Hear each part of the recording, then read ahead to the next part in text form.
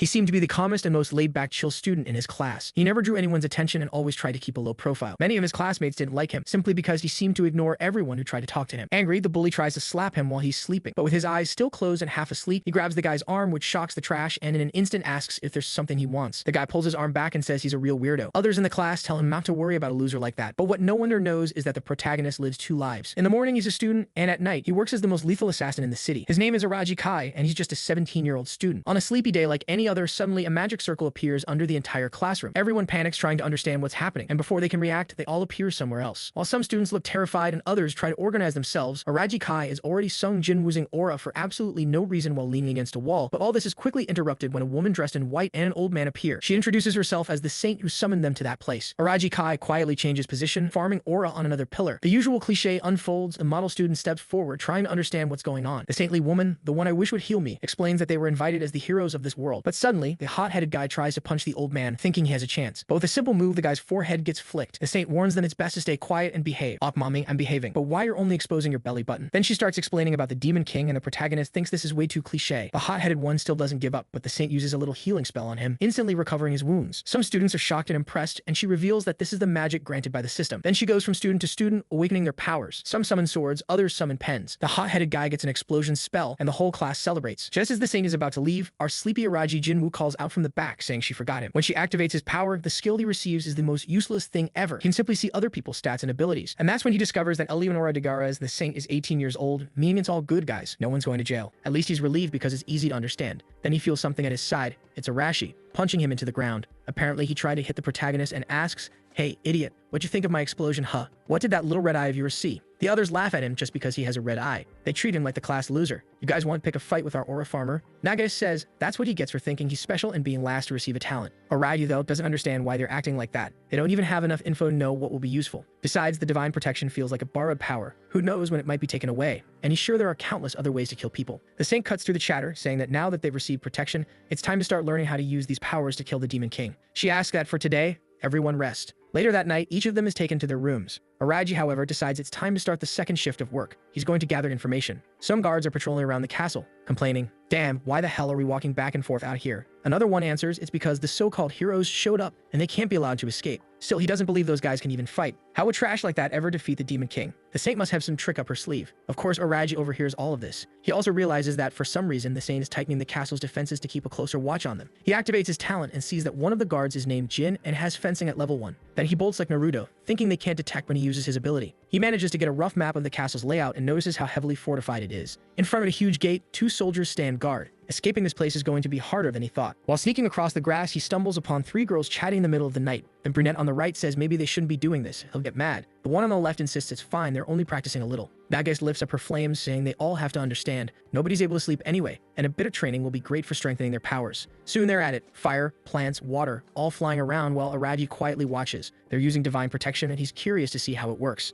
But suddenly, something rushes past him, giving him a strange sensation. One of the girls glances sideways, wondering what that weird noise was. Before they can figure it out, a huge beast bursts out of the bushes in front of them. The 3 freeze in confusion while Araji wonders what kind of lizard this is. He's never seen this species before. He uses his power and learns it's a 4-year-old lizard Val, aggressive but without any special abilities. The problem is that its stats are way higher than the girls. The monster raises its head, inhales, and unleashes a roar. The girls start running, but the creature charges right after them, while Araji observes from a distance. Its aggressive nature drives it to attack without hesitation. It moves quickly, but its legs only carry it straight forward, no strategy, no real intelligence. Araji decides to test its skin's durability, so he throws a knife. It hits, drawing only a shallow cut. The beast halts for a moment, and Araji notes the throw was effective, though the wound wasn't deep. The trio is sprinting in panic when Nagata stumbles on a rock and falls. She's scrambling to get up, but the lizard is already closing in. Seeing how near it is, she screams desperately, but the creature is already swinging its claw. She raises her arm and cries out for help, when suddenly, boom, the beast collapses dead right in front of her. She's left shocked as the other 2 rush to pull her to her feet. They wonder who saved her. Either way, whoever it was, they'd better get moving before more monsters show up. Araji stands off to the side, farming aura, thinking, I had no reason to save them, but I would have felt guilty ignoring it completely. So it looks like monsters really do roam this world. Things aren't going to be as easy as I thought. Just then, he senses something off and hides behind the fallen lizard, trying to figure out if someone else is there. Realizing he needs to return to his room, he slips away. But behind a pillar, a hooded figure steps forward, places a foot on the lizard's body, and mutters that he thought these heroes would be a disappointment. But one of them carries the same scent as him. Next chapter, the monster's carcass lies sprawled on the ground, and everyone is left shaken. Gaius tells everyone that this creature was found close to the castle. The group is lost in thought while another student is already crying in despair. The old knight explains that the Demon King drives monsters insane, making them crave human flesh. These are exactly the kinds of creatures they'll have to learn to fight. Then the blonde boy who was inspecting the body says it looks like some kind of magic was used to finish the creature off. Probably someone nearby was interested in the hero's powers after learning the candidates had appeared. He even uses the word sorcery, and Araji wonders if that's different from magic. Mido jumps in, demanding to know what this business is about monsters being controlled by the Demon King. The blonde explains that powerful demons have servitude magic, which allows them to control weaker creatures. Basically, he's saying the Demon King is extremely strong and controls everything. But the old knight cuts him off, saying not to listen to that weirdo. Araji already knows who he could ask for more information, but he's also worried about the idea of this monster having been controlled. He remembers when he saw the monster's profile earlier. It showed that condition, and now it makes sense. That murderous intent he felt must have come from a demon. He has to be careful. He barely noticed that presence, and only for a moment. Whoever it was could even be among them right now. Suddenly, he feels something watching him from behind, and a voice says that this fear will only lead him to death. Araji is shaken, while Arashi loudly declares that nothing has changed. He just has to kill these demons as fast as possible and get back to his country. For once, the classmates actually agree with him. They know they have to get stronger because fighting is their only choice. The poor side characters are trembling, knowing they're just cannon fodder waiting to die. Araji realizes that reality is finally sinking in for all of them. That's when Leonora steps forward and tells them not to be afraid. All they need to do is learn how to use their powers. They were chosen as hero candidates, and their growth rate is much faster compared to the people of this world. A week passes after the training begins. Flipping through a book, Araji mutters, "Well, I can understand all the words written here. Honestly, it's already strange that we can communicate so easily." I look outside the window and see everyone having fun. It looks more like an amusement park than a group of heroes in training. At first, I thought my divine protection, the Eye of Judgment, would be useful in battle. But the truth is, it's useless so far, and I've only been allowed to stay in this library. The saint had even said, "How about you read a book, boy?" And of course, the whole class laughed at him. He thinks to himself he really should have let the trio of girls die back then. But something doesn't add up. This is too suspicious. If they're so worried about monsters, why is there nothing in their history or culture about demons at all? Watching the training, he notices that just like Leonora said, everyone is improving at an incredible pace. The strongest are Narumi, Arashi, Kenzaki, Hashimoto, and Nagas. But even more than them, there's one person growing at a truly insane rate. Someone attacks, a sword spins out of his hand and sticks into the ground, and the soldier immediately surrenders. Of course, it's Midu. He thanks everyone for their advice and says it's thanks to them he's growing so fast. Araji checks his stats. Midu is already rank A in attack, and his divine protection is level 8. Araji thinks, unbelievable. Just a week ago, this guy's stats were low. Even among us who are all growing quickly, this guy stands out as a real genius. But could it be that divine protection affects more than just power? The classmates walk up to the protagonist and sneer. "Hey, look, there's the loser. Get out of here. Go read your little books." Araji just thinks to himself, everyone's the same as always, looking at me like they're trying to humiliate me somehow. And now, after getting these powers, they're only getting more reckless. One guy stretches out his hand, asking why he's being ignored, but then something brushes his foot, and suddenly that fool sees himself flip upside down, while Araji calmly asks, "What happened, Muda? You tripped for no reason? You alright?" The poor guy has no idea what just happened.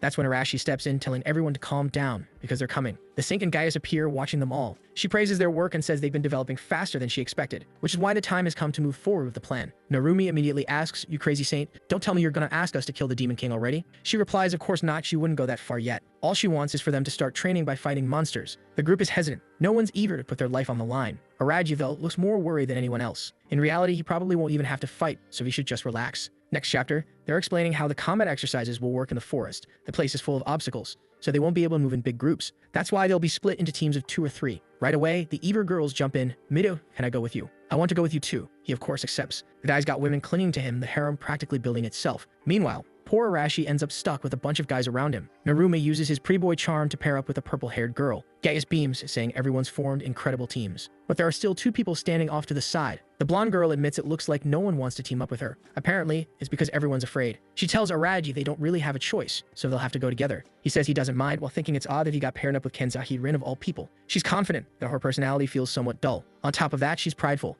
the type who won't let anyone block her path. She glares at him and asks, "What are you staring at, loser?" Araji just turns his head slightly and answers, "Nothing important." She turns away too, and it already feels like they'll make a solid pair. Then the Saint announces a special mission. Whoever kills the most creatures will receive prizes. With that, the tests begin. Inside the forest, Araji trails a little behind, while Kenzaki declares her ability is superior to everyone's, so we should just stand back and not get in her way. Araji shrugs, "Alright then, go ahead, strong girl. Handle it." She looks a little hurt and asks if he has no pride at all, saying something like that. But he's thinking he doesn't care about any of it. He's more interested in observing her combat skills. After all, he's already sensed 4 strange presences surrounding them. Suddenly, a shabby goblin shows up, and Kenzaki asks if that's the monster they were supposed to fight. The creature approaches, but she simply stretches out her hand and orders it to kneel. Immediately, it slams face first into the ground. Araji is impressed. Her domination ability really is powerful. Basically, any command she gives directly influences her target's actions. But Araji points out there are still others around them. She orders the goblin to drop its weapon and put its hands behind its back. Soon enough, though, sweat beads on her forehead, and Araji asks, "What's wrong? Already tired?" She admits she can't keep using her blessing for very long.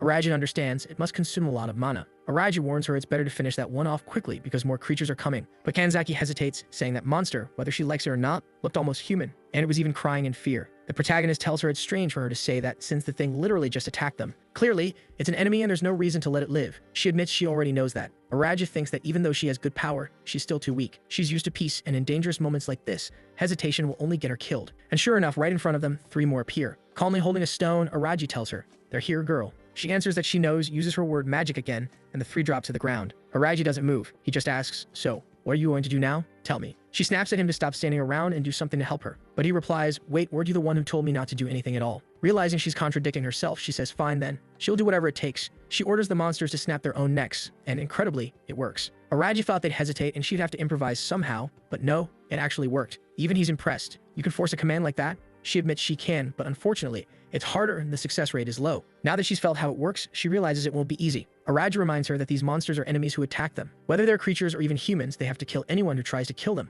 unless she's not interested in staying alive. Kanzaki frowns, asking why he's so calm when he doesn't even have a power. He tells her not to worry, staying calm is one of his better traits. Then he asks, "So, what now? You want to head back since you're scared?" Kanzaki freezes for a second, but turns away, saying, "No way, we're moving forward." Araji thinks that since she's this motivated, maybe their team will work out after all. They start wondering how the others are doing. Narumi is sprinting through the forest in a panic with the only girl who agreed to team up with him. He asks what they should do, and she admits she has no idea. She thought the monsters would be weaker. Suddenly, Narumi stops and declares it's all or nothing. At the same time, he unleashes a burst of wind, she launches a rock bullet, and they combine the attacks to hurl a massive stone. But when it crashes into the creature, it doesn't do a thing. Narumi stumbles back, terrified at what they've run into. Turns out they're up against an armored bear. That's just cruel, throwing side characters against something like that. Next chapter, Kanzaki is thinking she has to give everything she has so she can return to her world and see her grandfather. She's sure he must be very sad without her right now. Araji, however, asks, "So, what's the plan, girl? Feels like we're kind of lost, don't you think?" She tells him not to worry. They're moving in a straight line, so all they need to do is keep going and then head back. But Araji responds that she's underestimating this forest. She snaps at him to shut up,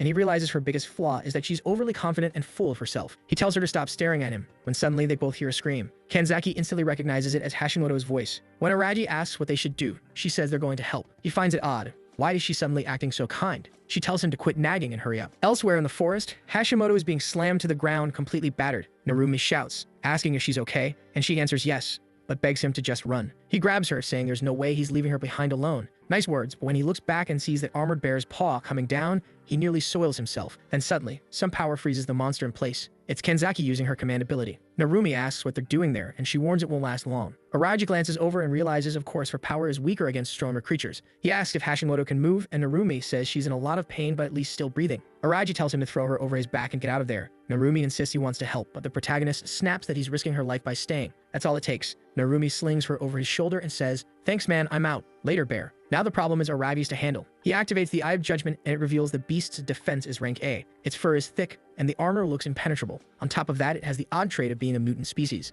Kanzaki warns she can't hold it any longer. Araji says that's fine. It's enough. They'll run too. But as she turns, she suddenly collapses, legs trembling from overusing her energy. The bear starts lumbering closer and Araji realizes he'll have to act. And out of nowhere, the kid pulls out a smoke grenade. Where the hell did that come from? The boy looks up his soldier. He tosses it, clouding the beast's vision, then scoops the grenade casing back up and tells her, "Relax, I'll handle this." He tells her to keep quiet. She covers her mouth, confused, asking what kind of smoke bomb that was. He explains casually, it's one he made while everyone else was training. But that's a lie. The truth is, he always came to school loaded. Weapons, knives, a smaller knife, grenades, everything. Kanzaki apologizes, calling him the stereotypical American civilian, and he asks why. She admits that she was the one talking big about saving everyone, but in the end, she was the one saved. He tells her not to worry about it, but she's blushing, saying she wants to thank him properly. He waves it off, telling her she's too soft-hearted. That's probably why so many people like her. She's about to say something else, but he tells her again to shut it before the bear comes back. She asks if they should run, but he says, "No way. That bear's still nearby and will just get spotted again." Sure enough, the armored beast crashes into the path of the fake protagonists of this story. And that slay guy really did gather a harem already. First mission, and it's starting like this. He activates the evil slaying sword and charges forward, or at least he activates it, freezes up for a second, then rushes in. The bear lunges to bite, he dodges, grips the sword tight and hacks at its arm,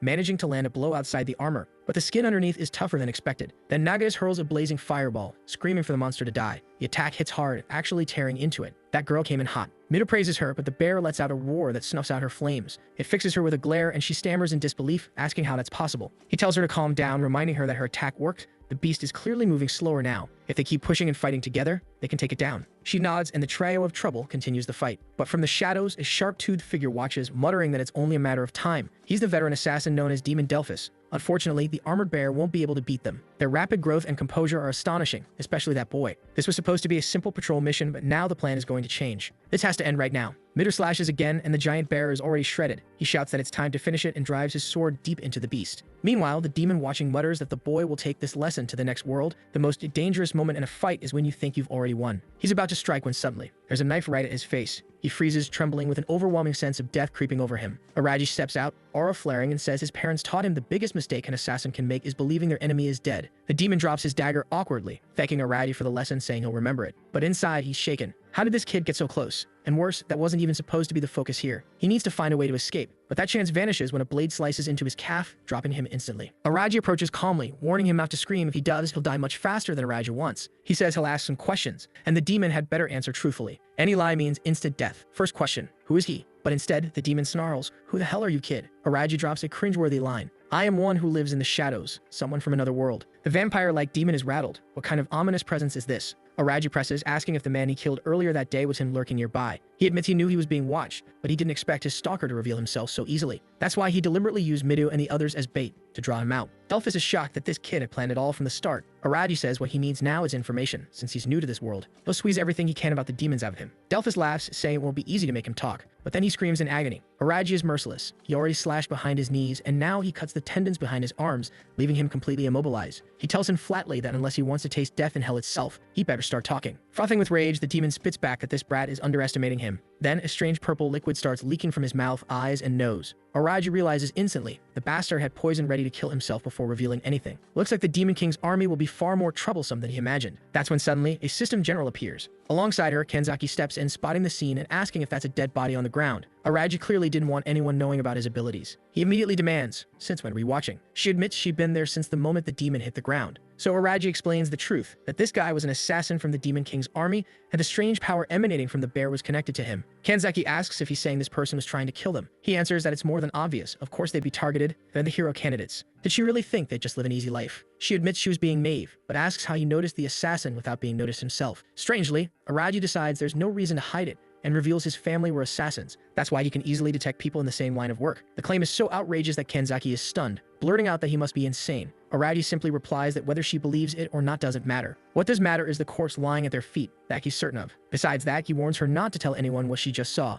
The class will already be shaken enough because of Hashimoto's condition. Kanzaki agrees, saying it's fine since he actually seems like a good person. She never imagined he cared that much about his classmates. He pulls his hood back, saying he understands that not everyone there is like him, used to fighting. Now it makes sense. He's revealing part of his abilities to Kanzaki, because he knows she could be useful later on. The whole group gathers again in another part of the forest. Hono Shiori, who awakened healing abilities, starts using her power. She asks her friend to hold on while the golden light spreads across her body. Everyone watches, and Narumi quickly asks if she thinks Hashimoto will be okay. Shiori says yes, but it'll take at least an hour to fully heal her. He thanks her, then says Mido is truly amazing. Mido brushes it off, saying it's nothing, he just has strong people on his side. That's why it worked. Araji is standing nearby just observing, wondering why the hell Kanzaki won't stop staring at him. That's when the saint appears with the old knight, saying it looks like everyone survived. Everyone greets Leonora, but Narumi wants to know if they were being watched the whole time. Gaius answers that obviously they were. Did they really think they left? They were keeping an eye on everything. The blonde demands, then why didn't they help sooner? His friend almost died. The old knight answers that it was the perfect training opportunity. If things had gone too far, he would have intervened at the perfect moment. Mido argues that's weird. She was about to die. How could they claim they'd save her? Gaius tells them they'll have to get used to it. Military training has to put their lives at risk. The battles they'll face from now on will be far more dangerous. Mido steps forward again, saying that's not what he means. They were told only weak monsters would be in this area.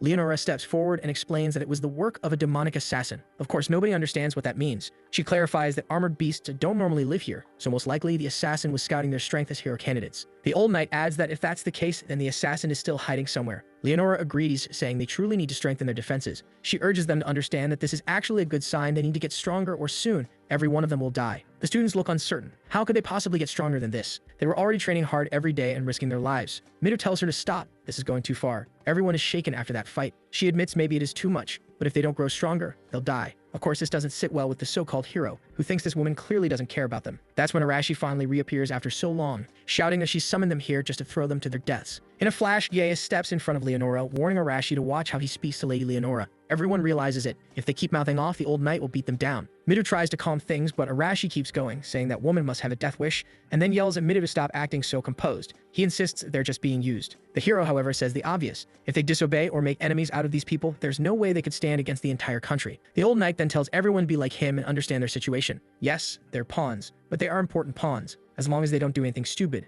they'll be treated well. But Arashi doesn't care. He says he's excited for the entire country to be his enemy. He's already activating his power, seemingly ready to unleash an explosion, aiming a blast straight at the old knight. Smoke fills the air, and Arashi laughs, calling the old man pathetic. But of course, from the middle of the smoke, the knight suddenly appears, and in less than a second his hand smacks Arashi across the face. One clean hit to the mouth sends him flying onto his back. The old knight tells them their power right now is disgraceful and warns that tomorrow things will be much harder, so they better be ready. Arashi starts to get up with a grin, swearing that one day he'll kill that bastard. The next day, after those brutal military-style tests, the researcher steps up as the one who will explain the training. He says he heard some of them got injured yesterday and asks if they're fine now. Hashimoto says yes, she was wrecked yesterday, but after being healed, she's doing okay. The blonde asks about the guy who got punched in the face. He doesn't answer, but it's clear he's fine. The blonde remarks they're lucky to have someone nearby with divine protection. Now it's time for him to explain today's training. They're standing in his research area, and he's bringing out monsters for them to practice against. Midu asks if the monsters are inside that building. The blonde just puts his hand to his eye and says it'll be easier if they take a look. The doors open, and inside the cages are tired goblins. Oh my god, put those poor things down already. They don't even deserve to live. There's also a starving lizard. And great, at least one ogre. Okay, so it's basically a whole prison full of creatures, and they're walking around observing them. The blonde explains that all of them are monsters he created himself for his experiments. And honestly, he doesn't give off good vibes at all. The saint says this is Steady's laboratory. He's supposedly perfect for training soldiers. He answers cheerfully that he's glad to help, collecting data on the monsters. But Midu already notices something feels very wrong here. Not long after, they're standing in the middle of an arena, and the monster tests begin. From above, Araji watches, noticing that everyone's surprisingly calm. They're being forced to fight, but it seems the experience in the forest yesterday toughened them a bit. Still, when he sees Nagas fall to the ground, he realizes they're still afraid deep down. She gets up exhausted, while the ogre in front of her looks more like a puppet, huge, deadly, yet barely moving. Midu complains to Steady that this monster is way too strong for her. Steady just smiles and says he doesn't think that's the case. Besides, Leonora told him to keep training strict, and Midu is wrong. Since they have divine protection, they shouldn't be losing to a monster of this level. That's when Nagas snaps, shouting she's sick of this. She conjures a massive fireball, declaring that the most important thing in battle is willpower. Well, that's actually Steady's line, saying that's exactly why they can't hesitate, because hesitation could mean death. Midu asks if they really stand a chance. The blonde says of course they do. Thanks to divine protection, they can unlock new derivatives, new skills. At that moment, Araji passes by and Midu asks if something's wrong with him. Araji tells him that with the Eye of Judgment, he can see the boy gained a new skill, something called Divine Attack of the Kamikaze Monster, Protection Level 1. What a terrible name, he thinks. Midu, though, is eager to test it. Steady says he'll prepare something for him. Soon enough, Midu is in the arena face-to-face with an orc. He activates both his sword's ability and this new skill, and damn, the kid hasn't even started yet, and already he's forming swords the size of a building. Even the poor little orc, who's been trapped in a cage his entire life, is trembling in fear at having to face this. But Midu steps forward without hesitation, saying he can't afford to show mercy. Damn, I actually felt bad for the orc. The poor creature tried to get up, but Midu just slashed its arm. The monster writhed in agony, only for him to deliver another blow that sent its head rolling to the ground. From a distance, Araji notes that with power like that, the armored bear they faced before would have been wiped out easily. Now he's eager to see if his Judgment Eye will eventually grant him new abilities too. Looking around, he realizes Midu isn't the only one who got something new. Arashi has awakened the protection of a landmine. Not that Aradi is thrilled to help him, but at least he now knows divine protection powers can evolve. That means everyone is only going to keep getting stronger, and he can't always rely on what he remembers from his own world. Night falls and everyone gathers in Arashi's room. Narumi asks if he's serious, and Arashi confirms. The plan is to kill Gaius. After that, they'll tie up Leonora and force her to reveal how they can return to their world. To be honest, their chances are slim to none, but it's not the worst plan since clearly this world isn't treating them well. The idiots are fired up, shouting things like, "Yeah, it'll work, let's kill them all." Arashi asks Narumi for help too, saying he must be sick of those people's attitudes. Narumi asks if he really thinks they stand a chance. Arashi admits he's not sure, but insists that if everyone works together, their chances improve. Narumi is afraid of dying, but he also realizes the missions they're being sent on are far from safe. After some thought, he agrees to join the plan. Next chapter, training continues. Midu shows off his massive sword while everyone else practices honestly. Araji can't stop watching. Thinking about how hard the guy works, trains tirelessly. Midu responds that he's still weak, so he has to keep getting stronger. But Aradi points out that he could probably already beat half the knights in the country. Midu, however, says that's not enough. To defeat Gaia, he needs overwhelming destructive power, the kind of strength to protect everyone, no matter what. Araji asks what he thinks of Leonora and Gaius. Midu says obviously they're using them as pawns in this war. Still, he believes they weren't lying when they promised not to harm them as long as they obey. Araji then asks, "So, you're going to risk your life to kill the Demon King for them?" Midu doesn't flinch. He says yes, he's decided, but his plan is to be the only one who fights. He'll become the nation's main hero and slay the Demon King alone. Then he'll negotiate so that everyone else can live in peace. Araji says it's an impressive, even noble idea, but doubts Leonora would ever agree. Miru answers, then I'll swing my sword until she does. Right in the middle of this conversation, Leonora herself shows up beside Gaius. Steady greets her immediately, and she asks him to take care of everyone while they're away. Gaius blurts out, wait, where are you going? Singh answers that they're heading somewhere interesting and they'll be gone for a few days. In the meantime, Steady will handle things. Without further explanation, she excuses herself and begins to leave. But someone's smiling and the atmosphere is tense. It feels like trouble is coming. In the carriage, Gaius asks if this is really a good idea. Leonora calmly sips her tea and asks what he means. He says it's obvious. He's certain that boy Arashi is plotting something. She takes another sip, unbothered, and admits that yes, they do intend to rebel. Gaius presses for the plan, and she simply says she doesn't have one. She's just curious to see how they'll try to pull it off. Besides that, Leonora says it's perfect to let them keep training and plotting while she's away. Gaius mentions that he knows they're still developing. It's unlikely, but maybe. She cuts him off, saying nothing will happen. There's no way they could ever face her directly. Some kind of contract must be protecting her, Saint.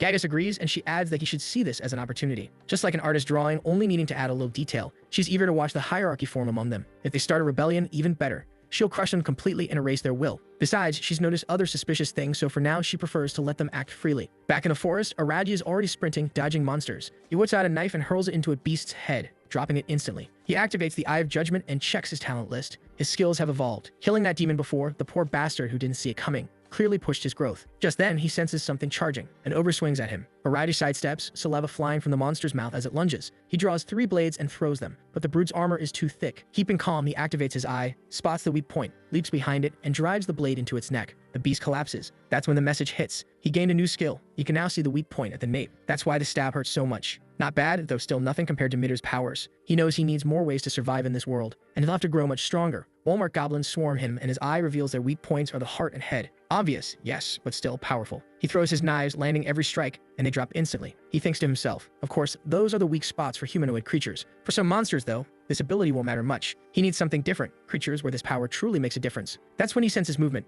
A lantern's light cuts through the dark. Oh great, you again, Kanzaki. You want something but don't know how to ask, huh? Hunting for me in the middle of the night in the forest? He asks what the hell she's doing here. I came to find you. You weren't in the dorms, so I figured you'd be out here hunting. Good guess. Now go. The forest's dangerous. No, that's exactly what I should be telling you. Araj reminds her he's used to the night and orders her to head back. She snaps, telling him to shut up and answer what he's really doing out here. He explains he's testing the new divine protection he just received. She looks surprised but recalls Steady mentioning such things. Curious now, she asks what protection he got. Cruel move, he reveals half a secret, which is worse than saying nothing. He refuses to tell her. She protests that he can't act like this, especially since she came out here because she was worried about him. He asks if she's really that interested in him. Blushing, she stammers that she only said it like that. He turns away, telling her to head back. He's fine and will keep testing things. She insists she'll stay with him, but then her expression suddenly changes. She sees flames rising in the forest. Through the trees, a house is burning with goblins attacking townsfolk. Or maybe other students? Could this be the first death? Someone about to be crushed? Not this time. Miru Shunji charges in, swinging his massive sword. The girl sighs in relief, thank you. But goblins close in on him immediately, only to be incinerated in a blaze. Nagas, irritated after being woken up, mutters that she was having such a nice night's sleep. So, what's going on here? Arashi says it doesn't matter. They don't have time to complain, only time to deal with it. While the fire rages, our protagonist and his partner rush forward, trying to figure out why the dorms are in flames. Monsters are everywhere, and Narumi breathes a sigh of relief seeing they're both okay too. Araji demands to know what happened. I was gone for 10 seconds and now everything's burning. What the hell went down? But no one has an answer. Araji, though, already suspects this is the work of a human. They need to track this person down fast. Suddenly, a voice remarks that his judgment is sharp. It's Steady. Knew it? Could never trust that blonde. No normal person runs a lab breeding monsters for experiments. Araji asks if these creatures weren't the ones he'd been raising. Steady admits they are his little cuties he's been preparing. On top of that, he gave them medicine to toughen them up a bit. Otherwise, they'd be useless. Araji presses him, asking why he'd do this. Was he trying to kill the hero candidates? Steady explains that, unfortunately, those were orders from above. He was told to wipe out the candidates, even if it meant sacrificing his current position. He insists he has nothing against anyone there, but this was his mission, and he has to see it through. Kanzaki, confused, asks if he's saying the order came from Leonora. Steady scoffs. No, not from a viper like her. The order came directly from the Demon King. Now everyone's shaken. What kind of connection does he have with that guy? Steady says it's not hard to understand. He's been given a role as a researcher for the Demon King, which is a far better deal for him. Araji calls him out for giving himself over to darkness, betraying everyone just to run twisted experiments. But Steady spreads his arms wide, proclaiming that humanity will never understand the beauty of these creatures. He lives only to study the magnificent nature of monsters. Meanwhile, flames roar, chaos spreads, and he's standing there with arms wide open. Then he orders his creatures to attack. Goblins charge forward. Araji calls for Kanzaki, who immediately activates her power, freezing the monsters in place. She commands them to see Steady as their enemy, but Steady just laughs, saying it's useless. With a single command, her influence vanishes. Of course, he's a scientist, as if he wouldn't know how to handle rebellious monsters. The Walmart goblins rush them. Araji draws his blade, telling her to get back. One slash to the neck, another, 3 down. Steady claps, praising the scene, saying there are plenty more where those came from. Another wave of creatures comes barreling at him, but Araji stays calm. A slash across the stomach, a stab to the head, done. A golem lumbers up behind him, but Araji swings his leg in a brutal kick. The beast stiffens and collapses to the ground instantly. The kid's carrying the whole team, and now the monsters themselves are in shock. But where's that so-called hero Midu? The mighty one? Nowhere in sight. Clearly, no one knows about Araji's true power because even Steady is baffled, wondering why his monsters are falling to this boy without divine protection. Araji activates the Eye of Judgment, scanning Steady's stats. Every offensive attribute is ranked F pathetic, but then he notices the condition, half demon, and the domination skill. That's why Kanzaki's powers weren't working on the creatures. Suddenly, Steady says he didn't want to resort to this, but he has no choice. He lets out a sharp whistle. Araji narrows his eyes, asking what the hell he's doing. Steady just smiles and says, "You'll find out soon enough." Suddenly, the protagonist flinches and has to dodge to the side as a fireball slams into the ground at his feet. And just like that, damn, the guy summons a dragon. The beast immediately inhales, preparing another fiery breath, while Steady smugly declares that yes, he has a red dragon. That's his trump card. The creature charges forward, smashing through houses, sending stones flying everywhere. Kenzaki freezes in shock, saying there's no way to dodge that, but Araji reacts fast. So fast, it's almost ridiculous. Just a single step back and he's clear. He asks if she's alright and orders Narumi to take care of her while he handles this. But seriously, where's the so-called hero? Did he die? Where the hell is he? The dragon bears down on him, ready to finish him off, and that's when Araji spots it, the weak point beneath its neck. Finally, his ability has found a real purpose. As the beast swoops past, he ducks under and slashes at the spot, but his cheap dagger snaps on the first strike. The dragon barrels past, its bulk crashing down, and Araji realizes that with his current power, there's no way he can end this fight alone. Just as he wonders what to do, Arashi makes his flashy entrance. He leaps from a rooftop, smashes the dragon across the face, and lands near its knee, grinning, asking what the lizard thinks of that. The dragon answers with a fire blast to his face. Surprisingly, instead of being roasted, he just ends up singed, a little smoky but standing strong. Seeing this, Araji thinks to himself, this bastard really did get solid powers, strong and tough. Arashi smirks, saying it hurt. But before he gets carried away, Araji steps up and tells him to listen. They'll have to work together to bring this beast down. Of course, Arashi scoffs, asking why he'd ever need help from trash like him. Araji stays calm and admits it's because he can see the weak points, but he doesn't have the strength to hit them properly. Arashi sneers, saying it sounds like the rookie's begging for help, not that he's interested. But Araji just warns him an attack is coming, and sure enough, the two of them leap aside as the dragon's massive tail sweeps past. In midair, though, the beast is already preparing another breath, and this time Arashi takes the full blast. He's scorched badly, almost done for. Araji asks him flat out, "So, you think you can do this alone?" Arashi, surprisingly, doesn't hesitate. He admits he can't. He asks where the weak point is. Araji explains it's in the scales just under the neck. Strike that exact spot, and it'll take far more damage. If he combines it with his destructive explosion, the beast will fall. Arashi nods, saying fine, he'll trust him this time. From a distance, Steady shouts, confused why the dragon has stopped moving. Then he raises his voice like it's a duel in Yu-Gi-Oh, commanding the red dragon to kill him. The beast roars, the wind alone knocking them off balance, sparks filling the air as his voice shakes the ground. Araji dashes sideways, throwing knives to draw its attention, trying to create an opening for Arashi. The dragon snaps at him, but he keeps slipping just out of reach, forcing it to follow. Meanwhile, Arashi circles toward the neck, sliding into position with a smirk, saying he knows what needs to be done. He ducks low, activates his destructive explosion, and slams the strike right into the weak point. The dragon shrieks in agony before crashing to the ground, defeated. Steady can't believe his monster has fallen. Arashi grins, boasting it was too easy. Araji, unimpressed, tells him for someone who just got roasted, he sure talks a lot. Then he turns to Steady and asks if he still wants to keep going now that his trump card is gone. Steady insists yes, he still has countless other creatures, until he realizes every last one he brought is already lying dead on the ground. And of course the missing hero Mido finally shows up, not from fighting the dragon, but surrounded by 4 girls. He smugly says, "Looks like the only one left is that bastard." Steady thinks about running, but just then Narumi appears at his side, saying he's not going anywhere. Startled, the fool stumbles like a complete idiot, nearly falls flat, but gets caught by a water spell. As soon as he lifts his head, a sword is already pressed to his face. Araji glares at him, saying this bastard wasted the whole night that should have been for resting on a pointless fight like this. Steady panics, begging for calm, promising to tell them everything if they don't kill him. But suddenly, his eyes turn red. No one understands what's happening. Then purple tears stream down his face, and just like that, he's dead. Araji comments that he must have been under some kind of curse. Mido guesses it's because he was about to spill information. Meanwhile, Araji's mind lingers on the Demon King. The enemy never stops, always sending someone after them. A day after the incident, someone says it's unbelievable. It's the Saint Leonora looking troubled, saying she's deeply concerned that something like this happened while she was away. Narumi shoots back that she should take responsibility, since she was the one who left Steady in charge of everything. Leonora laughs softly, apologizes, calling it a misunderstanding. She explains she never thought a demon tamer that weak could cause so much trouble. That's all she meant. The meaning is obvious enough. Nagase asks if she already knew he was a spy and still allowed him to act. Leonora only repeats that she warned them training would grow harsher, and this was part of it. One of the students snaps back, calling her a witch, asking if she realizes most of them nearly died in their sleep. Gaius cuts him off, telling the child to control himself and blaming him for being careless while sleeping. Araji knows it's insane, but in a way, they're not wrong. He reacted too late to the monsters and only stepped in when things were already dire. The Saint then says it's time to talk about something more important. They'll be traveling to the royal capital. Midu asks what for, and she explains there will be a parade to celebrate the arrival of the hero candidates, and of course, they'll be leading it. Night falls, and Gaius tells the soldiers to get some rest. They're clearly already on the journey, setting up camp. Someone counts a total of 30 men. It's Arashi, noting the number of soldiers. But what he observes is that most of them aren't impressive. One of his followers points out that he could drop one with a single punch. So what should they do? Arashi says it's obvious. The perfect chance to put their plan into action has arrived. His friend agrees. Only 30 soldiers, and the camp is set up in an open field. They're being underestimated. No one suspects tonight will be the night of their rebellion. All they need to do is alert Narumi's group and prepare. But Aragi, watching from the corner of his eye, already knows the truth. They're more than ready for this. Leonora and Gaius carry themselves with total confidence, certain they can handle any problem. At that moment, Araji pulls Midu aside for a private talk. Meanwhile, in the shadows beyond the trees, Arashi's group prepares to strike. He notes that anyone not paying attention must already be asleep, making this the perfect opportunity. Narumi agrees, giving the order to begin. But just as they move, Midu and his group step into view. He takes a step forward, declaring that he heard about their plan to kill Leonora and Gaius.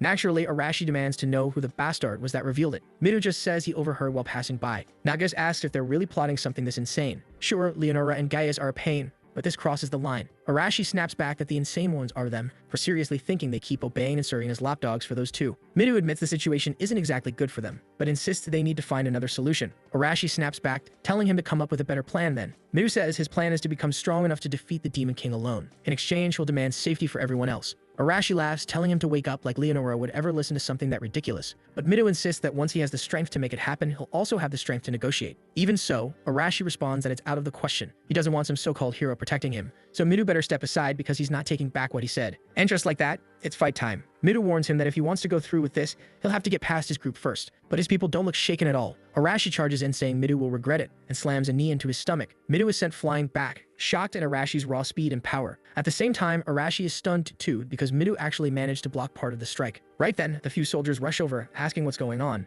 Midu quickly answers that they're just having a disagreement and doing some sparring. The soldiers tell him to calm down, it's too late at night for this nonsense. Realizing the situation will only get worse if he keeps pushing, Arashi spits that he's done with this. He walks off, saying it's pointless dealing with such a bunch of weaklings. It's not worth talking to anyone there. Next chapter, we're finally arriving at the capital of Daguerreist. Everyone's celebrating, selling their stuff, and Narumi, that fool, is all impressed. Hashimoto complains, saying there are too many people around, while Nagata shrugs and says that compared to her concerts, this is way less crowded, so it's fine. Meanwhile, the citizens are staring, whispering, wondering if it's really who they think it is. Gaius shouts for everyone to clear the way, announcing that the candidates for heroes have arrived. The crowd raises their arms, yelling, "These are God's chosen ones." They're incredible. The heroes of Team 1 stand there confused while everyone cheers wildly. Except for Midu, of course, acting like a tough guy again. Honestly, he's getting tiring, really looking like he deserves a good beating at this point, strutting around with his arm raised like he owns the place. Naturally, Arashi isn't thrilled, while the protagonist realizes that people actually put a lot of faith in these so-called heroes. Kanzaki feels uncomfortable with the thought of so many lives depending on them like this. Araji, meanwhile, notices the castle towering over the city. At the very top, King Reigns welcomes everyone,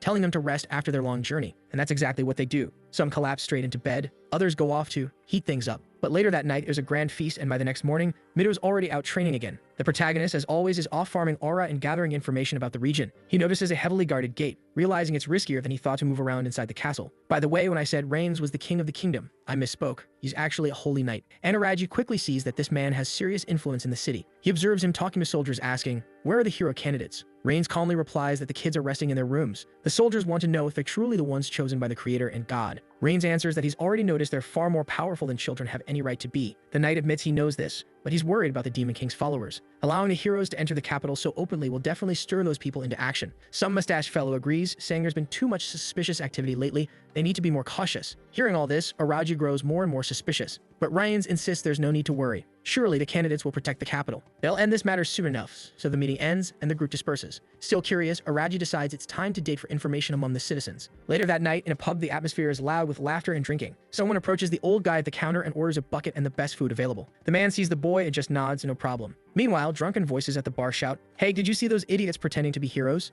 Just a bunch of stupid kids." A blonde guy snaps back, "Don't trash them like that, man. We have to trust the saint. Unless you want to hear the church nagging you non-stop, right? That clears things up. The church holds real power here. It seems people fear the church even more than the king or nobles." The old man slams a mug on the counter and serves him. The boy takes the chance to say he wants to discuss a few things, like he's new to this country and doesn't know much yet. He's been hearing talk about the Demon King's followers. So who exactly are these people? The old man scratches his ear and says, "Well, you already know the country's at war with the Demon King's army, right? And from what they say, that guy is terrible. He's got powers that easily tempt greedy humans, so a lot of people end up corrupted. From the looks of it, some of those working for the Demon King are even among the nobles." Araji says that's truly awful. while thinking to himself that this place feels like it has some kind of terrorist organization. Walking through the city, he realizes that everyone genuinely believes the heroes will defeat the Demon King. That faith, along with the existence of his followers, is exactly why the hero's presence makes everyone restless. Suddenly, Kanzaki shows up, saying she found him again. Seriously, this girl must have a bloodhound's nose. There's no other explanation. She asks what he's doing, and he replies that he's gathering information. They're in an unfamiliar place, so that's just basic. Hesitant, she admits she understands,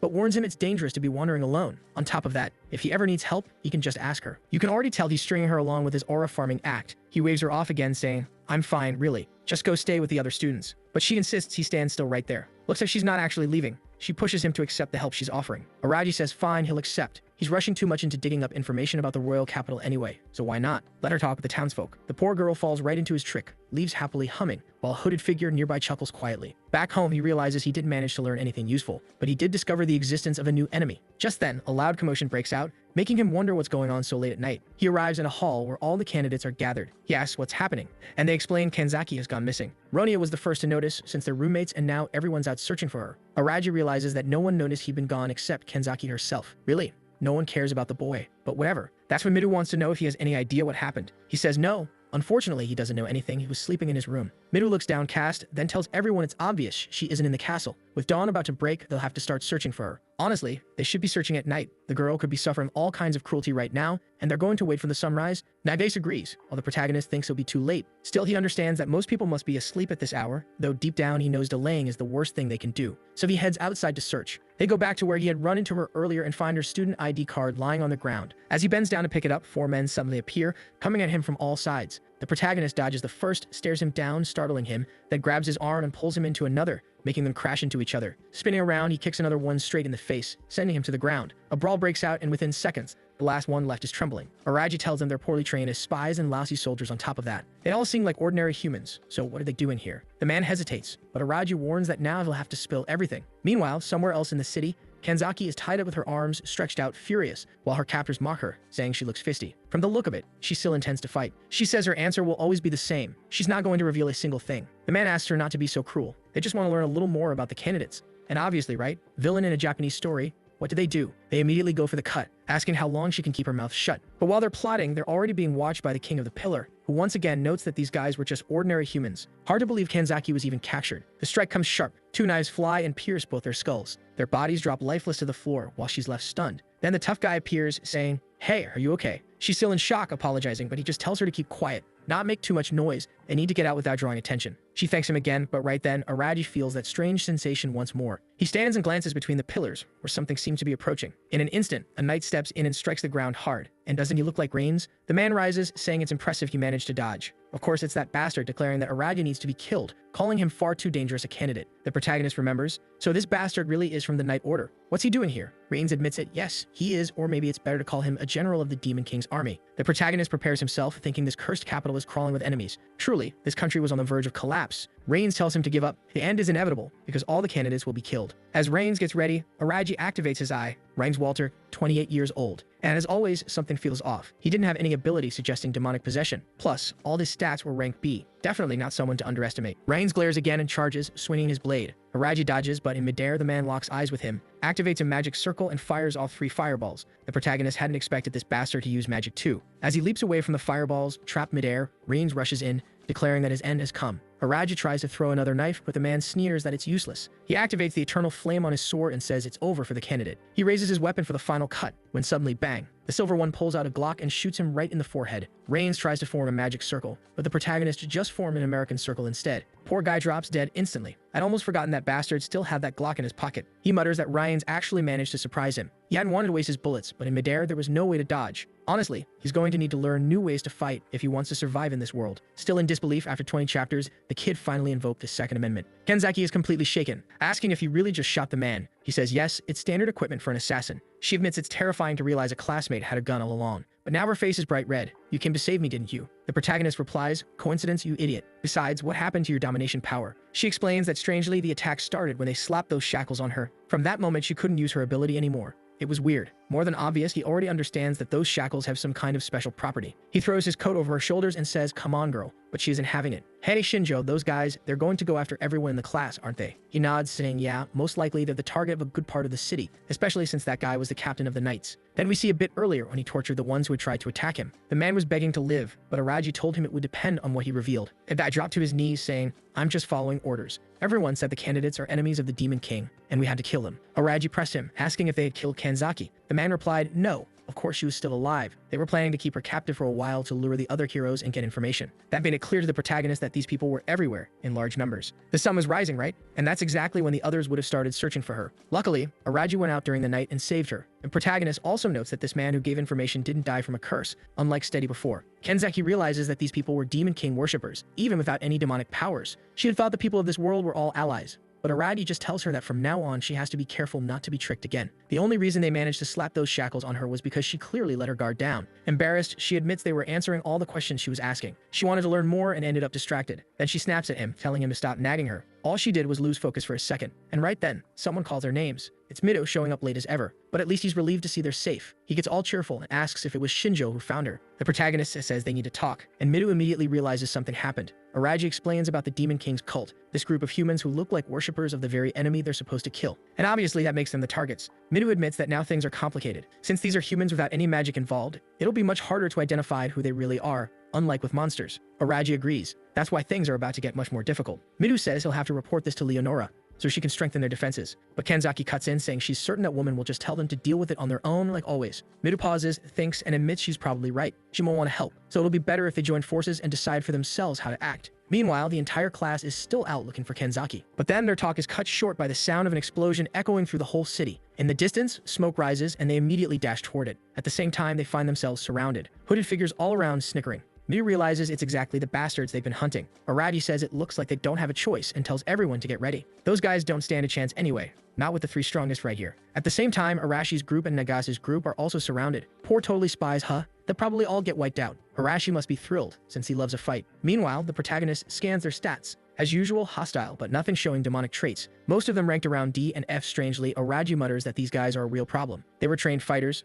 maybe not a big deal, but we'll see. Then the order is given and the whole group charges. At that moment, the protagonist calls out to Kenzaki, who activates her power, freezing 5 of them in place for a second. He throws 5 knives with deadly accuracy, and it's over. Truly, tough fighters. Mido's there shouting, "You guys are amazing." But then, what the hell, people? They're humans. You can't just go around attacking them like that. Aragi, though, says he doesn't care. Enemies need to die. Mido's trying to play that knightly hero act. No, you've got to save people from evil. Suddenly, another attacker comes from behind, and Aragi has to defend himself. Still insisting on being the good guy, Mido shouts, "Why are you doing this? We're all human. Why are you helping the Demon King?" The attacker just answers that they do everything for their master. Kenzaki reaches out, but the protagonist tells her not to. He wants Mido to handle it. Mido attacks, breaking the man's sword. "Damn, you broke my blade." Mido says, "Buddy, drop that little sword and surrender, or you're gonna get your ass handed to you." The guy just laughs and screams that he'll never surrender to a filthy hero like him. He lunges for another strike. The cut sprays blood, and my god, Mido chose to get torn up rather than kill that idiot. The attacker is enjoying it, laughing like a psychopath. Then Mido moves in, "You son of a bitch," and hits him straight in the middle. Done. Tired of it. "Is that what you wanted, you bastard?"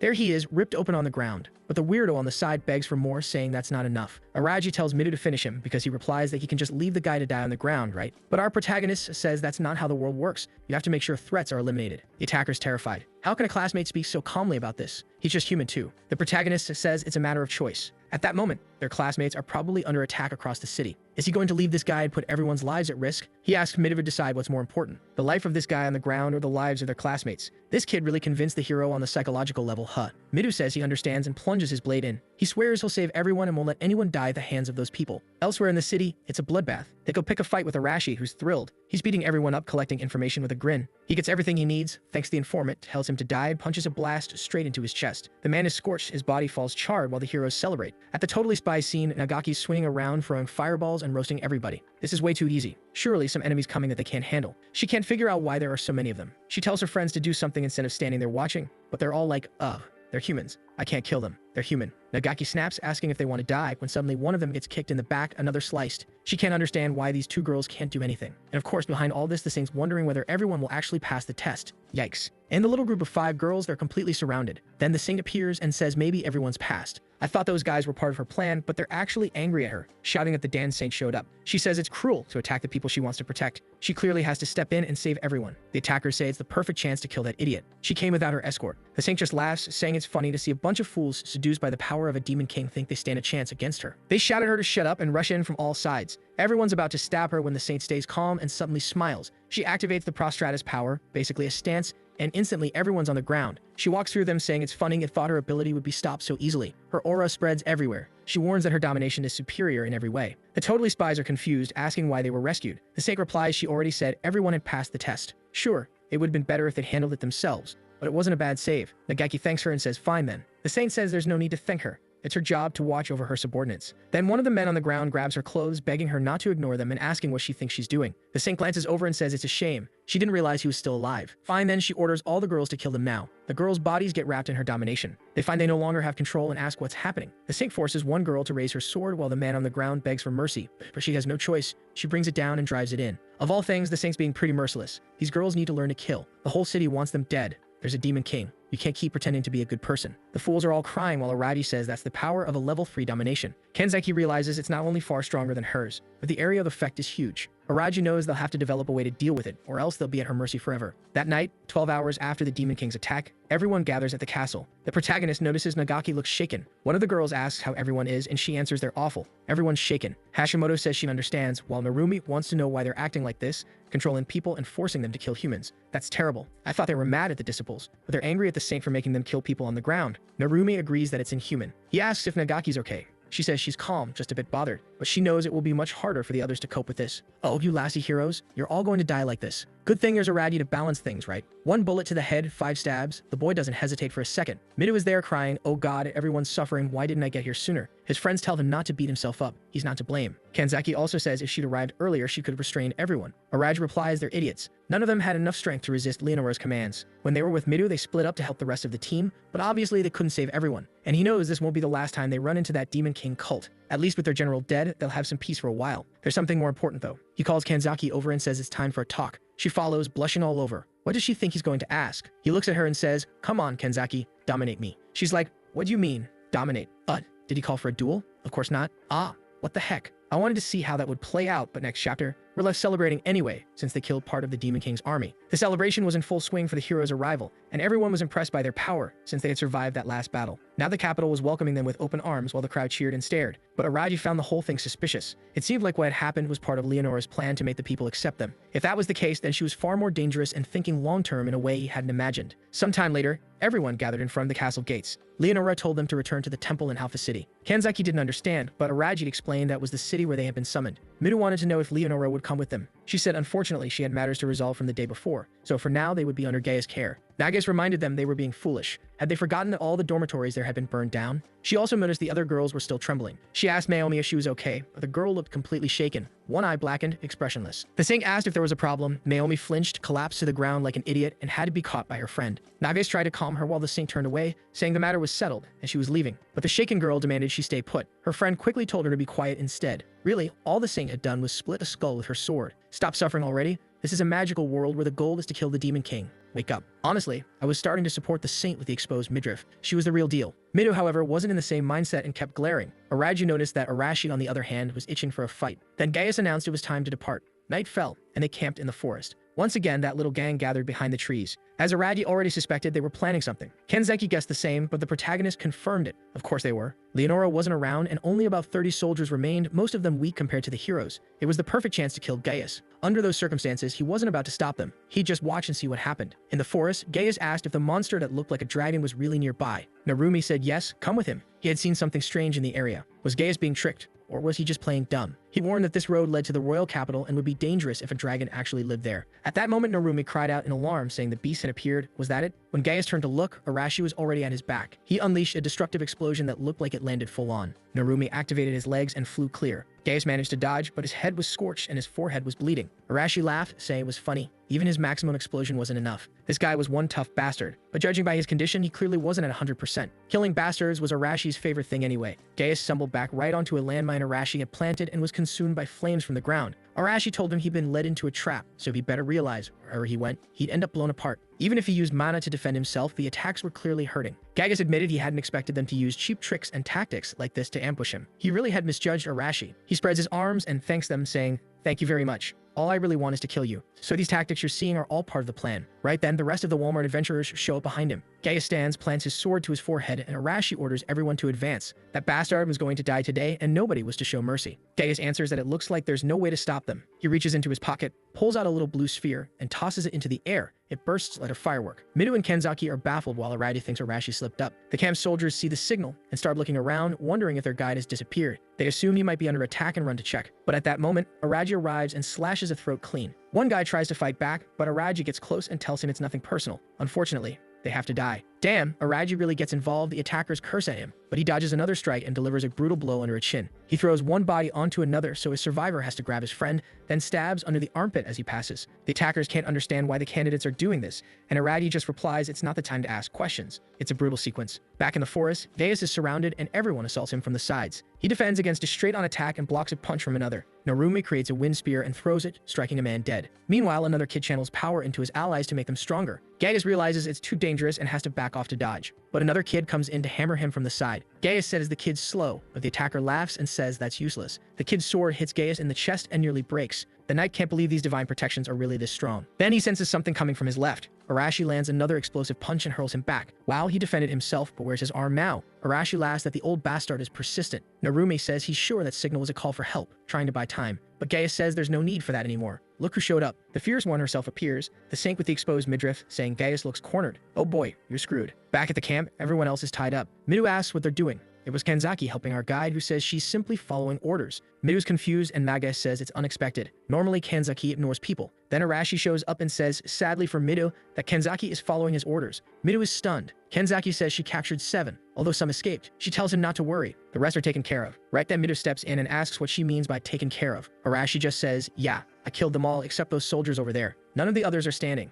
Kenzaki comments that, as always, he showed no mercy while Midu asks why. The protagonist explains Arashi and his group were confronting Gaius, and to help, he decided to deal with the guys who would be easy targets. Now Midu understands why he hadn't seen Arashi that night. Naga says this rebellion might turn into something more serious than they expected. Is he really going to go through with a plan like this? Araji just tells her to take a look at what's going on and she'll get her answer. Midu, though, doesn't get it. Why is he teaming up with Arashi? He thought they were allies. The protagonist just says there are things he needs to do. Besides, if Midu wants to complain to someone, he can complain to Arashi. Don't bother him. The hero admits Midu's right. He doesn't have time to talk and orders them to move. They need to stop this lunatics group. The Saint with the exposed midriff says it's impressive that Gaius lost. He answers that it's shameful. No escape. His time is up. From above, Narumi asks what they're going to do. Arashi replies they have no choice. There's no way he'll tuck his tail and run after coming this far. The others hesitate. They know she can control people. The Saint herself explains there are limits to her ability. If someone has too much mana, even she has trouble controlling them. But these folks always rely on divine protection and barely know how to handle their own mana, so they're failures. That's why she can easily control everyone here. Arashi calls her a coward and says if she tried to face him head-on,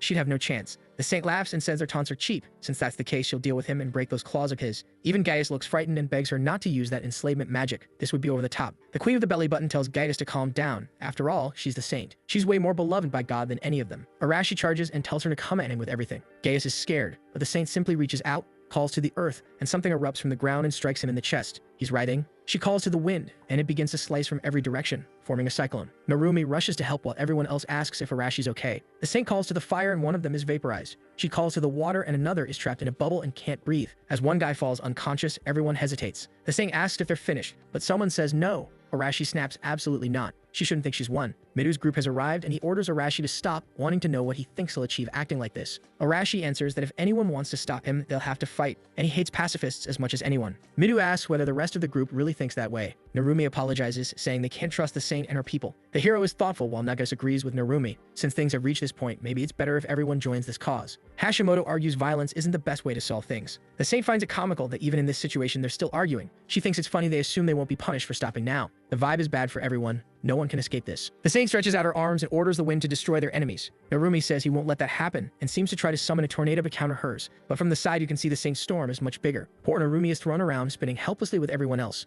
Midu steps back. The dorm room crew is all down on the ground. He asks if they're okay. Arashi tells Midu to calm down. No one's dead. If he wants to help, he should start fighting instead of just watching. He readies his sword and says there really is no other option. Someone in the back agrees. Naga says she's also tired of holding back her patience. Hashimoto adds that it looks like this is their only choice, and with that, everyone gets ready. The Saint says fine, today she'll show them the distance between them. Behind a tree, Kenzaki asks Araji what they should do. As always, he's leaning against something with his arms crossed, saying that the moment she uses her magic to enslave them is when they'll step in. Until then, all they can do is trust their friends. The fight is about to begin when suddenly someone calls out to Leonora. It's Gaius, saying that even though he's not in the best condition, he's still her knight. The saint tells him not to worry and says she'll bless him with healing. In an instant, he's back at 100%. His arm restored. They get ready to face the heroes while Narumi is stunned. They went through all that to kill Gaius, and in a second, he's completely fine again. Now Gaius tells him not to worry. Everyone's here and they'll manage. Now all I can see is the saint's exposed stomach for some reason, and she says they can attack anytime. In her eyes, this battle is perfect to test them. After all, if they never defeat her, they'll never become true heroes. Mido charges in, asking for cover, and goes for the first strike. Gaius steps in front, blocks his attack, and they clash sword to sword, but Mido's blade is cutting right through his. Gaius is forced to retreat, realizing this kid really is powerful. Meanwhile, the saint calls upon ice, shaping it into spears to pierce her enemies. She launches them at Mido, but Naganes forms a fireball that intercepts them midair. The saint just says that's not enough, as shards continue forward. Mido has to cut them down, though some still pierce him. Narumi calls out to him, telling him to brace himself. At the same time, Hashimoto raises stones, vowing she won't let the saint strike their leader. Turns out this girl has telekinesis. Narumi channels his wind line to slice through the stones, and together they launch a combined attack. But the belly button queen just stands there as the powers land full on, doing absolutely nothing. The rocks crash to the ground as she says she is loved by God. The divine protection and powers they've received have no effect on her. From a distance, the protagonist realizes this must be the saint's protection. Even though her defense stats are relatively low, she doesn't even need to use them, and any physical attack will probably be handled by Gaius anyway. Arashi charges again, throwing a kick. Gaius blocks and asks where that explosive power went. Was he getting tired? Arashi replies he doesn't need to waste that on an old man like him. He tells Mido to take on the saint while he handles this guy. Mido agrees, though he wonders how he's supposed to kill a woman immune to divine protection.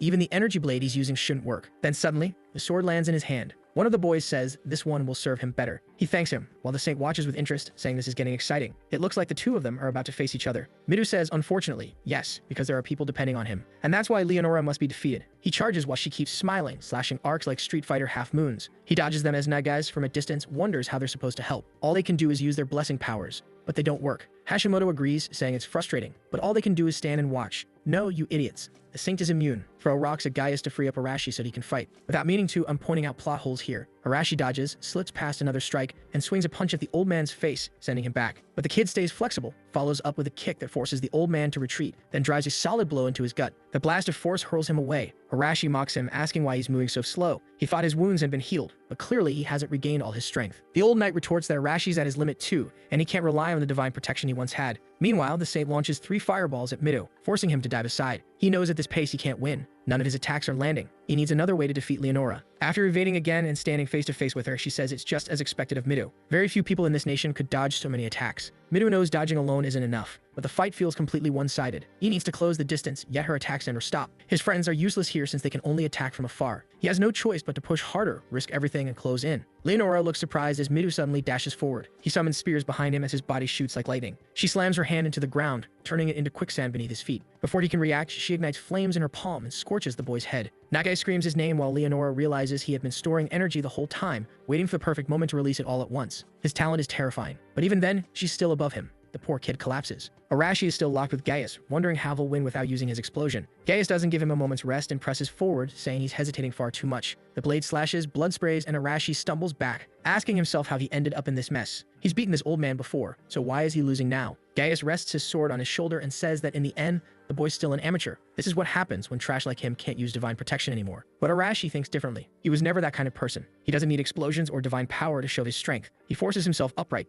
even with the sword embedded in his shoulder. Gaius is stunned. The blade is lodged in his collarbone, yet he's still standing. Shocked, he barely reacts before Arashi throws another punch, this one smashing square into his face. The old knight is launched back, spitting blood. Did he just get knocked out cold from that punch? Looks like it was strong enough. Arashi grins, declaring that he's finally beaten the bastard. Meanwhile, Mido thinks it shouldn't be this way. He has to be the one to protect everyone. His friends are suffering, and he refuses to watch anyone else go through that again. The boy rises once more, lightning aura crackling around him, and the saint is stunned by his resilience. He says enough. It's time to go all out. She responds that he doesn't even stand a chance of reaching her, but in a blink he's already at her side. As she turns to look, his blade strikes and sends her flying back. Blood pours from a cut on her arm, and she wonders if she really let her guard down. In another instant, Mido is already at her back. She spins, summoning an ice barrier, but his strike not only shatters it, it drives her back yet again. At that moment, she realizes it isn't about letting her guard down. He was actually managing to close the distance in an instant. She knew that was the earth-shrinking ability, a power only given to those favored by the gods. Mido said all he ever asked for was something that would help him protect people. In the same second, he drove his sword into her neck. The saint said that still wouldn't be enough to beat her. She activated Prostratus again, and Mido went face first into the dirt. She smiled, saying he'd made his choice.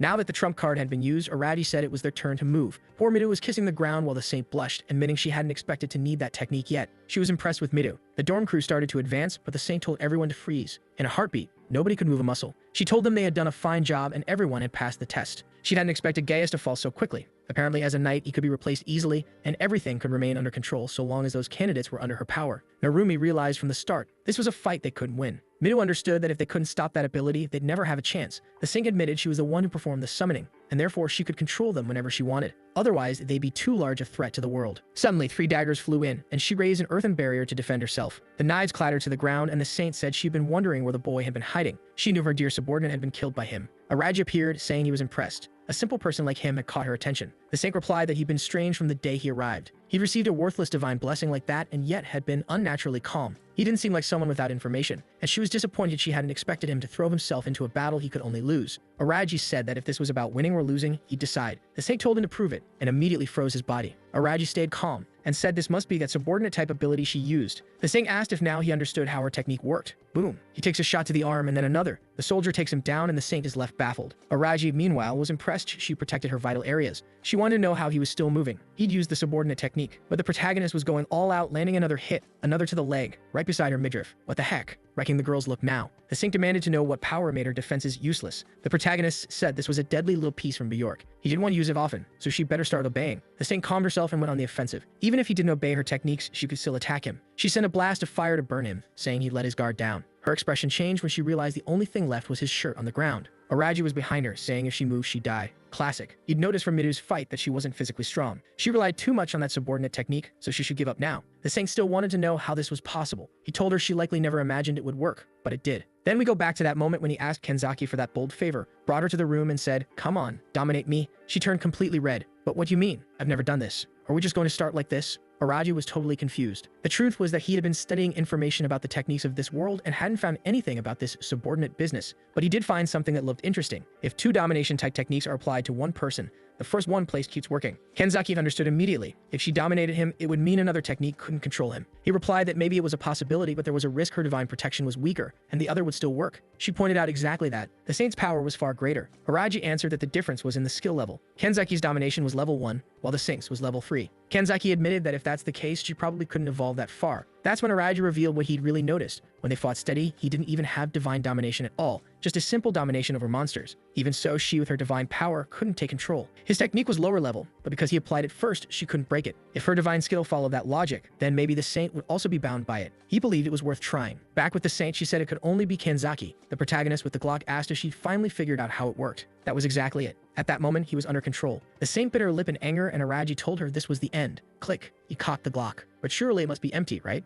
Actually, no. What he did was put the same shackles on her that had sealed Kenzaki's powers. Now the saint couldn't do anything, and the boy said he borrowed them from the demon cult. The saint asked what he thought he was going to do. The protagonist said she could be released if she sent them back to their world. She revealed, however, that it was impossible. The only power she had was summoning. To return to Earth required very different techniques. Araji thought she didn't seem to be lying. Nothing in her profile suggested she had such powers. He then wanted to know why she told them they would go back to Earth after killing the Demon King. She explained that bringing humans from another world consumes an absurd amount of power. All she did was pray to God using her ability, and it worked thanks to the Lord's will. She believes it's exactly because of that connection, their mission to kill the Demon King, that when they finish, they'll be sent back. Araji looked unsure and asked if she was sure. She said yes, she'd summoned countless candidates like them. The only problem was that none had ever come close to defeating the Demon King. Araji asked why he'd never heard of these people. She explained that most had died, and the few survivors were hiding somewhere. The protagonist said now he understood why no one told them anything. It really didn't look like a hopeful future. The saint then asked if they planned to stay there forever. Sooner or later, the Demon King would attack, and they'd have to fight him. This proved they had no choice in the end. She said if they wanted to survive, the only way was to help this country. She was willing to pretend nothing had happened if they would simply release her. Araji said unfortunately she would have to die, and he raised the knife. But of course, Midu grabbed his arm and told him to stop.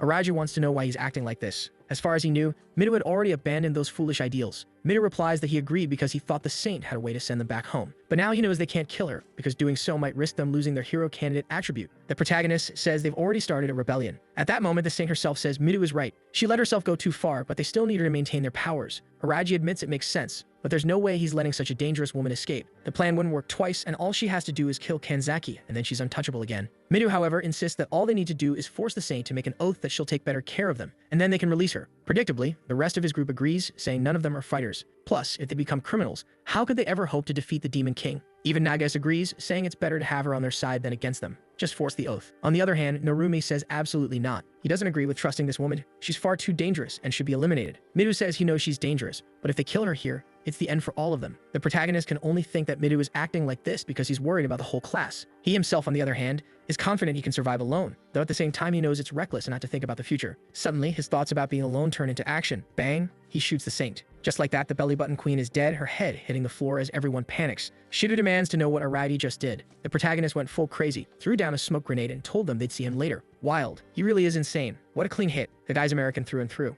Of course, Midu was furious. Hashimoto said that bastard killed her when they had already decided. Nagus agreed, saying he only ever thought of himself. Narumi wanted to know why his friend did this, calling him a bastard too. Kenzaki, meanwhile, was in shock, unable to believe he really killed her. In the end, everything went exactly as he'd said. We see a little earlier when he explained how the plan would work. The main plan was to capture Leonora and figure out how to return to their world. If they discovered she had no way of doing it, then they would kill her. She agreed, and he said the moment they found out there was no way back, Midu would try to protect her. At that point, he'd kill her anyway and escape. Kanzaki asked if he intended to carry the burden of killing her alone. He said that was why he let the soldiers escape, so they would spread the word about who was really behind it. While he would be branded a criminal, everyone else would remain safe. Soft-hearted protagonist, he came up with a fifth dimension plan just so everyone else could stay clear of trouble. Everyone except the belly button queen, of course, who took a bullet to the forehead. Kanzaki doesn't think things will work out so neatly. He says if they run into problems, they can use their status as hero candidates to negotiate with the rest of the country. It seems that whole misunderstanding about losing their powers if the saint died was just a translation slip, since he didn't hesitate even for a second. And now Kanzaki is standing frozen in place, wondering if Shinjo will be able to handle all this.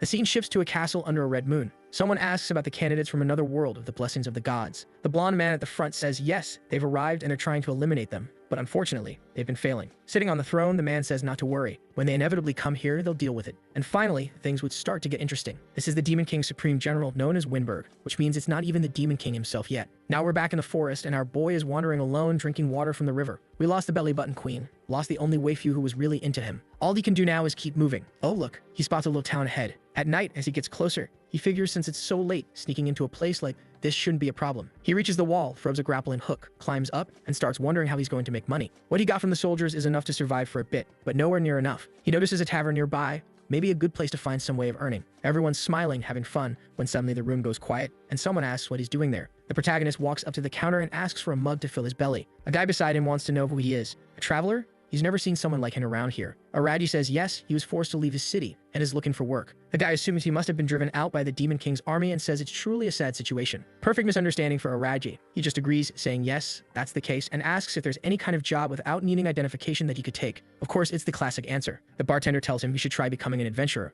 Aradi asks what adventurers actually do, and the man explains they receive missions from the guilds to subjugate magical beasts. A drunk nearby warns him to be careful. You take on dangerous work, and you're dead in an instant. That's how it goes. But the bartender replies that he's sure this kid doesn't seem like an amateur. The drunk agrees, saying it's no wonder he's traveling alone. The protagonist replies that if it's only magical beasts, he can handle it. He asks how to become an adventurer. The man says it's simple. Just head to the guild in the middle of town and register. They're in need of plenty of adventurers, so they won't even ask for identification or anything like that. Araja notes that he knows a lot, and the man admits he used to be an adventurer himself, but after injuring his knee, he had to retire since he couldn't fight properly anymore. He serves the boy his meal, and with that Araja gets dinner, and then the next day wakes up in his room. Wait, what's this? Showing off that belly, trying to seduce someone? Come on, man, even the belly button saint never saw his stomach, and now he's flashing it like that. At reception, he tells the clerk he'll be staying a few more days, and the girl thanks him. He notices she didn't react strangely to his face, which means probably no one really knows what the heroes look like. That's good. It lowers the number of people wanting to kill him. Soon after, he spots the crest. That's the Adventurers Guild. He pushes the door open with swagger, seeing girls in hats, guys with axes, others bent over maps. He notices the reception desk in the back, heads there, and says he wants to register. He pays a silver coin, and the woman asks for his name and origin. He decides to hide his real name. No need to have people tracking down an Aragi, and says his name is Siren, a 17-year-old boy. His city was invaded by demons, and he fled here. The woman thanks him and begins the registration. Stamped down, she says she'll explain how the guild works. Of course, it's got the classic ranking system from rank A down to rank F. The stronger you are, the better the rewards, but also the harder the missions. And since he just started, obviously at this moment he's rank F and can check out the mission board to see what catches his eye. He takes a look and sees that most are about gathering different kinds of medicinal herbs and plants, and only one is about subjugating kobolds. That was a type of beast he had never even heard of, but he decides to accept it. Right then, though, someone calls out to him. The Walmart gang pipes up, "Hey, old man, never seen your face around here. You're thinking of taking on kobolds? Forget it. Trash like you can't do it." Arabi's already pissed at these clowns, wondering who the hell they even are. He glances back, thanks them for the warning, but says he's not in the mood to chat. The guys get mad at being ignored, while the rest of the guild knows those bastards are always looking for trouble. One of them yells at the protagonist, saying he needs to be taught how things work around here. He swings a big fist, but Arabi just raises an arm and blocks it easily. The guy shouts for him to let go, but then suddenly he feels something strange and starts desperately calling for his buddies. Another one charges with a bear-like strike as the first stumbles aside. A punch comes from Arabi's left, but just a few seconds later, all of them are lying unconscious on the ground. He walks away calmly, mission paper in hand, realizing that apparently this is the level of adventurers here. Compared to hero candidates, they were really weak. Either way, it was time to finish the mission and start leveling up. Out in the forest, he knows that in theory, following the tracks on the map, there should be a hideout nearby. The footprints he's seeing now look fresh. He moves through the bushes, noticing something's there, and whatever it is, it's not alone. Looks like these monsters were good at hiding. Maybe these were the kobolds. That's when he feels something behind him, a giant jackal holding a bloodied sword. The beast slashes, but Araji dodges, immediately noticing the weapon must have been stolen from humans. At the same time, another one comes from behind to strike him, but he ducks, throws sand in its eyes, spots another at his back, and nails it with a reverse kick. The beast collapses, twisted on the ground, and Aradi snatches the sword, driving it into its shoulder. The jackal stares in shock like, "What? My friend's dead? Dead too now." 2 stabs to the chest and down goes another. Araji activates the Eye of Judgment and sees their stats are really low. No problem for him, and perfect for making money. Back at the guild, everyone's watching as he drops a bag full of kobold ears on the counter, asking if that's enough. The receptionist, confused, says yes, but wants to confirm he really hunted them alone. He says yes. Finding them was harder than killing them, since they were good at hiding and his exploration skill is still low. The people around start whispering, asking if kobold hunting is really that easy. Some say he must be an amateur.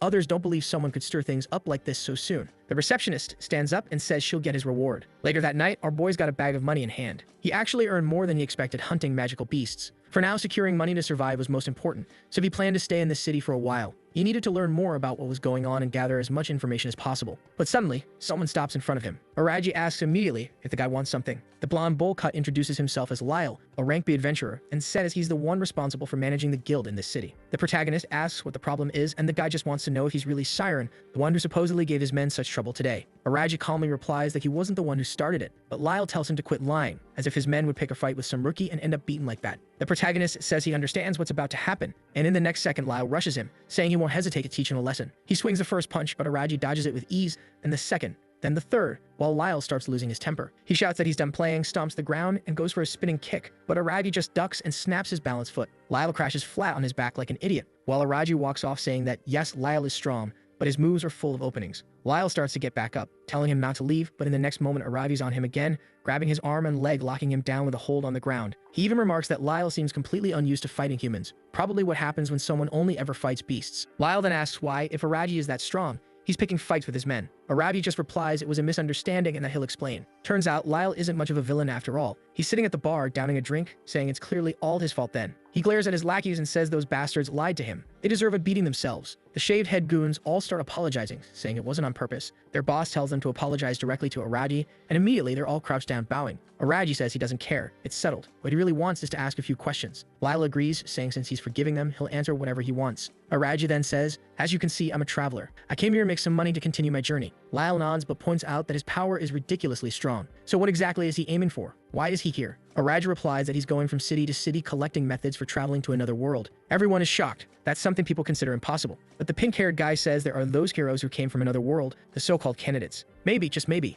it could be possible. The protagonist says that's exactly it. He's interested in learning how to reach the world those heroes came from. Lyle says, wow, that's a tough question. It must be something tied to magic, that's all he can say. Araji admits he knows it's not common knowledge, but he was hoping for at least some lead pointing him in the right direction. Lyle replies that there's a kind of sage in the city of Albana, and maybe that's his best option. Of course, Araji doesn't know the place, so Lyle explains it's an elf woman who helps in that country. At that, the protagonist remembers that the name of elf sages wasn't unfamiliar. He'd read in books that these were people who lived deep in the forests. But most of the stories about them were closer to legend. They very rarely showed themselves to the world. One of the few known to have contact was this particular sage. Lyle explains that this person has lived for over 100 years and has vast knowledge about the kingdom, as well as being an extremely famous spellcaster with a deep understanding of magic and power. For Aradi, this sounded perfect. Exactly the kind of person who might know about interworld travel. But the orange-haired guy questions whether this sage is even alive. He's never heard any rumors, and no one has ever seen her, so the chances are extremely low. Lyle laughs and says that honestly, he doesn't know either and apologizes to Arabi, saying that's all the information he has. Araji thanks him anyway, saying it's enough. It's getting late, so he heads out. But the others call after him, saying they're curious, asking, what are you going to do once you travel to this other world?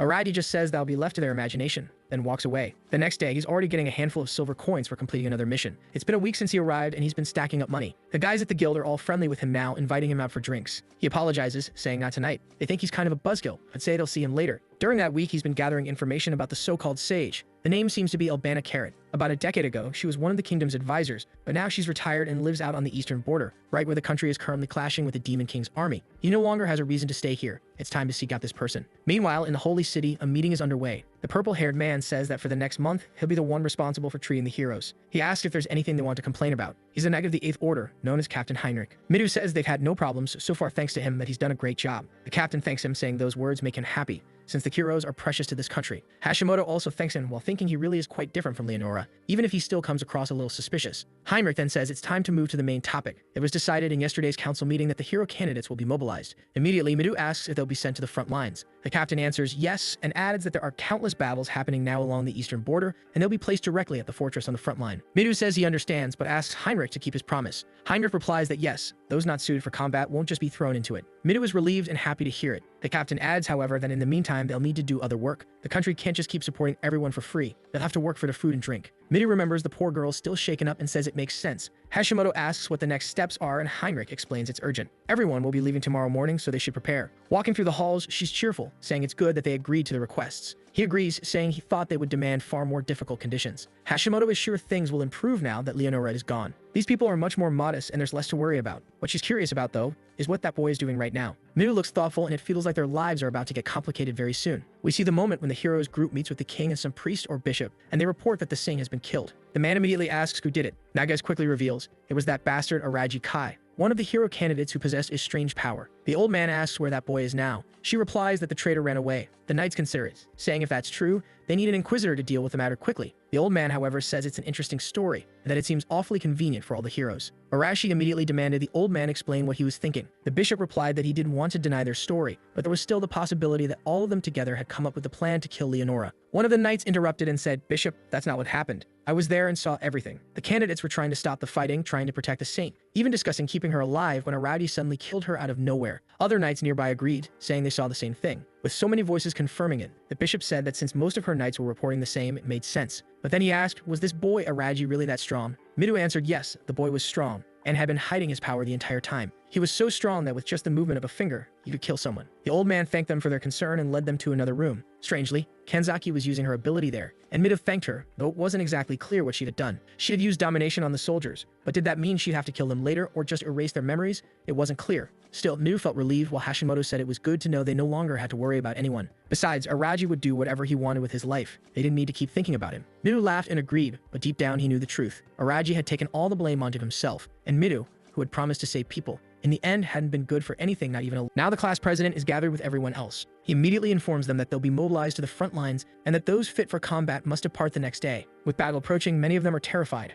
After all, things are starting to get real. Hearing that, Rina asks why they're scared now. It's too late for that, and they need to make up their minds. Harsh words from her, leaving the extras even more frightened. Another girl asks if they're the only ones being sent to the front lines. That's when the class president explains they'll be accompanied by a squad of knights with Heinrich as their captain. At that moment, the blonde girl everyone likes decides to ask a question. She wants to know if there's any news about Shinju. Then the class president announces that a bounty has been placed on that man's head and that many are already after him. That news seems to have left her a bit saddened. But before Kanzaki can leave, the boy has something to say to her. However, he's immediately cut off by Nagase Rina, who declares that it doesn't matter if he's a traitor. On the day she meets him, she'll burn him to the bone. Now with her hands against the wall, the blonde gazes out the window, lamenting deeply, wishing she had been taken away by that criminal. The next day goes just as promised. The caravan of students heads toward the front lines. Arashi, as usual, isn't in a good mood. One of the girls complains about the march, saying it's getting way too exhausting. But she's quickly reminded by one of her classmates that their last break wasn't long ago and that they'll march until sunset. Other students begin to complain about the exhaustion too, since all they've been doing for the last 2 days is walk. Amid all the whining, the brute raises his hand, signaling everyone to stop. The extras immediately ask Arashi if something's wrong. He tells them he sensed the presence of a magical beast behind those bushes.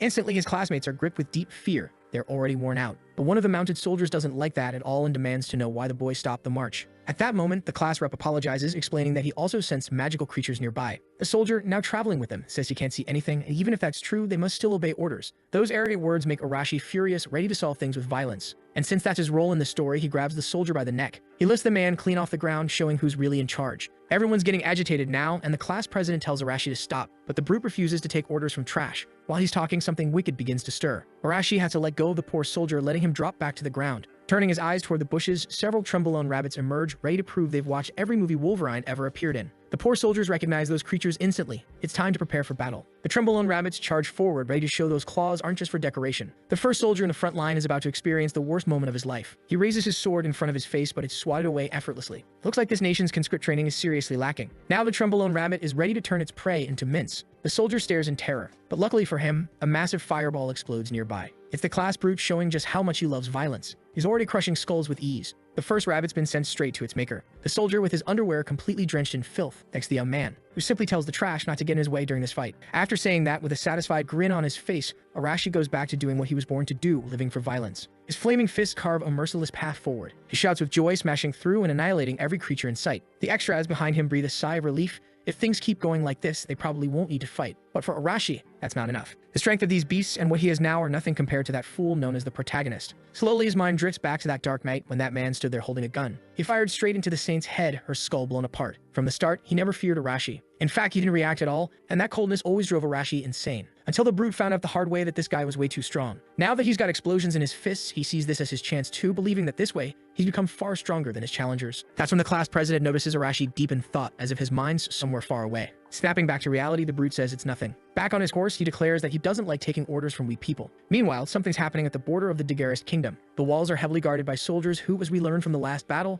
are extremely unprepared. Captain Amelia, representative of the Holy Order of Knights, warmly welcomes the hero candidates. She's in charge of patrolling that border, though she was promoted not too long ago. Heinrich immediately asks what happened to the previous captain. To everyone's surprise, the old captain died a few weeks ago. She wishes these young ones could rest a bit after their short journey, but before she can finish speaking, she's interrupted by some alarming news. The Demon King's army is approaching at great speed. Turning her attention back to the students, the captain says they'll be tested immediately. The class president is eager for it. Looking at his classmates, he tells everyone to get ready for battle right now. Arashi, of course, loves that news. He's dying to burn creatures with his flaming fists. The fortress alarm blares through the air. The Demon King's army is closing in. Looking out to the horizon, they can see the great march of demonic creatures approaching. The class president and his friends stare in fear. Heinrich quickly orders everyone to open fire. They must annihilate the creatures while they're still at a distance. The archers are already in position, and the mages begin casting their spells. Within seconds, flaming arrows soar through the air, striking monsters that haven't yet reached the fortress. Even so, they keep advancing. Those wounds mean nothing to them. The class president is shocked by their resilience. Captain Amelia warns that they don't die easily and must never be underestimated. Now, the young man wants to know how they're supposed to defeat enemies that strong. The captain orders everyone to follow Heinrich's commands. She's heading to the battlefield herself to stir up some chaos. In the middle of the chaos, Heinrich is struck by nostalgia, wondering what the old captain would have done in this situation. And just like me, the class president's baffled by how calm he is. Near the wall, Nagais Rena says there must already be people down there. Before the class president can process her words, a massive explosion erupts. Now the demons are confused, they don't understand what's happening. That's when the brute reveals himself, standing atop a pile of corpses. A few other students are with him. The demons are enraged by such audacity, but before they can react, another explosion goes off. Arashi couldn't care less about what the demons think. He's simply going to wipe them out no matter what. While the battle rages outside, some creatures manage to breach the wall. They're cutting down soldiers with ease. One of them is about to turn a soldier into sashimi. But before that can happen, the demon's taken down. It's the class president who saved that extra. Thanks to his heroic actions, he ends up attracting even more enemies. But the blade he wields is special. It slices through anyone who tries to kill him, leaving nothing but a trail of corpses behind. A bit more confident now, he believes he can win. His power keeps growing stronger. Trying to motivate his classmates, he says this is a winnable fight. They just need to let go of their fear. And indeed, those poor extras start to feel a little braver. Charging to the front lines, the class president realizes he can't hesitate. After all, if he falters, his friends will too. And as their leader, he can't afford to be naive. That's something you learn from our protagonist. Immediately, the nerdy girl joins the fight using her telekinesis, quickly followed by her classmate,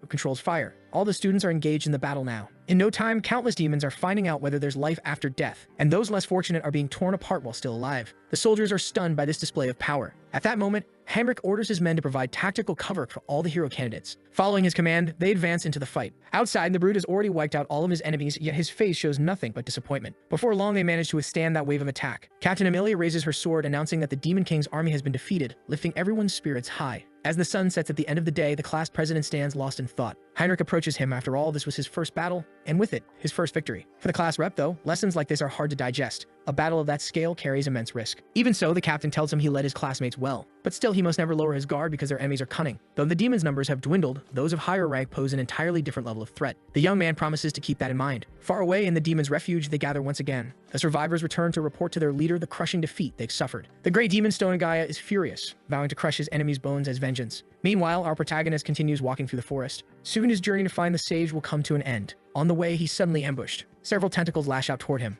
but the boy's reflexes are incredible. He dodges every strike. Watching closely, he realizes those tentacles look a lot like some kind of creature's tongue. Scanning the forest, he spots several monkeys that resemble baboons. Immediately, he activates the power of his eyes, something like an AliExpress version of the Sharingan. By analyzing the baboons, you can see all their abilities. The creatures are mediocre, so he grips his dagger, ready to handle this fast. Once again, the monkey tries to strike him with its tongue. Again, the monkey whips its tongue at him. But this time, after dodging, the boy is caught off guard as the creature lunges forward, nearly slashing him with its claws. He jumps back to evade the attack. Even though they're weak, their coordination is surprisingly good. The monkey tries again with its tongue, but this time it regrets it, because the tongue gets sliced clean off. The poor beast cries in pain as our protagonist continues cutting through it with precision. The monkey, desperate, tries one last time, but fails miserably. Too slow for the boy's speed. With a swift motion of his blade, he ends its life. The lifeless body collapses to the ground. The other monkeys, seeing this, hesitate to keep fighting. Our protagonist asks if they're scared now. Proving he's someone who finishes what he starts, he wipes out the rest of the monkeys effortlessly. Realizing the forest is growing more dangerous, the closer he gets to demon territory. It's strange for such creatures to appear here. It's time for him to venture deeper, since stronger beings are surely waiting for him ahead. After a few more kilometers, he reaches a massive mountain, Urugana Mountain. The peak is called the Reaper Wolf, and rumor has it that the sage Yubana lives there. According to his memories, there should be a small village at the mountain's base. He keeps walking, and the sun's already rising. Then his eyes catch something horrific. The village is in flames. He rushes there, panicking, thinking it must have been attacked by the Demon King's army. And indeed, what he finds is a massacre. Demons are slaughtering people. This place was supposed to be far from the battlefield, so the protagonist realizes he needs to tread carefully. Watching from the shadows, he overhears some demons talking. Apparently, the massacre is going perfectly according to plan. Their leader says they can stop here and enslave the surviving humans. However, he wants to know if his subordinates have found any information about Yubana. One of them reports that the sage resides at the mountain's summit,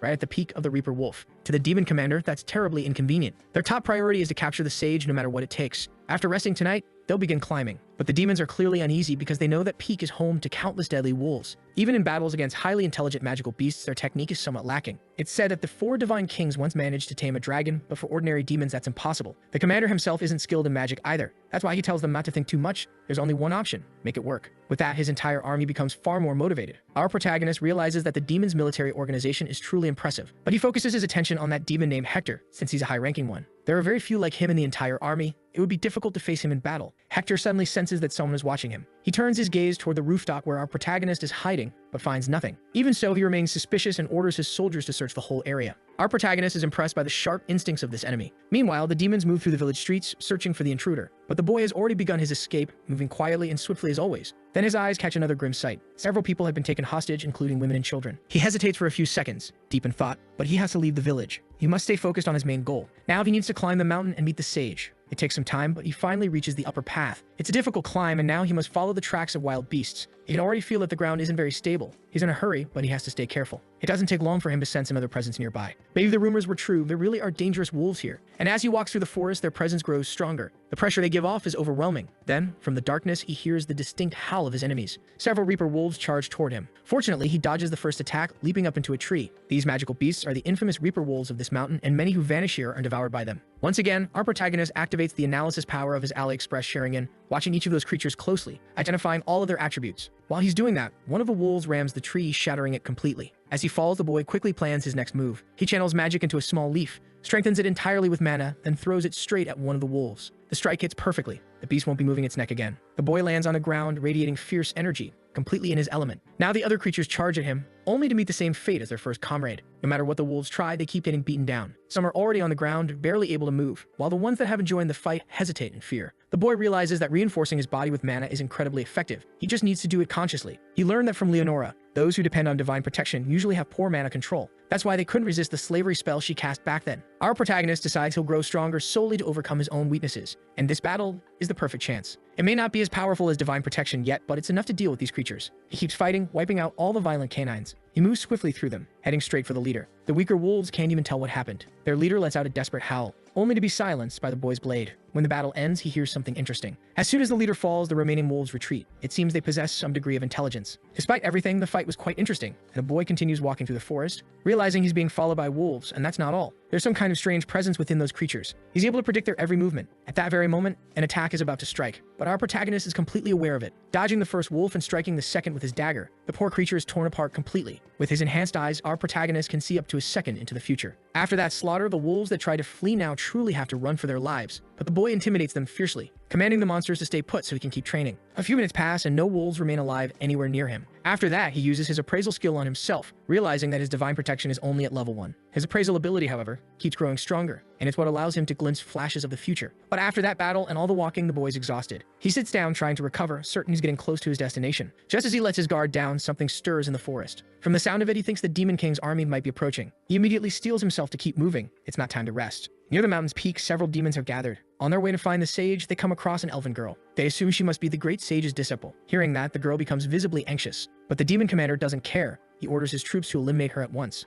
The girl is badly wounded and exhausted. She can't believe her end will come that day. The demons advance toward her with wicked excitement. Certain the worst is coming, the elf closes her eyes. That's when our protagonist appears, holding her in his arms. She can't make sense of what's happening, but she's been saved by a stranger. And to her surprise, he's human. The boy, calm yet intense, is already analyzing the battlefield. The demons are shocked by the appearance of this new enemy, while our protagonist coolly assesses the situation. Aside from the leader, a high-ranking demon, there are 10 lackeys ready to fight. The elf girl doesn't understand why he saved her, but he ignores her questions completely. All he needs to know is whether she's truly the disciple of the great sage Ubana. The girl nods in confirmation. For our protagonist, that's all he needed. Meeting a sage is essential. He's already used his appraisal skill on her. She's a half-elf capable of casting enchantments. The demon captain, furious at the interruption, declares that nothing has changed. Both of them will die. Our protagonist wants to help the girl, so the sage will owe him a favor. That's why defeating all these enemies has become necessary. The demons charge at him, but the boy activates his red eyes again, seeing into the future, easily dodging their attacks. For him, this is child's play. Now it's time to show the demons that life only gives you one chance. He grabs one of the creatures by the arm, leaving the others terrified, and strikes repeatedly with his dagger, turning the demons into messy, humanoid puzzles. The remaining ones, still alive, are speechless and terrified. As long as he can see the future, close combat isn't his weakness. The demon commander orders his troops to use magic and stop being idiots. Immediately, the survivors obey, launching multiple energy spheres at the boy. Seeing the attack, our protagonist is genuinely surprised. The difficulty has gone up fast. However, the elf girl isn't completely helpless. She casts one of her enchantments to protect them, creating a wind barrier that destroys all the incoming energy projectiles, clearing the battlefield to our protagonist's surprise. The elf thanks him for stepping in, saying that because of those few seconds he bought, she was able to reorganize the forest spirits. But the demon chief remains furious. This is going to make his mission much harder. Our protagonist senses that the true enemy is about to enter the fight. He tells the girl to handle the lackeys so he can focus entirely on the commander. Since he's the only one capable of facing someone that formidable, the girl obeys his command, but she doesn't like being called elf. She insists her name is Mare. With that, the boy launches his attack, fighting alongside the great sage's disciple. The problem is, the elf girl feels ignored since he still didn't call her by name. Trading blows with the high-level demon, our protagonist has to stay focused. Their strikes are powerful, and the demon's sword swings toward him with tremendous force, boosted by sheer muscle power. Both of them are drenched in sweat and exhaustion. Finally, the boy spots an opening. But the truth is, his opponent is extremely fast.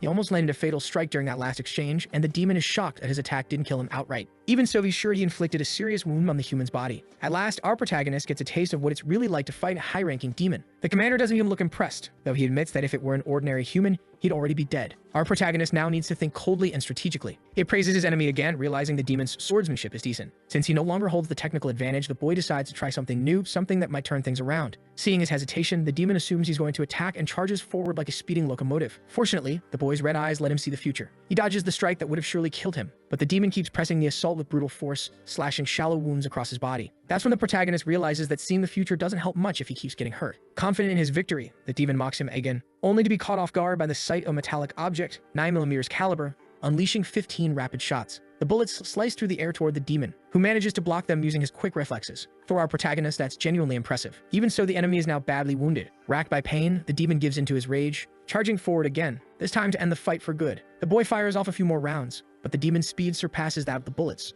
Unfortunately, the protagonist runs out of ammo, and creating distance, he decides to throw several knives instead. None of them manage to pierce the creature. Only then does the demon notice something unusual approaching. A grenade has been thrown straight at him. The boy waits for the result while the demon tenses up. The explosive lands on the ground, and moments later, flames engulf the grotesque creature. The onlookers panic, fearing the worst might have happened, but their captain orders them not to interfere in that battle. Even the elf girl was astonished. She wanted to know more about who this boy really was, someone with such mysterious abilities who, despite being human, could stand on equal ground against a high-level demon. Now, our protagonist switches back to his knives since he's out of ammo and grenades. As expected, the demon is wounded but still alive. Unfamiliar with how those weapons work, Hector is visibly shaken. He roars in fury, striking fear and panic into the hearts of his enemies, then vanishes into thin air a second later, only to reappear and catch our protagonist off guard with a flurry of sword strikes. Once again, the boy realizes he has to rely on other abilities. He needs to analyze those movements with precision, and little by little his power grows sharper. That's when he unlocks weak point detection. Time feels frozen for him now. He spots a perfect opening on the demon's neck, and positions himself to strike it cleanly. In the blink of an eye, this time he's not the one being cut. Hector stands there confused, having just been promoted from demon to decorative fountain. With the battle over, our protagonist realizes that combining future sight with weak point detection is incredibly effective, but it comes at a heavy cost. his body collapses from the strain. The lesser demons are trying to figure out if their captain has really been defeated. One of them suggests finishing off the human now that he's drained of energy. The elf girl wants to help, but the spirits are disoriented again after her earlier interference. The demons charge forward in rage, but before they can reach the boy, they're engulfed in flames, completely incinerated by a mysterious power. Our protagonist, witnessing the magnitude of that attack, realizes it's far stronger than Nagasa's. At that moment, a woman appears on the battlefield, apologizing to the elf girl for arriving late. With a bright smile, Mare calls her master. At last, our protagonist has found what he's been searching for. The beautiful woman standing before him is none other than the sage Ubana. She thanks him for saving her disciple's life. The sage seems genuinely grateful for what he's done. The boy replies that it was just a coincidence, but he still wants to confirm if she truly is the sage Ubana. She immediately affirms it, saying that compared to her younger days, she's just an old lady now. Unfortunately, our protagonist doesn't have enough mana left to use his appraisal skill, but one thing he knows for sure, this woman is powerful. There's no way he could defeat her in battle, not in his current condition. The woman clearly senses that he came to the mountain for a reason, and indeed that's true. He tells her as much. The sage had already suspected it. After all, no one comes to a place this dangerous without a purpose. She thanks him once more for saving her disciple. The elf then suggests they return home, since the corpses could attract wolves.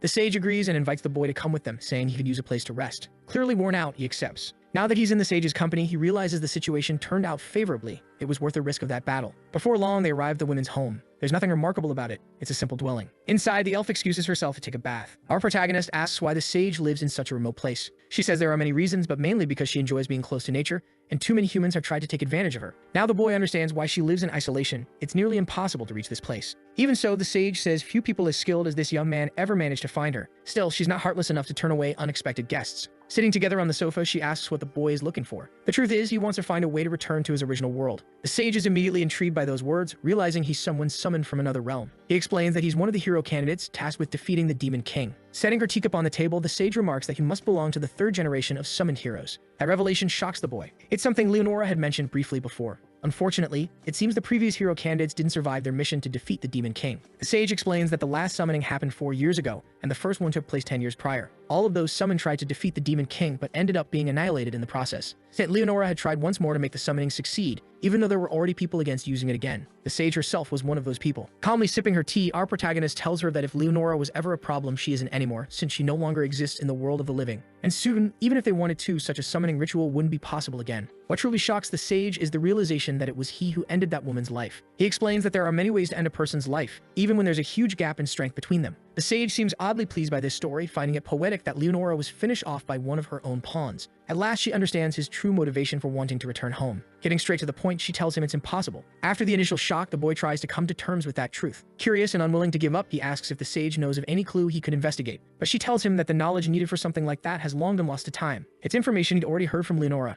Now, all that's left for him is to defeat the Demon King. Standing up and walking to her bookshelf, the sage agrees perhaps demonic arts could help him in some way. Taking that as a potential lead, our protagonist decides to pursue the subject further. As the conversation nears its end, the sage apologizes for not being able to help more. She acknowledges that she still owes him a debt for saving her disciple's life. Even so, she believes he has what it takes to defeat the Demon King. Letting out a deep sigh, the boy admits that he doesn't actually want to take on such a burdensome task. Still, if there's no other option, that's what he'll do. The sheer coldness and conviction in his tone send a chill through the sage's spine. She feels a visceral fear. She realizes this young man is unlike anyone she's ever met. Regardless, the boy stands up and thanks her for all the information. He only asks that if she discovers anything new, she contact the Adventurers Guild. In truth, the sage is torn inside. She isn't sure if she can trust him with the knowledge she still holds. After their talk, the elf girl emerges from her bath, refreshed and cheerful. She suggests that the boy take one as well, since he's covered in dirt from the journey. And honestly for him, a bath doesn't sound like a bad idea right now. Before he can head to the bathroom, the sage speaks up with a suggestion of her own. Both of them are surprised by her sudden comment. The sage proposes that her disciple accompany him on his journey. The girl, shocked, asks if she really should. But the sage reminds her she has no other disciples here, and that Mare should start thinking about her own goals in life. Faced with that request, the girl looks completely conflicted. Our protagonist, however, refuses immediately. He doesn't want the company of a loud, talkative girl. At the eastern border of Eldora, the battle rages on, and that's where the boy is headed next.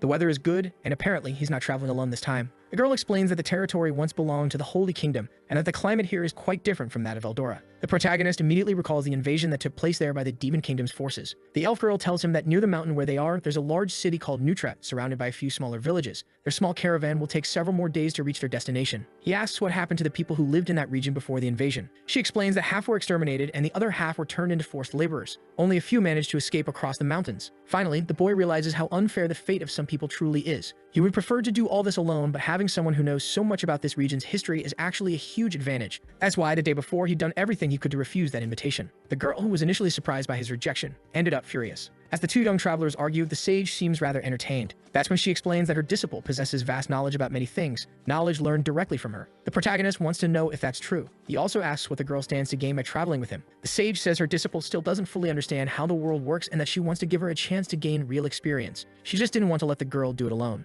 Our protagonist realizes he's being turned into her babysitter. Excusing herself from any responsibility, the sage explains that she no longer has the vitality of youth, and even though she looks young, she's nearing the end of her life. And besides, a noble and heroic person has appeared to save her disciple's life, so there's no one more fitting to accompany her. Mare is genuinely grateful for what happened, but our protagonist is heading into enemy territory full of demons. It's going to be a dangerous journey. Knowing that the sage asks what Mare wants to do, it's up to her to decide. The girl's eyes fill with determination and hope. She decides right then and there that she'll follow him wherever he goes. But it doesn't take more than a few hours of travel before she starts complaining about how tired she is. The protagonist reminds her that this is only the first day. Mare doesn't have much physical endurance since her focus is spellcasting. Seeing how exhausted she is, he decides to end the day's march early. Worried, Mare recalls that he once said he'd abandon her if she became a burden. While setting up camp, the boy tells her not to be ridiculous. He's not going to leave her just because she's tired. Then he suggests she help him pitch the tent and gather wood. Before long, the sky full of stars stretches above them. The girl quietly eats by the campfire while the boy watches her closely, curious. Eventually, he speaks to her in a cold, serious tone, warning her that their journey will only grow more dangerous from here. He makes it clear that he won't hesitate if it means returning to his original world, and she doesn't need to follow him to that point.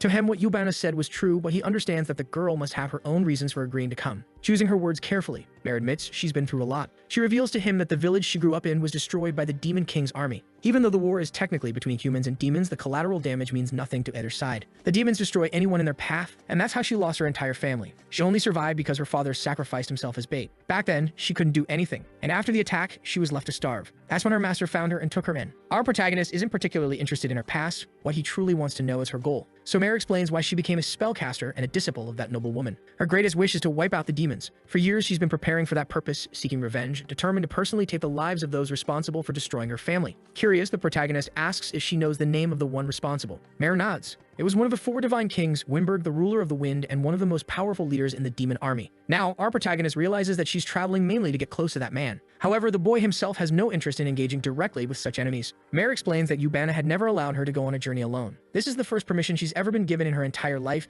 and she still doesn't understand why her master was so lenient this time. Because of that, she decided to place her full trust in the guidance of our protagonist. Receiving that kind of trust from her leaves him genuinely puzzled. He immediately recalls the conversation he had with Yubana, how that girl's obsession with revenge was so consuming that, if left alone, she would have rushed straight toward her own death. Noticing that the boy has gone quiet, Mare apologizes for bringing up such a sensitive subject. She tells him there's no need to worry, she has no intention of dragging him into her personal revenge. That was the confirmation he needed. She plans to handle this on her own. With that settled, he decides to end the conversation since they need to sleep. The girl stands up, bids him goodnight, and says she'll have the forest spirits watch over their camp. Once the fire burns out, the boy sits there thinking. He knows the four divine kings are incredibly powerful, but his thoughts are soon interrupted by the sound of the girl snoring beside him. Stepping outside, he looks up at the stars. The last battle against a high-level demon hadn't been easy, and the ones ahead will be even tougher. He needs to grow stronger no matter what, but that's not his only concern right now. On the western border of the kingdom of Daigaris stands Fort Truss. Several officers have gathered there along with the heroes and the captain. Now that all the hero candidates are assembled, the bald man wants to launch a major offensive. The older officer across from him understands the idea but doesn't know where the attack should begin. At that moment, the captain points to a location on the map, Fort Arliss. It used to belong to the humans, making it a good starting point to reclaim. Captain Heinrich finds the plan reckless, saying it would completely change their defensive strategy just because of the last victory. The bald man, eager and arrogant, asks if Heinrich's platoon is afraid. That comment alone is enough to irritate Heinrich deeply. The truth is, the captain agrees with him. The enemy is underestimating human strength and won't be expecting a surprise attack. After that, she asks if Midu is fully recovered from his injuries. The class representative confirms that he has and assures her his sword will be in the fight. After the meeting, they walk down the corridors together. According to Heinrich, the plan will be carried out the next morning. It's rare to see Amelia acting so boldly. The nerdy girl with her hair tied up asks if everything will go well since everyone in that meeting seemed confident. The class rep agrees with the offensive strategy. It's the best chance to strike while the enemy is still reorganizing. The captain reminds them that the entire operation depends on their execution. They're placing complete trust in the hero candidates. At that moment, the girl realizes there's no choice but to fight. The captain says he'll provide support however they need, but those young fighters are essential to the mission's success. Right then, the class representative gets a bad feeling about what's coming. The next morning, just as planned, the army marches forward, concealed by the early mist. Seeing that, Nagas asks why they're advancing at this hour since the sunlight might expose their surprise attack. That's when the captain explains that demons can see perfectly in the dark. The shadows only hinder humans. Midu then says he wants to confirm something once more. Their small squad's mission is to eliminate the enemy commander while the main force draws the attention of the demon army. On the brink of battle, he assured everyone that he would lead the platoon. but they would need to buy enough time for the rest of the group. His classmates immediately understood that they needed to cooperate. A soldier approached, delivering a message for the captain. He came from the main force. The operation had already begun. Filling himself with courage, Henrik announced that they would advance right away. He and the hero candidates began marching at full speed. The assault on the fortress had finally started. Human forces stormed the gates. The demons inside were furious, but that didn't change their fate, to be annihilated by Emilia's sword. The fierce battle quickly drew everyone's attention. But inside one of those towers waited a high-ranking demon. The hero squad, led by the class representative, moved in quietly. Along the way, they ran into a few demons who were swiftly dealt with. The human soldiers were in awe of Midu's combat prowess. Even so, Heinrich warned him not to let his guard down. There was a strong chance that the enemy leader was waiting at the end of that corridor. Just as he finished speaking, several demons appeared, and to make things worse, they were completely surrounded. The students began to panic. At that moment, Heinrich declared that his soldiers would protect the heroes, allowing the class leader to advance safely. He called for Reina's help to clear a path. The girl unleashed her flames, burning through the demons, while the class president sliced the rest apart with his sword. With that, the small squad kept pressing forward until they reached a massive metal door. The students walked through it, tense and uneasy. That's when Midu came face to face with his enemy. A large demon stood in the middle of a grand hall, calmly waiting for his visitors. The students immediately felt something off about the situation. At that moment, Arashi asked if the old man before them was the leader of all demons. The demon, Stonagaya, replied that he was one of the 4 divine kings. The very mention of that title filled the students with terror. Midu, leading the operation, could feel that this opponent's presence was unlike anything he'd ever encountered. Slamming his massive shield into the ground, the demon showed no sign of intimidation. Instead, he looked eager to test each of their strengths. Midu raised his sword and ordered his team to prepare. He knew he couldn't afford to show fear. If they failed here, everything they'd accomplished would be for nothing. While some trembled with dread, Arashi was genuinely thrilled by the challenge. With all the heroes gathered, the demon crouched down and placed his hand on the floor, tracing a massive magic circle. Instantly, the humans grew tense as the ground beneath them began to shift. Earth rose from below, taking on humanoid form. The sight of it left the students horrified. They were golems. Dozens of them emerged, an army of living stone ready to crush everything in their path. Stonagaya grinned wickedly, commanding his summons to wipe out the arrogant young heroes. Sword in hand, Midu urged his teammates to hold their positions and secure the perimeter. One student, skilled in wind magic, managed to slice through a golem. Its stone body shattered easily. Arashi joined the fray, fists blazing with fury. His flaming strikes exploded against the golems, reducing them to rubble. He didn't feel challenged at all and even taunted the demon to summon more. Stonagaya, on the other hand, looked at his arrogance with disdain. Then, before their eyes, the shattered golems began to reform. To the students' shock, every single one of the destroyed monsters regenerated completely. Arashi hadn't expected that, and for the first time, he started to look surprised. Besides that, the golems are extremely dangerous and have now started attacking for real. The other hero candidates charge into battle. They know they have to figure out a way to defeat these enemies, and to do that, they need to fight. Cutting the golems into pieces isn't that difficult, but the problem is they keep attacking even after being damaged. The poor short-haired side character is on the verge of being sent to the next isekai. Just then, the girl with the power to create barriers protects him, completely immobilizing that golem and giving the lancer a chance to strike. He thrusts his weapon at the creature, thinking that would finish it off, only to be brutally struck by a counterattack. Seeing that, the nerdy girl uses her ability too, hurling several stones toward the golems. This time, she manages to destroy one, but she hesitates, waiting to see what happens next, only to witness the creature regenerate completely. Arashi is growing frustrated with how repetitive the fight is. Then he and the class representative hear a voice, one of the boys who remembers reading about this kind of situation in manga. The best choice for all of them, he says, is to defeat the summoner who controls the golems. Manipulating the wind, he tells them to leave the creatures to the side characters. Midu and Arashi get the message and rush forward to strike the real leader. With his exceptional agility, Midu darts past the golems with ease. Stonagaya, noticing their approach, feels insulted by how much they're underestimating him. He slams his hand against the ground again, forming several more magic circles. More stones rise across the hall, and now they're flying toward Midu. The boy uses his agility to dodge the attack, but to his shock, the stones curve through the air, following him. He's hit directly by the impact, leaving him badly shaken. His teammates are deeply worried.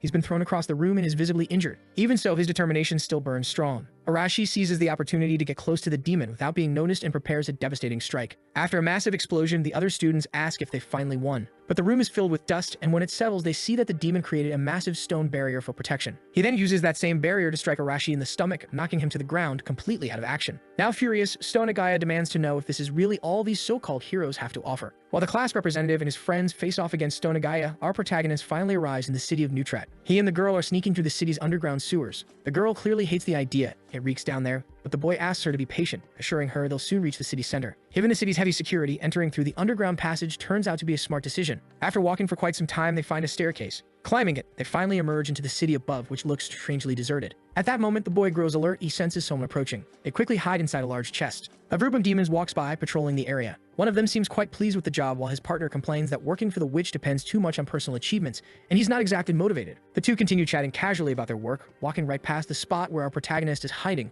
completely unaware of the humans nearby. Mare notices that the demons are already moving away. Our protagonist knows exactly which witch they're talking about. She's the demon princess and the ruler of the city. Mare confirms it. Apparently, this witch holds the title of the Witch of Space, and she's their current target. That information also came from the sage, who made it clear that this witch might be capable of granting the boy's wish. All that's left now is for him to figure out how to approach her safely, since without a solid plan, he could easily end up in multiple battles. Mare doesn't know what to suggest either, and the boy decides they should gather more information first. He orders Mare not to act alone. The girl promises she'll obey. Sneaking quietly through the city, they notice the place is crawling with demons. Hiding inside a building, they can finally observe everything more closely. Mare is stunned to see how the demons seem to be living normal lives. It's almost disappointing. From the protagonist, it makes perfect sense. Since they have intelligence, it's natural that demons would live in a society similar to humans. He immediately points to something in the distance. Mare looks over and sees that among the demons are human slaves, people being treated horribly by their masters. Witnessing that shocks her deeply. The boy, on the other hand, finds her reaction strange. From a logical standpoint, anyone with common sense would expect demons to behave like that. And indeed, Mare already knew this kind of cruelty existed, but seeing it with her own eyes fills her with anger and disgust. The protagonist realizes she's losing control of herself. Before either of them can react, they're caught off guard by a mysterious girl asking whether they're demons or not. He has no idea when she appeared, he hadn't sensed her presence at all. But before he can do anything, she tells them to stay calm, assuring them she's not there to fight. Still wary, the boy demands to know what she wants and how she found them. For him, it should be impossible for anyone to approach unnoticed,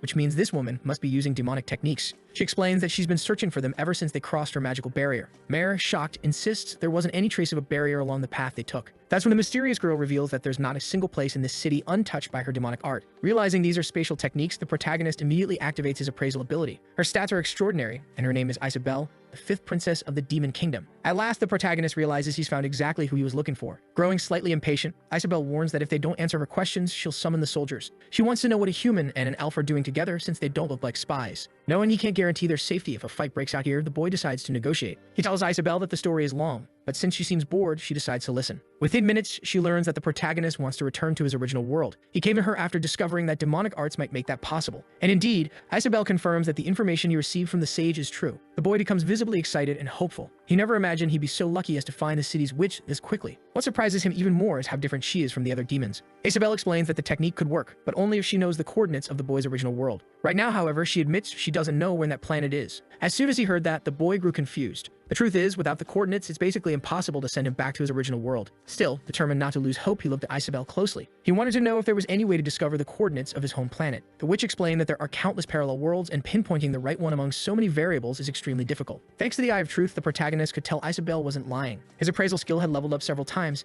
and now it was showing some very intriguing effects. The witch also mentioned that there's a limitation caused by his body itself. Since he came here with divine protection, it would be impossible. Her demonic magic couldn't pierce through that barrier. The boy realized that maybe this was the will of that god, that he wouldn't be allowed to return home until the Demon King was defeated. Isabelle agreed that it sounded like a reasonable theory, though she didn't have the knowledge to say whether it was truly possible. The protagonist now understood that he had no other choice. He really would have to fulfill his purpose in this world. Isabelle could see the determination in his eyes. The boy understood that returning home wouldn't be easy, even with help from demonic arts. Finally, Mare decided to join the conversation, asking why the witch was being so cooperative if she was a princess of the Demon Kingdom. Isabelle answered that the kingdom was divided into several factions, and that there was something she herself desired. Right after saying that, a wave of dark energy spread through the room, making both the boy and Mare tremble. Isabelle opened a portal to leave, warning them to be cautious, because escaping this city would be very, very dangerous. Then she vanished, leaving the two alone again. Letting out a deep sigh, Mare admitted that she was terrified. She truly thought that might have been her last day alive. The boy realized that the Demon King's bloodline was indeed powerful, and in his current state, he had no chance against them. Mare thanked God that the witch hadn't been hostile. For the protagonist, having such unexpected luck could only mean that something worse was bound to happen next, which immediately made Mare uneasy. Moments later, they heard noises coming from outside and rushed to the window. The city was in chaos. The demons were panicking. They already knew that humans were inside their territory spying. Frightened, Mare thought they had been discovered, and the boy knew this happened right after the witch left, meaning she must have alerted her subordinates. Mare couldn't understand why the witch would do that, but for him, it did matter. Trying to figure out her motives was irrelevant. The priority was getting out of there alive. A few minutes later, they were sprinting across rooftops at high speed.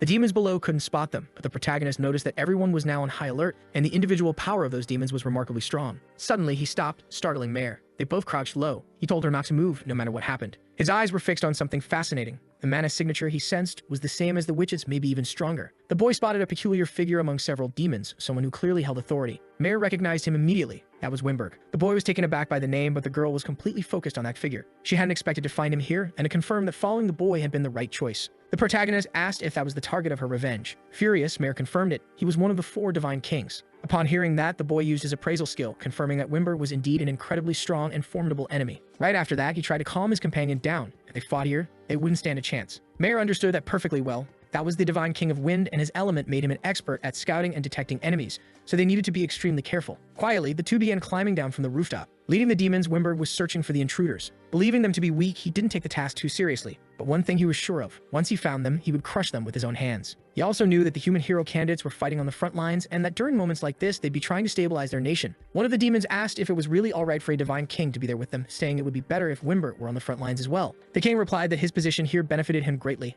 and that manual labor could be left to the other units. Using his ability, he felt something carried by the wind. Wimbert had confirmed the presence of intruders. The demon accompanying him was shocked, and the divine king explained that he'd learned their position through the wind itself. They were moving carefully, but they wouldn't be able to escape his detection. The demon was amazed that Wimbert could sense anything just from shifts in the air. It was truly incredible. Annoyed by all the praise, Wimbert ordered his troops to prepare for pursuit, though he was quite entertained by the thought that these intruders had entered the city under the witch's permission. Trying to escape the city, the boy and mare ran at full speed until he suddenly ordered her to stop. Nearby, demons were searching the area with determination. The protagonist realized they had already been located, even if the enemies couldn't pinpoint their exact position. He could feel the wind moving unnaturally for a while now. Mare mentioned that the spirits were restless. For the boy, that could only mean an elemental tracking ability was at play. The situation was turning dangerous. Mare could disrupt that technique with her magic, but doing so would reveal their exact location. He realized they shouldn't do that. Instead, they needed to keep moving. Demons were roaming through the city streets while the boy dashed desperately through the alleys. Unfortunately, they were found. Mare apologized, saying it was her fault, but the protagonist told her they could still use the terrain to their advantage. For that, though, he needed her to act as bait. The girl didn't like that idea at all. While she hesitated, the boy leaped between the walls, climbing back onto the rooftops. Mare panicked. She didn't have the agility to move like that. The boy asked if she truly wanted her revenge because crying like a child wouldn't help in this situation. After that, he slipped back into hiding. The demons soon realized the intruders had split up. Some began searching for Mare, while others went after the boy. With her staff in hand, Mare understood she only needed to act once. She'd unleash a massive fire spell. The demons, seeing that, went into a frenzy. Those who had split up quickly realized their comrades had been burned alive. In the chaos that followed, the boy appeared suddenly among them. With swift, precise movements, he began cutting down his enemies. The demons didn't understand what was happening. All they could hear were the sounds of blades slicing through the air. One of the creatures turned around, wondering what the noise was, only to see all his allies already defeated, right before his own neck met the edge of the boy's blade. Desperate, the demon called him a coward, but that didn't change his fate. Mare kept fighting, but this time she changed her spell, summoning a massive surge of water to block the advancing demons. She tried to push them back as best as she could. All she managed to do was slow them down a little, and at that rate, they'd soon catch up to her. That's when she noticed something strange. The number of demons was decreasing rapidly. One of them turned around in panic, only to be struck in the face by the knife of the boy, who had been working from the shadows to silently eliminate their pursuers. Retrieving his weapon, the protagonist thanked Mare for her effort. She had been an excellent distraction. The girl, however, was still upset about the situation, realizing how dangerously close she'd come to death. Elsewhere, the Divine King was furious. The intruders had still not been captured. One of the demons tried to apologize, saying he would send more troops immediately. But to the Divine King, that was pointless. It would only lead to more casualties. He decided to hunt the intruders down himself. Meanwhile, the boy and Mare continued trying to escape. They began to notice the wind growing stronger around them, and to make things worse, they could feel mana gathering in their direction. Mare immediately summoned the spirit of wind. At that moment, the boy realized their enemy had arrived. Hovering above the city, the Divine King was watching them intently. To him, these intruders were nothing more than lost rats. Mare looked up at Wimbert with hatred burning in her eyes. Her long-awaited chance for revenge had finally appeared before her. The boy asked if she was ready, and she answered that she'd been prepared for this ever since her life had changed forever. The two of them braced themselves for the battle that was about to begin. He whispered to her that they couldn't win a long-range fight. They would have to use everything they had right from the start and finish it quickly. Mare agreed with the plan. She immediately called upon the spirit of wind again, sending several fierce gusts toward their enemy. The demon watched carefully as the attacks approached, thinking his opponents were foolish to use wind against him. He was completely surrounded by that energy, yet every one of Mare's attacks failed to hit. Each blast was deflected with ease. The boy noticed that the demon had partially blocked his own vision with his defense. Just as he realized this, he had to dodge an incoming strike. He couldn't understand how it had been possible for the enemy to attack while hidden within that barrier. The demon had already predicted that his enemies would try to close the distance, thinking they could find an opening in his elemental control. But with his sensitivity to the wind, he would never lose. The boy understood now how dire the situation was. Even if he managed to find his opponent's blind spot, the demon's arts would stop him. But Mare was still there, and she promised she'd fix this. She used wind again, but this time with greater force.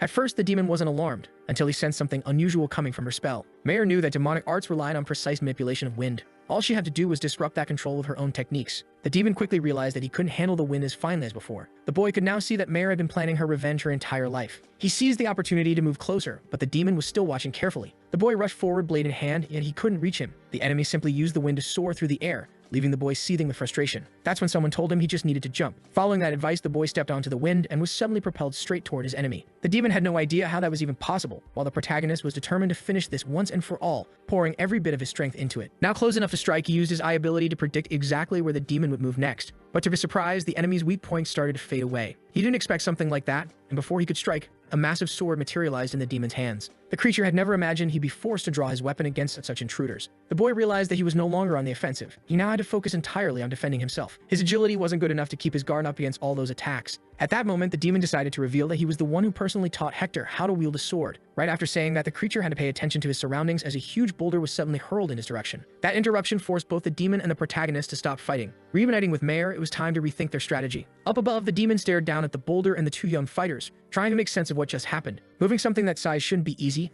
and now he realized that the elf girl could use more than one element. He remembered that the nearby elven village should have been wiped out long ago, and suddenly it clicked. These two must have been the ones who killed Hector. Fueled by rage, Mare confirmed it. With a faint smirk, the Divine King recognized her identity. The girl was a survivor from that same village. Mare told him that she'd spent the last 10 years training for this moment, just to destroy him. Recalling the day of the massacre, the demon said it had been quite the spectacle. His words caught Mare off guard, and he continued, saying how much he had enjoyed watching the elves suffer in their final moments. That raw emotion they displayed, their despair, was what drove him to keep killing, as he took pleasure in the hopelessness reflected in their eyes. Hearing that, Mare completely lost control. The protagonist had to remind her not to give in to the demon's provocations, since her abilities were crucial for their victory. Regaining her composure, Mare decided to listen to him. Now it was up to the boy to analyze every variable. He was the kind of person who would do whatever it took to win. The demon, on the other hand, understood that his opponents were far more troublesome than he'd expected, and that the human he fought was still standing, something that shouldn't even be possible. There was only one explanation. That boy must be one of the summoned candidates. With his eyes glowing, the protagonist said they were being underestimated in this fight. The Divine King replied that he always kept the strongest warriors of enemy nations in mind, and that red-eyed boy wasn't among them. That could only mean one thing: he wasn't from this world. Floating above them, the demon realized he still had the strategic advantage. There was no need for him to rush. The protagonist, however, knew he'd only had about 3 minutes left before the power of his eyes would fade, and once it did, victory would become impossible. Mare then told him she had an idea for how they could turn the tide of the battle. Knowing that she might actually be useful, the boy told her not to slow things down. Offended, Mare snapped back that she should have been the one saying that. The demon, meanwhile, grew irritated at how casually his enemies were talking in the middle of a fight. With fury burning in his eyes, the protagonist declared that they were going to launch their attack, while the demon, filled with anticipation, was eager to see what they could do. Using her wind abilities, the girl hurled the boys straight toward their enemy. At the same time, she used her earth manipulation to summon additional spirits, launching several massive boulders in the demon's direction. Seeing the incoming assault, Wimberg didn't feel threatened. He used his own wind techniques to defend himself, controlling the air to neutralize every rock that came his way. But that was just a diversion. In the very next moment, he was forced to defend himself against a precise strike from the protagonist who had closed in while he was distracted. Still on the ground, Mare hadn't stopped her offensive. She altered the course of the boulders midair, catching Wimberg from behind. He hadn't expected that possibility at all. His only option was to dodge. But even then, Mare didn't let up. Wimberg's expression shifted to one of shock as his magical formation was shattered by the barrage of rocks. The protagonist finally saw an opening. He was about to drive his blade into the demon's chest. The demon had to act instantly if he wanted to survive. Blood splattered into the air as Wimberg realized the strike hadn't been aimed at his heart, but at the hilt of his sword. The boy seized the moment, disarming him and claiming the weapon for himself before quickly retreating. Wimberg glared at the boy in rage, only to be struck by more of Mare's boulders. The demon was surprised that their strategy had worked at all, though he made it clear that someone of his level wouldn't be defeated so easily. Mare was terrified. Their coordinated attack had been perfect, yet the enemy remained unscathed. But to the protagonist, everything was still going according to plan. Mare had mentioned that Wimberg's wind technique, while powerful, had a weakness. It couldn't handle heavy attacks from the earth element. If they couldn't break through his defense, she could still use her wind magic to disrupt his control over it. The boy knew Mare had spent her entire life preparing for this moment. Even so, their combined techniques still weren't enough. Resolutely asked her for just one thing: to create another opening for him to strike. Now that he had stolen Wimberg's weapon, his determination flared even stronger. With that sword in his hands, his next attacks would be far more devastating. Mare wanted to know what he intended to do. Trying to provoke him, Wimberg said he wasn't a swordsman and couldn't possibly win just because he'd stolen the weapon. But the boy, completely unfazed, stated that things were going to unfold exactly as he said. He charged forward again, only to be met with a barrage of wind spears. Now armed with the demon's sword, he managed to block every single one of them. His eyes tracked the path of each attack, allowing him to close in once more. Wimberg was shocked. He barely managed to defend himself, and now he could no longer follow the boy's movements. The protagonist had fully taken the offensive. He pressed the attack relentlessly, giving the demon no time to react. Seeing the chance, Mare called upon the wind spirits again, throwing Wimberg off balance midair. The demon couldn't comprehend how these humans were managing to fight with such precision.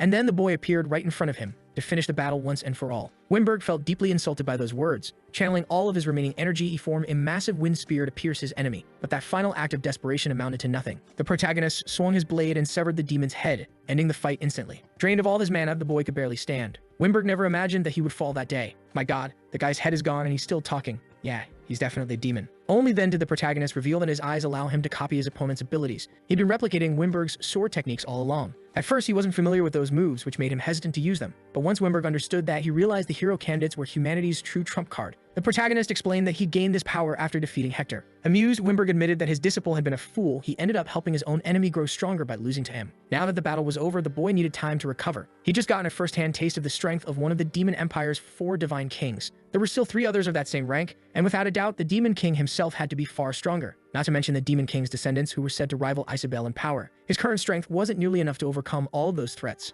As he was deep in thought, he noticed Mare walking toward him. She wanted to make sure the demon was truly dead. That's when the boy asked her how she felt now that she'd finally gotten her revenge. She said that after everything, she didn't feel anything at all. She risked her life to reach this point, and now that it was over, she just felt empty, but still relieved in a way. The people of her village had finally been avenged, and she was free from the past that had haunted her for so long. The protagonist admitted that having her by his side was invaluable. Without Mare's help, he never could have defeated Wimber. That feeling was mutual. She knew her revenge was only possible because of him. Because of that, she thanked him. He'd helped her fulfill one of her lifelong dreams. The boy brushed it off, saying it was just coincidence, nothing worth so much gratitude. But Mare didn't agree. She was content with the choice she'd made to follow him. If not for this journey, she admitted she probably would have lost control and rushed to her death without meaning. The protagonist asked what she planned to do now. She hadn't thought about it and confessed she felt lost. He told her that she should create new goals for her life. After all, elves lived for a very long time. Still, since she was half human, she wouldn't live as long as her master. For now, she decided to continue traveling with him. He asked if she was sure about that, since his goal was to defeat the Demon King. But to her, that was exactly why she should stay. If the Demon King fell, there would be fewer people like her,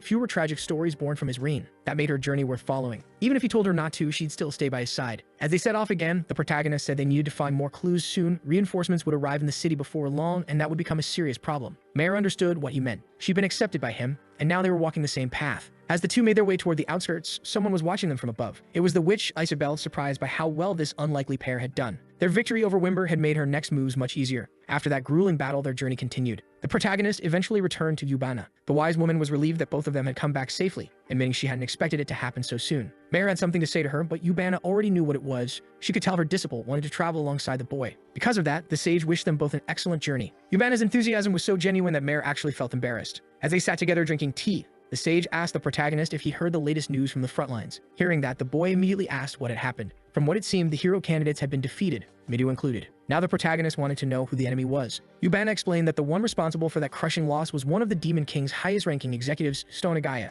Mare guessed he must be just as strong as Wimberg had been, which made him an extremely dangerous opponent. The boy, however, wanted to know whether his former companions were still alive. Yubana told him that somehow they had managed to survive, but their defeat had completely shattered their morale. Because of that, the protagonist wanted to understand what would happen from here on. His goal was still to defeat the Demon King, and to do that, he needed to gradually weaken the enemy's forces. Mare asked if the other hero candidates were as powerful as he was. The boy said he couldn't say for sure, but even if they possessed great strength, it wouldn't matter much if they couldn't use it properly. Back at the human fortress, several soldiers were being treated, including the hero candidates. Midu tried to reject the excessive attention, saying his companion shouldn't use her healing technique for too long. She knew that, but insisted on helping everyone as much as she could. After saying that, she went back to focusing her energy on healing Midu's wounds. During that battle, thanks to Heinrich's auxiliary forces, they had managed to retreat safely. Still, the injuries suffered by his team were severe, and the worst of all wasn't physical but psychological. After their defeat, the hero candidates were in shambles. Midu was deeply frustrated, blaming himself entirely for what had happened. High above in the Arliss fortress, Stonagaya was surveying the perimeter. Far away, someone had already located him. It was the protagonist using his AliExpress grade eyes. Mare asked how he could see things from such a distance. The boy explained that ever since his appraisal skill leveled up, it had been providing him with extra benefits.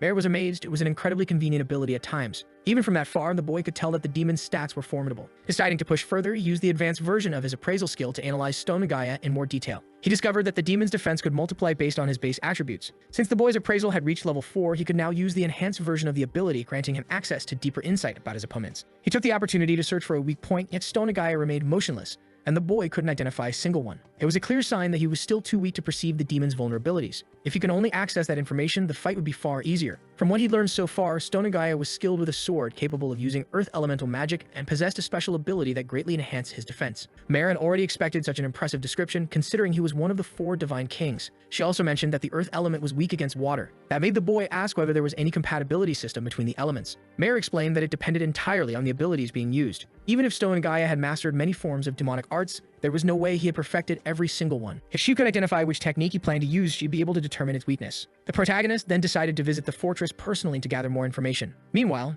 not far from there, Midu stood staring at the horizon. He wondered what would happen if the protagonist were there, but quickly pushed the thought away. He had already taken it upon himself to bear the responsibilities of the heroes. His companions had gathered around him that day, wanting to know what was on his mind. Raina pointed out that he kept trying to shoulder the burden of everyone all by himself, which only made the class representative even more uneasy. The blonde boy told him not to make that kind of face. Then the short-haired nerd reminded him that he wasn't alone in that fight. Midu was surprised that his companions still trusted him after everything. At that moment, Rina stepped closer, asking if they shouldn't act together like before. As she passed by Midu, she told him he was really an idiot sometimes. Right after that, the blonde boy wrapped an arm around his shoulders, saying he needed to trust his friends more. Midu was still confused by everything happening around him. The truth was, he had never thought about depending on those people before. The blonde boy said that everyone had been getting stronger, which was exactly why Midu shouldn't carry the weight alone. After hearing those words, Arashi decided to join them as well, and several other students came along with him. Arashi wanted to know why Midu had such a pathetic look on his face, since they needed to recover and crush their enemies. The class representative was stunned by Arashi's sudden appearance, which only made the guy more irritated. After all, he hated realizing during the battle that their strength hadn't been enough. That's why he was now waiting for Midu's command so they could go back and destroy that enemy. The blonde boy and Amire were both shocked to see the tough guy cooperating like that. Feeling his spirits lift, Midu asked everyone to work together to defeat that enemy. That renewed determination was exactly what Arashi had come to find. While everyone was talking, a girl watched them from afar. Rin felt relieved to see her classmates, finally cooperating again after such a long time.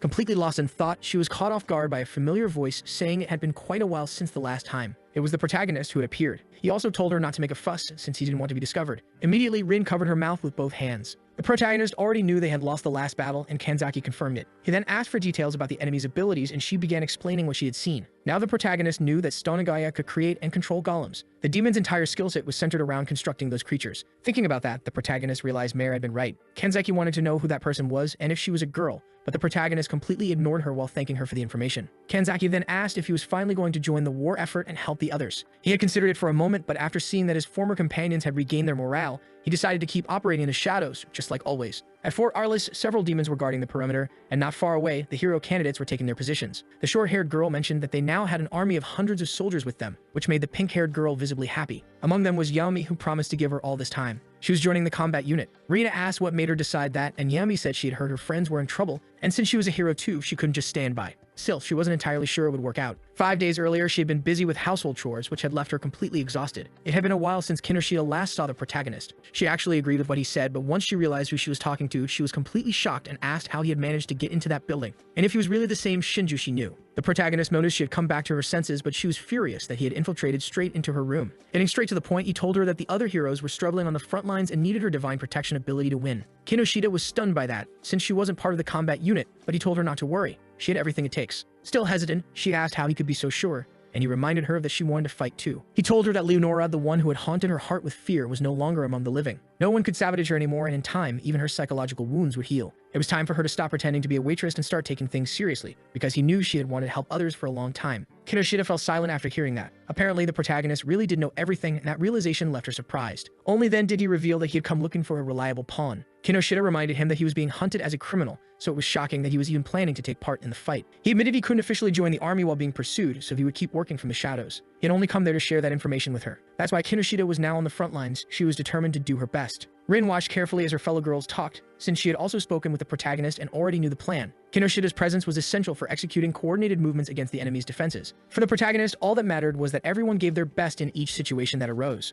He also wanted to see how much his classmates had grown in his absence. He told her to pass that message along to Midu, and she promised she would. As she was thinking about it, someone called her name. It was the class representative approaching to go over the strategy once again, since losing this time wasn't an option. Rin fully understood that. Soon, all the students were gathered, discussing the strategy in detail. Watching the group closely, Mare asked the protagonist if his plan wasn't much more refined than theirs. He replied that people can't grow if they're always in comfortable situations with someone telling them exactly what to do. He needed to strengthen his allies. Among them, there were powerful people who simply didn't know how to use their abilities properly. That's why he planned to help them as little as possible. Just small hints here and there, because the most important part of battle was learning to act on instinct. The fortress was still heavily guarded by demons, but the human army could already be seen approaching. Finally, the time for the assault had come. The captain ordered the troops to advance. The demons were preparing to fight and were confident of victory. The captain knew they needed to clear a path so the hero candidates could breach the fortress, but the demons wouldn't make that easy. A fierce battle erupted, and in the middle of that chaos, the heroes began carving their way through. Midu led the charge at the front, spotting the tower where Stonagaya was waiting. The demon smirked at him mockingly, as if he had been expecting those children to arrive all along. Stonagaya called out to them, radiating confidence as he declared he would win once again. The massive gate was still closed, but it was immediately blown apart by Arashi's ability. Alongside him were the other hero candidates, and Stonagaya was already waiting for them with his golems. Midu wasted no time, ordering everyone to put the plan into action. Watching everything from the shadows was the protagonist. The hero candidates were determined to win this battle.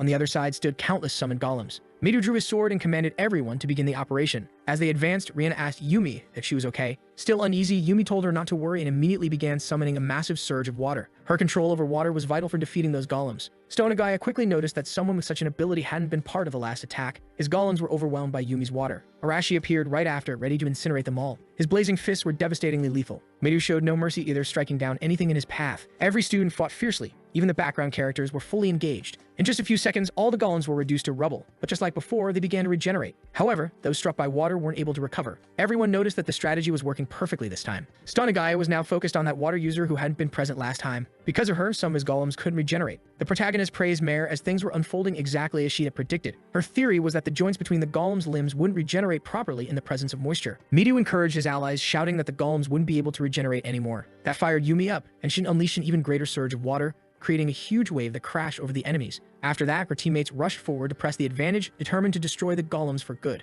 Stonagaya, though, grew even more excited. The strategy against him was effective, but he still remained defiant. After drawing several magic circles on the ground, he declared that his golems were nothing more than expendable subordinates. Then, lifting multiple massive rocks into the air, he said he would show them what true power looked like, hurling all of them at the hero candidates. Before they could be hit, Mary stepped in front, using her telekinesis to stop the barrage of boulders. Stonagaya was shocked to see someone capable of overpowering his control over stone. While he was still processing that, Rin used her domination ability directly on Stonagaya's body, immobilizing him completely. She was a master of restraining techniques. That gave Arashi the opening to unleash his fury, but before his flames could hit, a thick wall of earth rose up, blocking his attack. Even though the strike was powerful, it wasn't enough to break through. The demon was pleasantly surprised that his defense was stronger than the boy's flames. What he didn't realize, however, was that Midu had used instant movement and now stood behind him, sword poised. He struck a lethal blow at Stonagaya's back. The demon reacted swiftly, parrying the attack with the blade in his hand. Even so, the hero candidates pressed the assault relentlessly. The nerdy girl launched the boulders back at their summoner, while Narumi used her wind manipulation to amplify the force of the counterattack. Stonagaya was completely surrounded. No matter where he looked, attacks were coming at him from every direction. Even so, none of their attacks were able to pierce his defense. Seeing that, Yami acted once again, manipulating water against the creature and striking its barrier with a massive surge of moisture. Stonagaya, now completely cut off from the outside world, felt something was wrong.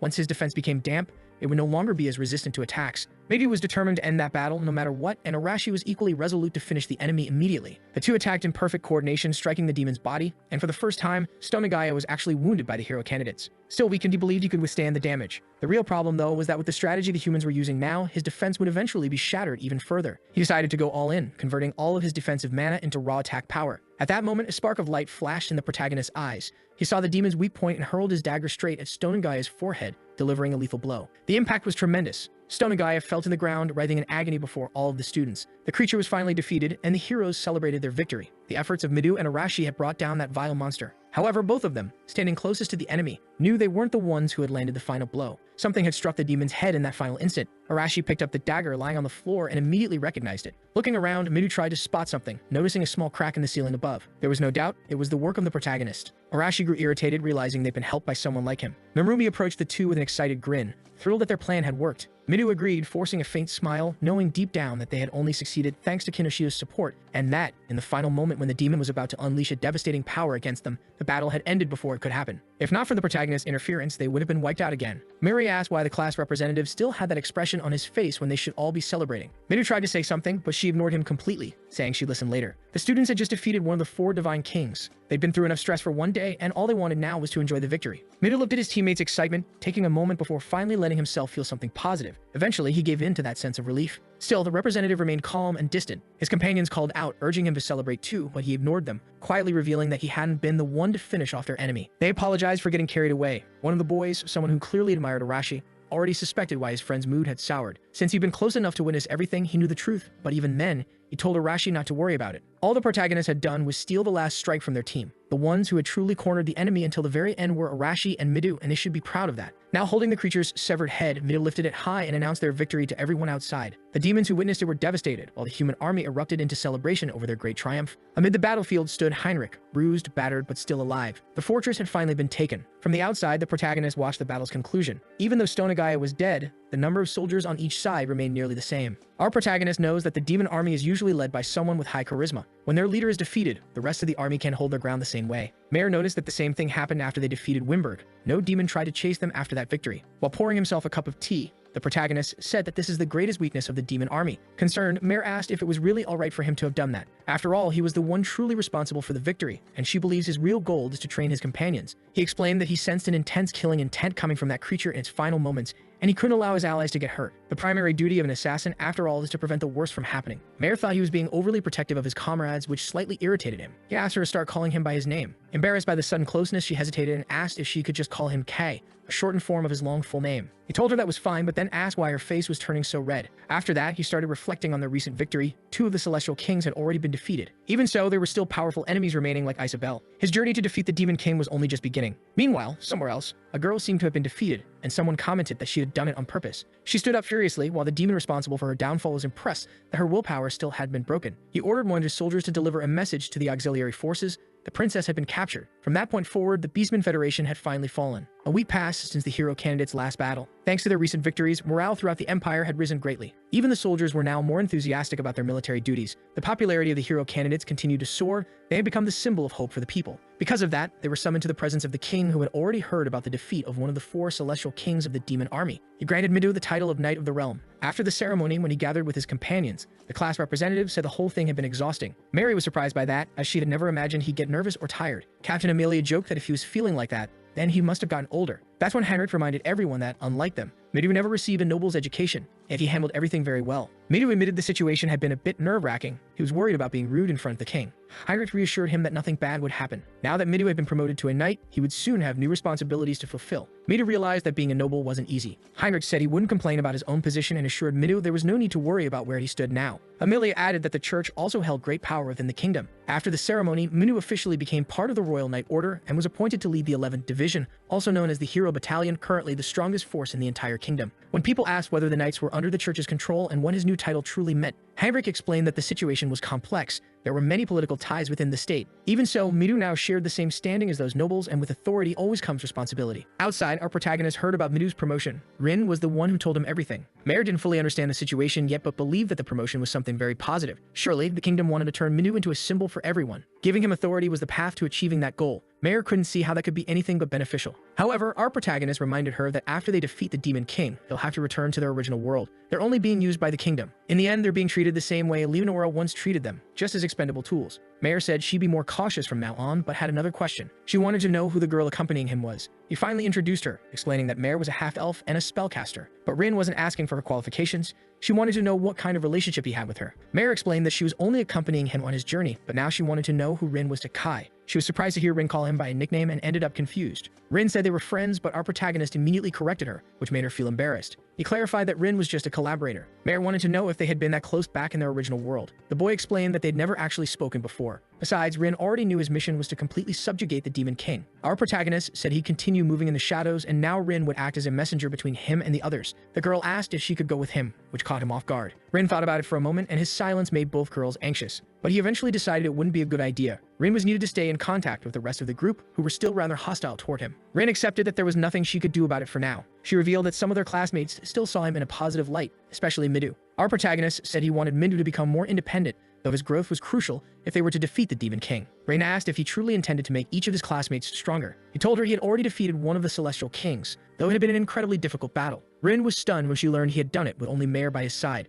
Mayor added that the fight had been extremely close. They had barely won. Rin was astonished by this, knowing that their victory over Stone and Gaia had taken the combined effort of everyone. The half-elf girl traveling with the protagonist definitely didn't seem ordinary, and it made Rin feel increasingly useless. Our protagonist said there were still beings far more powerful than the Celestial Kings, ones they couldn't possibly defeat right now. That's why he asked Rin to closely observe her classmates' progress. He'd contact her again soon. The girl accepted his orders. As he turned to leave, he told her he was refining his own way to defeat the Demon King, and that it would be her job to relay that information to Midu. After that, he called for Mayor to follow him, leaving Rin alone in the forest. With her current strength, she couldn't do anything, and in that moment, a new determination began to grow inside her heart, the will to become stronger. Now that one of the Celestial Kings has been defeated, the humans have launched a full-scale offensive. With the collaboration of the hero candidates, now part of the 11th Division, the army's morale has risen greatly. As a result of this campaign, several fortresses have been reclaimed, and the city of Neutrate has finally been liberated. All of this was made possible not only by the fall of Stone and Gaia, one of the demon commanders, but also by the defeat of Wimberg, who had been responsible for the Demon King's army logistics. However, this last part remains completely unknown to the army of the Holy Kingdom. Thanks to their string of victories, celebrations have become routine.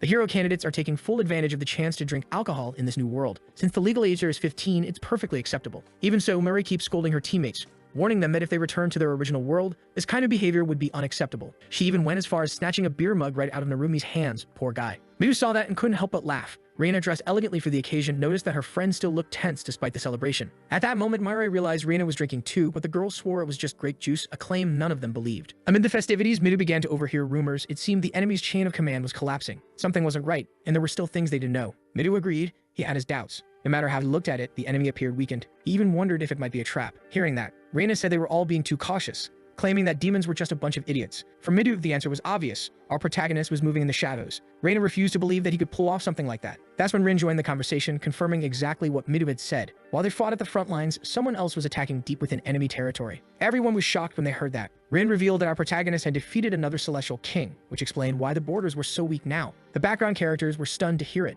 Midu, on the other hand, wasn't surprised at all. He expected something like this from that guy. Narumi, after processing the information, realized just how much of a monster the protagonist really was. Reina, however, refused to believe any of it, calling it slander. She asked Arashi for his opinion, but he was too busy enjoying the banquet food. Even so, he remembered the dagger he found during the last battle. With that in mind, he simply said he didn't care how the discussion ended. Miri was also frustrated. Even if it were true, she still couldn't forgive him. Now she joined Reina in badmouthing the guy, while Midu moved closer to Rin to gather more details. Rin didn't have much more to share. All she knew was that he was using his own methods to infiltrate enemy territory and get closer to the Demon King. Our protagonist had been doing this every single day, fighting deadly creatures that all wanted to tear him apart. He was skilled and ruthless. A monstrous hand lunged toward his face, and under such relentless attacks, it seemed like he wouldn't make it. But fortunately, a fire spell erupted, burning his enemies to the bone. He told Mare not to do anything reckless, but she had only intervened because he'd been in danger. He thought he'd already learned to control his mana, but the truth was he still couldn't properly use even basic magic. Mare explained that his element was extremely rare. Very few people could master lightning, and it was one of the hardest to perfect. If he had divine protection like his classmates, things would have been much easier. Even so, through relentless training, he managed to wield that power barely. Mare pointed out that he hadn't been able to unleash it with full intensity because he was distracted by the enemies surrounding them. That's why magic shouldn't be used in close-range combat. It requires far too much focus. But our boy is an assassin, so he has to fight up close. Mare suggested that he first learn how to use magic properly in the traditional way before trying to perfect his own methods. Our protagonist knows he has to grow stronger because in his current state, he has no chance of defeating the Demon King. Still, he complimented Mare on her skill as a teacher. She really absorbed a lot of knowledge from Yubana. The girl became embarrassed by the praise, but a moment later, our protagonist suddenly went on alert. They were completely surrounded by dangerous creatures, all eager to tear off a piece of him. And instead of fear, excitement flashed across his face. Training was about to begin sooner than expected. Since this was a training session, he began gathering lightning in one of his hands. Using his new attack, he unleashed it on the monsters around him. Bolts of electricity struck the beasts, but the result wasn't fatal. It only disoriented them for a few seconds. He realized he still needed to refine his technique. The damage output was too low. As he was thinking that, one of the creatures lunged at him, but its strike hit nothing but air. Taking advantage of the opening, he moved swiftly and threw multiple daggers, each one finding a vital point. The remaining monsters were now terrified. Given the situation, it was more effective for him to channel mana into his daggers and throw them. That approach was deadly. Suddenly, one of the monsters tried to attack from behind. With his incredible agility, he spun around and sliced off its head. Grabbing onto a tree branch, he took a brief moment to collect his thoughts, only to notice more creatures rushing toward him with killing intent. He let mana flow through his entire body, and the moment they reached him, their bodies were turned into a scattered mess of limbs. Still watching carefully, he noticed one monster trying to topple the tree he was on, slamming its trunk repeatedly. Unfortunately, there were too many of them. The tree came crashing down, forcing him to move fast. Before him stood a massive army of monsters, all focused on tearing him apart. But among them, one stood taller than the rest and immediately caught his attention. That one must be the leader. With his dark eyes glowing, he decided that this creature would be his next test subject. Mare, exhausted, summoned her flames, realizing there was no end to the onslaught. The poor monsters were completely obliterated by her fiery spells. Panting, she told him they needed to leave, that it was impossible to stay here any longer. He agreed. That was more than enough training for one day. The path ahead of them was littered with bodies and broken pieces. Both he and Mare pushed forward, trying to escape. The girl complained about her exhaustion, while he noted that beyond their overwhelming numbers, those creatures were also at a very high level. Clearly, this was not a place where humans could survive. Mare explained that the demon folk were capable of controlling monsters with low intelligence, which made this region perfect for them. Finally, our protagonist understood why humans had never settled here. As they moved deeper through the forest, something caught his eye. Beyond the trees, he could see the true demon territory. The air itself was thick with a dangerous mist and crawling with monsters. Meanwhile, elsewhere, his companions were pressing deeper across the enemy borders. They had finally reached that perilous land, a land filled with monsters. For the first time since the offensive campaign began, the situation had taken a turn. The creatures here were truly dangerous. For the knights and hero candidates, they weren't much of a threat. But for the regular soldiers, it was a massacre. They were being completely wiped out. The captain tried her best to keep everyone's spirits up, while Heinrich already knew it was only a matter of time before they were completely surrounded. They were under attack from both demons and monsters. Mindu, on the other hand, realized this had to be the work of a high-ranking demon. His eyes locked onto a girl with horns. She was the one responsible for defending this territory, and she would do it with absolute devotion. No matter how many monsters she had to send to the front lines once the humans were exhausted, she would unleash her own army to finish the job. Seeing the demon army approach, the soldiers began to panic. Mindu told Captain Amelia they needed to retreat immediately. She agreed and relayed the order to the troops, leaving behind only the bodies of those who hadn't survived. For the demons who arrived afterward, the victory couldn't have been easier. They had acted under the command of Elsa, a very cautious and strategic individual. Thanks to her, this battle ended effortlessly. One of the demons mentioned that the war against the Beastmen Federation had already been won and that soon they would turn their focus solely to the humans. The victory over the Beastmen had been easy, but the same couldn't be said for the humans who had already managed to defeat 2 of the 4 divine kings. Hidden among the bushes was our protagonist. Mayor was shocked by what they had just overheard from those soldiers. For him, though, that was valuable information. They needed to gather even more of it. Back in the city, the atmosphere had changed drastically. Many church priests were overwhelmed treating the wounded soldiers, while the heroes gathered with the army's high command. Since their last defeat, every territory they had reclaimed had been lost again, according to Captain Amelia. Now, she wanted to know if any of the knights had suggestions. None did. An elderly man pointed out that they needed to deal with the approaching monster hordes. Another officer said he never imagined demons could resort to such deceitful tactics. He suspected this had to be the doing of a powerful, high-ranking demon. Heinrich noted that recently the enemy forces had shown no real strategy in battle, until now. Something had changed and they'd started delivering heavy losses. Someone very clever was clearly orchestrating this. Mighty was certain it was the work of a demon. One of the knights reported that his men had gathered intel suggesting there was a commander within that forest leading the enemy troops. If they could force them out of the forest, the battle might turn back in their favor. Captain Amelia understood that advancing the entire army through dense forest terrain was nearly impossible. The other knights agreed that reorganizing their forces was the best option for now. Although they'd seen success reclaiming certain territories, the recent defeats had been devastating. Initially, their primary goal to retake lost lands had been achieved, but now that morale was crumbling, maintaining that pace of victory would be difficult. In the middle of that discussion, Myre reminded everyone that their ultimate duty was to defeat the Demon King. But the knights all knew that was far easier said than done, so the captain asked if she had any concrete ideas. A bit embarrassed, Myre suggested expanding the army. However, the captain explained it wasn't that simple. Sending a larger force would only slow their advance. Medio, meanwhile, pointed out the real danger, the growing number of casualties. He didn't want to see any more soldiers lose their lives. Since the issue lies in the army's strength, he suggested focusing on their elite forces. The captain agreed, but pointed out that even if they searched the entire kingdom, they wouldn't find soldiers better than the ones already on the front lines. If the goal was to strengthen the troops, they'd have to focus on training them further. It would take time, but it was the only realistic solution. Everyone seemed to agree on that. Now, Minu finally understood why his mind had been so exhausted lately. The goals of those people and his own were completely different. The people of the kingdom were focused on maintaining the current state of affairs, while the heroes wanted to destroy the Demon King, no matter the cost. Heinrich noticed the hesitation in the boy's eyes and asked what he thought about all of it. Mita realized it could take years before they'd be strong enough to defeat the Demon King, but he wanted to end it as soon as possible. Amelia explained that training elite troops would take a long time, 2 years at least, even in the best-case scenario. For him, that was far too long. One of the knights agreed that defeating the Demon King was indeed the best solution, but they had already suffered several defeats, and advancing further into enemy territory was too dangerous. Still, their recent victories were already a great success. They had managed to liberate several regions. Minu was grateful, but he couldn't bring himself to feel happy about it. He and his companions just wanted to go home. Heinrich kept an eye on him, noticing his discontent throughout the meeting. When it finally ended, they left the hall together. The captain understood how the boy felt, but Amelia's judgment was based on the current state of affairs. They needed greater political influence to overcome this situation,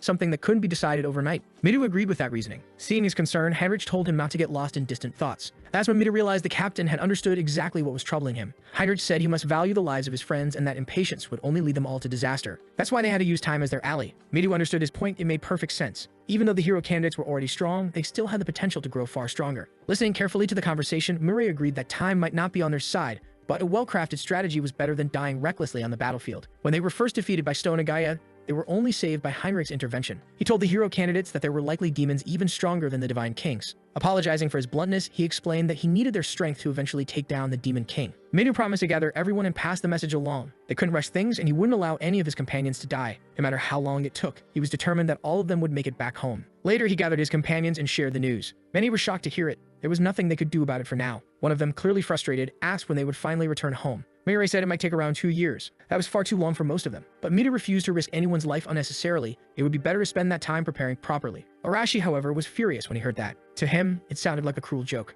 Mido explained that he wanted to defeat the Demon King as soon as possible too, but their goal and the kingdoms were not the same. Then, full of determination, he asked Arashi if what he truly wanted was a reckless assault with just their group alone. And that was exactly what Arashi wanted. To him, the kingdom was no Uli. Those nobles only saw them as tools to be used. But to Midu, that reckless strategy would bring everyone to ruin. They couldn't keep fighting without the kingdom's support. Arashi disagreed, saying they could win using guerrilla tactics. Their objective wasn't to destroy the enemy army, only to kill the Demon King. Midu understood the idea but saw it as a huge risk. People would definitely die if they tried that. Arashi, however, argued that they couldn't lose sight of their goal. Even if it was dangerous, they couldn't back down out of fear. Midu said he wouldn't let anyone die, which was exactly why he shared what he believed to be the best course of action. Furious, Arashi called him a coward and swore he'd open his eyes through force. Enraged, Midu raised his sword and shield, blocking Arashi's blow completely. The other students nearby were stunned by the sudden fight. Midu told him they should defeat the Demon King together. They had already struggled immensely to take down just one of the Divine Kings, so they should be training, not fighting each other. Arashi ignored him completely, and before they could continue, both of them were suddenly restrained. Chains coiled tightly around their bodies. Rin was the one who cast them, demanding that they calm down before they ended up destroying the castle. Midu apologized, admitting he got carried away. Arashi shattered the chains with his bare hands, visibly furious, which shocked Rin since she had poured a huge amount of mana into that spell. To Arashi, the best way to grow stronger was through real combat, and he was sure Midu understood that too. As the argument continued, Murray spoke up, saying she sided with Midu. Rin agreed, supporting a more cautious approach. The others, who had been unsure, finally admitted that staying in that world wasn't so bad. It was far better than dying a pointless battle. Korei, however, took Arashi's side, which surprised Rina deeply. The truth was that Korei completely understood what Arashi meant. She too wanted to go back home as soon as possible. Yumi said she felt the same way, and with tears in her eyes, confessed that she'd left behind only her mother, who was already frail and sick. She worried about her health every single day. The boy, who supposedly loved his Trembolona, also agreed that returning home was urgent. He'd been abandoned by his parents, and the only person waiting for him was his little sister. Another girl confessed she wanted to go back immediately as well, though not because of any tragic story. She simply came from a normal family and didn't want them to wait 2 long years. After that collective outpouring, Midu realized just how complicated everything really was. Among them stood Narumi, whose reason for wanting to go back was to reunite with his many girlfriends. Slowly, the discussion turned into a heated argument. The students, once just background characters, were now split between following Midu or siding with Arashi. After hearing everyone out, Arashi made his final stance clear. There was no point in continuing the argument. He moved forward on his own terms. Anyone ready to die should follow him. And indeed, when he set off, several of the students chose to go with him, while the rest, those too afraid to risk it, stayed behind. Rina and Yumi watched the group break apart, filled with unease, especially when Korei decided to follow Arashi. Mirai asked Narumi if he was going with them, but he said he would stay neutral, acting as a bridge between both sides. Rin, uncertain of what to do, stayed silent, though deep down she also longed to return to her family. That night, the group finally split for good. Arashi asked if everyone was ready. They were leaving the place immediately, but before they could move, a mysterious voice echoed among them, saying that things had gotten worse in their absence. Arashi turned toward the sound, his eyes landing on someone he hadn't seen in a long time. Our protagonist. He wanted to know what this boy planned to do after being gone for so long. The presence of our protagonist left all the students completely stunned. One of them quickly asked everyone to quiet down so they wouldn't draw too much attention. The muscle-bound guy told Arashi to calm himself a bit, but Arashi shot back, saying he didn't have time to waste on useless people like our boy. The truth was, the protagonist agreed with that, but decided to be honest with them. He wanted their strength. Arashi was taken aback, recalling what had happened earlier, right after he'd left the meeting hall. During that whole argument, our protagonist had been watching everything through the window. Mare noticed how serious the discussion among the classmates had gotten, but for our protagonist, both sides were right in their own way. Just as Midu had said, they couldn't do this alone. On the other hand, the kingdom's approach was far too passive. Arashi had pointed about the 2-year time frame being real, but his plan was dangerously reckless. Mare asked what our protagonist would do in a situation like that. He said there were 3 possible paths to overcome the current stalemate. The first was to change the mindset of the people in positions of power within the kingdom. If they could do that, the military's strength might eventually be redirected towards supporting the hero's cause. The problem was that Midu would never agree to such a method. Hearing that, Mare asked what the second option would be. Our protagonist explained that they could take the approach Arashi suggested, using guerrilla tactics to fight against the enemy. Based on what they knew so far, mostly thanks to Isabel, the demon realm wasn't unified. There were plenty of ways to sabotage their enemies from within. But he doubted that Arashi could pull off something that complex, and Mare actually agreed. His temper would make that impossible. So she asked what the third option was. Our protagonist said he based his strategy on the information he had gathered so far. If everything went well, he could collect even more from the other factions, which would force the kingdom to take the initiative in the war. Sitting around a campfire, he shared new intel with the group. The Beastman princess had been captured. Arashi didn't understand what that meant for them. Our protagonist explained that the girl was the daughter of an important leader and had been taken by the demon army. He confirmed the information himself after, as he put it, creatively interrogating several demons. Hearing that, some of the girls looked unsettled, while others were just curious about what he'd actually done. One of the guys even seemed jealous because he was in love with Mare. Arashi, however, still hadn't connected the dots. He couldn't grasp what the Beastman had to do with the hero's situation. Some of the others, on the contrary, got excited, saying they'd love to see that new race in person, imagining they must be adorable. Our protagonist went on to explain his plan. South of their current territory was the Beastman Nation, a federation well known to everyone. Up to this point, that country had remained completely neutral in the war between humans and demons. Arashi realized that our protagonist intended to form an alliance with them, but scoffed at the idea, saying the Beastmen were nothing but cowards too afraid to stand against the demons. Mare said those tribes' soldiers were stronger than they imagined. Their physical abilities and senses are extremely enhanced. If that's true, Arashi couldn't understand how they'd stayed neutral during the conflict. Mare explained that in the current situation, the Beastmen wouldn't be able to secure a victory on their own. Besides, the Demon King's army has always focused its efforts on humans, but if those two nations join forces, they might be able to achieve something unlikely. After she explained that the boy finally understood why they needed the princess, Korei suggested they simply rescue her and use her as a political bargaining chip. That was exactly what our protagonist wanted, and he already had information on some supply routes. He'd asked Arashi to act as bait, bringing destruction to those routes while he moved through the shadows. After all that explanation, one of the students wondered why those nations hadn't already cooperated despite having a common enemy. There was, in fact, a reason. Mayor said the Beastmen Federation also hated the demons because of repeated invasions. Unfortunately, humans refused to accept the Beastmen, calling them a lower subspecies. Because of that disdain, there's no alliance between those nations. He realized getting their cooperation wouldn't be easy, which is why they needed a bargaining chip. Our protagonist knew the princess was being held hostage, and that situation could work in their favor. Mayor added that the Beastmen's word was rock solid. If they were helped, they'd be willing to cooperate. When the discussion ended, the clearing fell silent. For the protagonist, the plan was worth trying. He was sure Arashi hadn't come up with anything to execute right now. Furious, Arashi complained that the protagonist's sudden appearance brought a lot of demands. Before he could keep being rude, another student asked him to consider the plan. This decision would affect everyone's lives. The others watched Arashi closely, and he finally sat down, still furious. With no other option, he asked what they should do. The hero candidate's caravan began to move out. One girl asked if it was really okay. They'd been heading south for a while, but the protagonist assured her the Beastmen territory lay exactly in that region.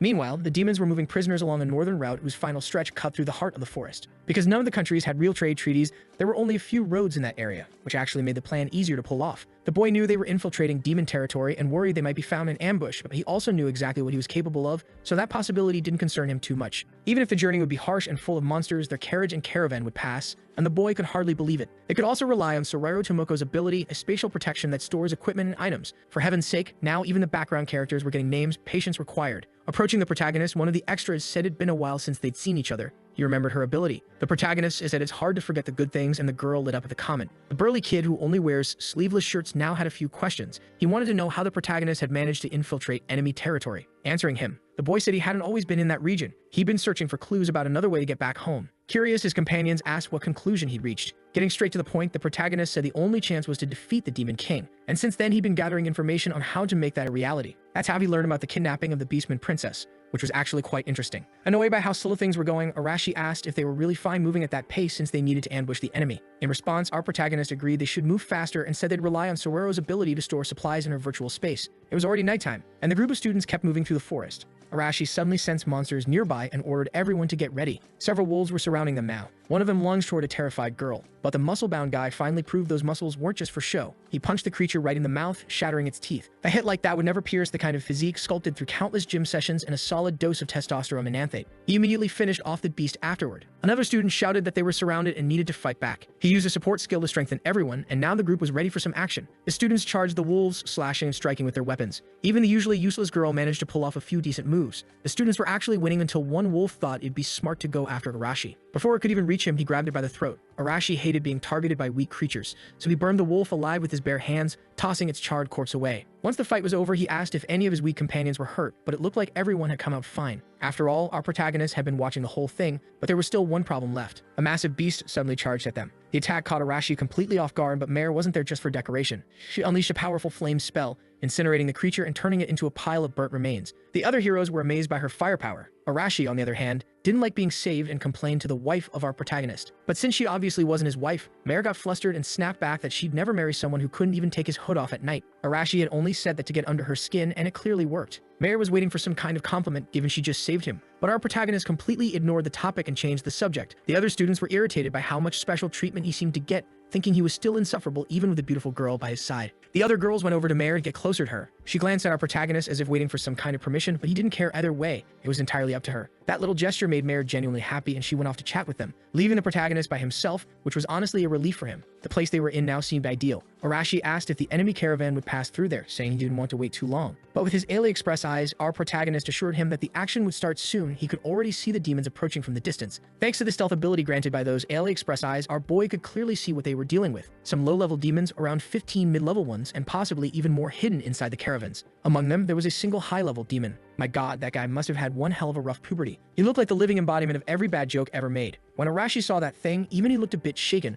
assuming it had to be the leader of the convoy. Our protagonist confirmed it and warned everyone not to underestimate him. He might not be as strong as Stone Nagaya, but he was definitely trouble. Frustrated, Arashi said he wanted to take him down himself. Our protagonist just gave him a long look, actually hoping he would. He was getting tired of saving these almost background characters. Half joking, he said that from the start, the high-level demon was meant to be Arashi's problem anyway. The plan was simple. The hothead would draw attention with his explosions, then once the enemy formation broke apart, it'd surround them. The side characters were already on board with the plan. The muscle guy's job was to collect and escort the wounded, while Mare would provide area support for the fighters. Arashi couldn't afford to lose focus. He had to deal with the enemy leader. While everyone else fought, our protagonist would sneak in and rescue the princess. Once that was done, he'd give the signal. As for the rest, every person for themselves. Whoever wanted to live better, fight, and whoever wanted to die, well, just stand still. Arashi told our boy not to worry, promising the mission would be a success. Hearing that, the protagonist couldn't wait to see if those words would actually turn out true. After all, everyone was there because of Arashi's big motivation. Some of the others were offended and said he should be more humble, but Arashi snapped back, telling those idiots to shut up. It was time to start the operation, and they needed to focus. Meanwhile, the demon Zaganda, with his intimidating stare, was keeping a close eye on the forest. He probably spent more time judging people's outfits than strategizing. His troops were whining about exhaustion. They'd been marching all day, but Zaganda barked that they'd reach their destination soon and ordered them to keep moving. The truth was, even he was dead tired, riding his prized horse imported from Dubai. His back hurt like hell, and the saddle felt made for torture. What he really wanted was to sip tea at 5 o'clock while a famous podiatrist pampered his feet. As he daydreamed about his ideal evening, maybe a soak in the hot tub, followed by an acupuncture session, he decided to check on the prisoner. He told his soldiers to stay alert while he rode ahead, but from the look on his face, the soldiers knew their boss just wanted an excuse to rest and maybe get a manicure. Inside the caravan was the beastman princess, Xena, still furious and defiant. Zaganda approached to check on her condition, informing her that they'd soon arrive in the city, where she'd be sold into slavery forever. Her people wouldn't be able to do anything to save her. Xena snapped back that the caravan was shaking horribly the entire trip and called it miserable. Zaganda didn't like that complaint at all. He told her that if her federation behaved and followed orders, she might be released eventually. But the princess spat back that his words were worthless. As long as she remained a prisoner, her people would never bow to demons. Zaganda coldly said she didn't understand her role in the war, reminding her that she was the daughter of an important leader. But Xena, fully aware of what she'd left behind, told him he was nothing but a fool if he thought such words could break her people's spirit. Her defiance made Zaganda's composure crack, and fury began to burn in his eyes. Acting on pure impulse, Zaganda grabbed her clothes, tearing the top half right off. In a fit of deranged frenzy, he decided to do something unspeakably vile, but even facing that danger, the princess didn't flinch. She watched his fat, stubby fingers reaching toward her body, and before he could touch her, a blinding flash lit up the night outside. Zaganda froze, his panic rising as he tried to make sense of what was happening. When he saw his soldiers panicking, he realized they were under attack by humans, a shocking turn of events. He never imagined enemy forces could be lurking here. More explosions followed, tearing through his troops and wiping out the weaker ones instantly. Zaganda scrambled onto his horse to save himself, barking orders for his men to counterattack at once. Soon the forest was engulfed in chaos. The candidates for hero status were proving their worth. They completely overwhelmed the demon forces. Even though Zaganda's unit was supposed to be elite, they were being crushed. Calmly stepping forward, Arashi approached him and asked if he was really a high-level demon. Drawing his weapon, Zaganda sneered and demanded to know who this red-haired brat was. Arashi refused to answer, saying his opponent wouldn't live long enough for that to matter. Furious, the fat demon shouted that humans were always so arrogant, then unleashed a massive destructive attack that blew up everything around them. The explosion accomplished nothing. Arashi had already countered, striking Zaganda, who barely managed to block with his spear. Puffing out his chest with pride, the demon laughed, saying the boy would never defeat him. His BMI was far too small. Arashi realized his attacks weren't hitting as hard as he'd hoped and quickly had to dodge a retaliatory strike. Keeping his distance, he studied his opponent carefully. The demon was strong, not on Stone Guy's level, but still powerful. If Arashi wanted to inflict real damage, he'd have to pour an immense amount of mana into his blows.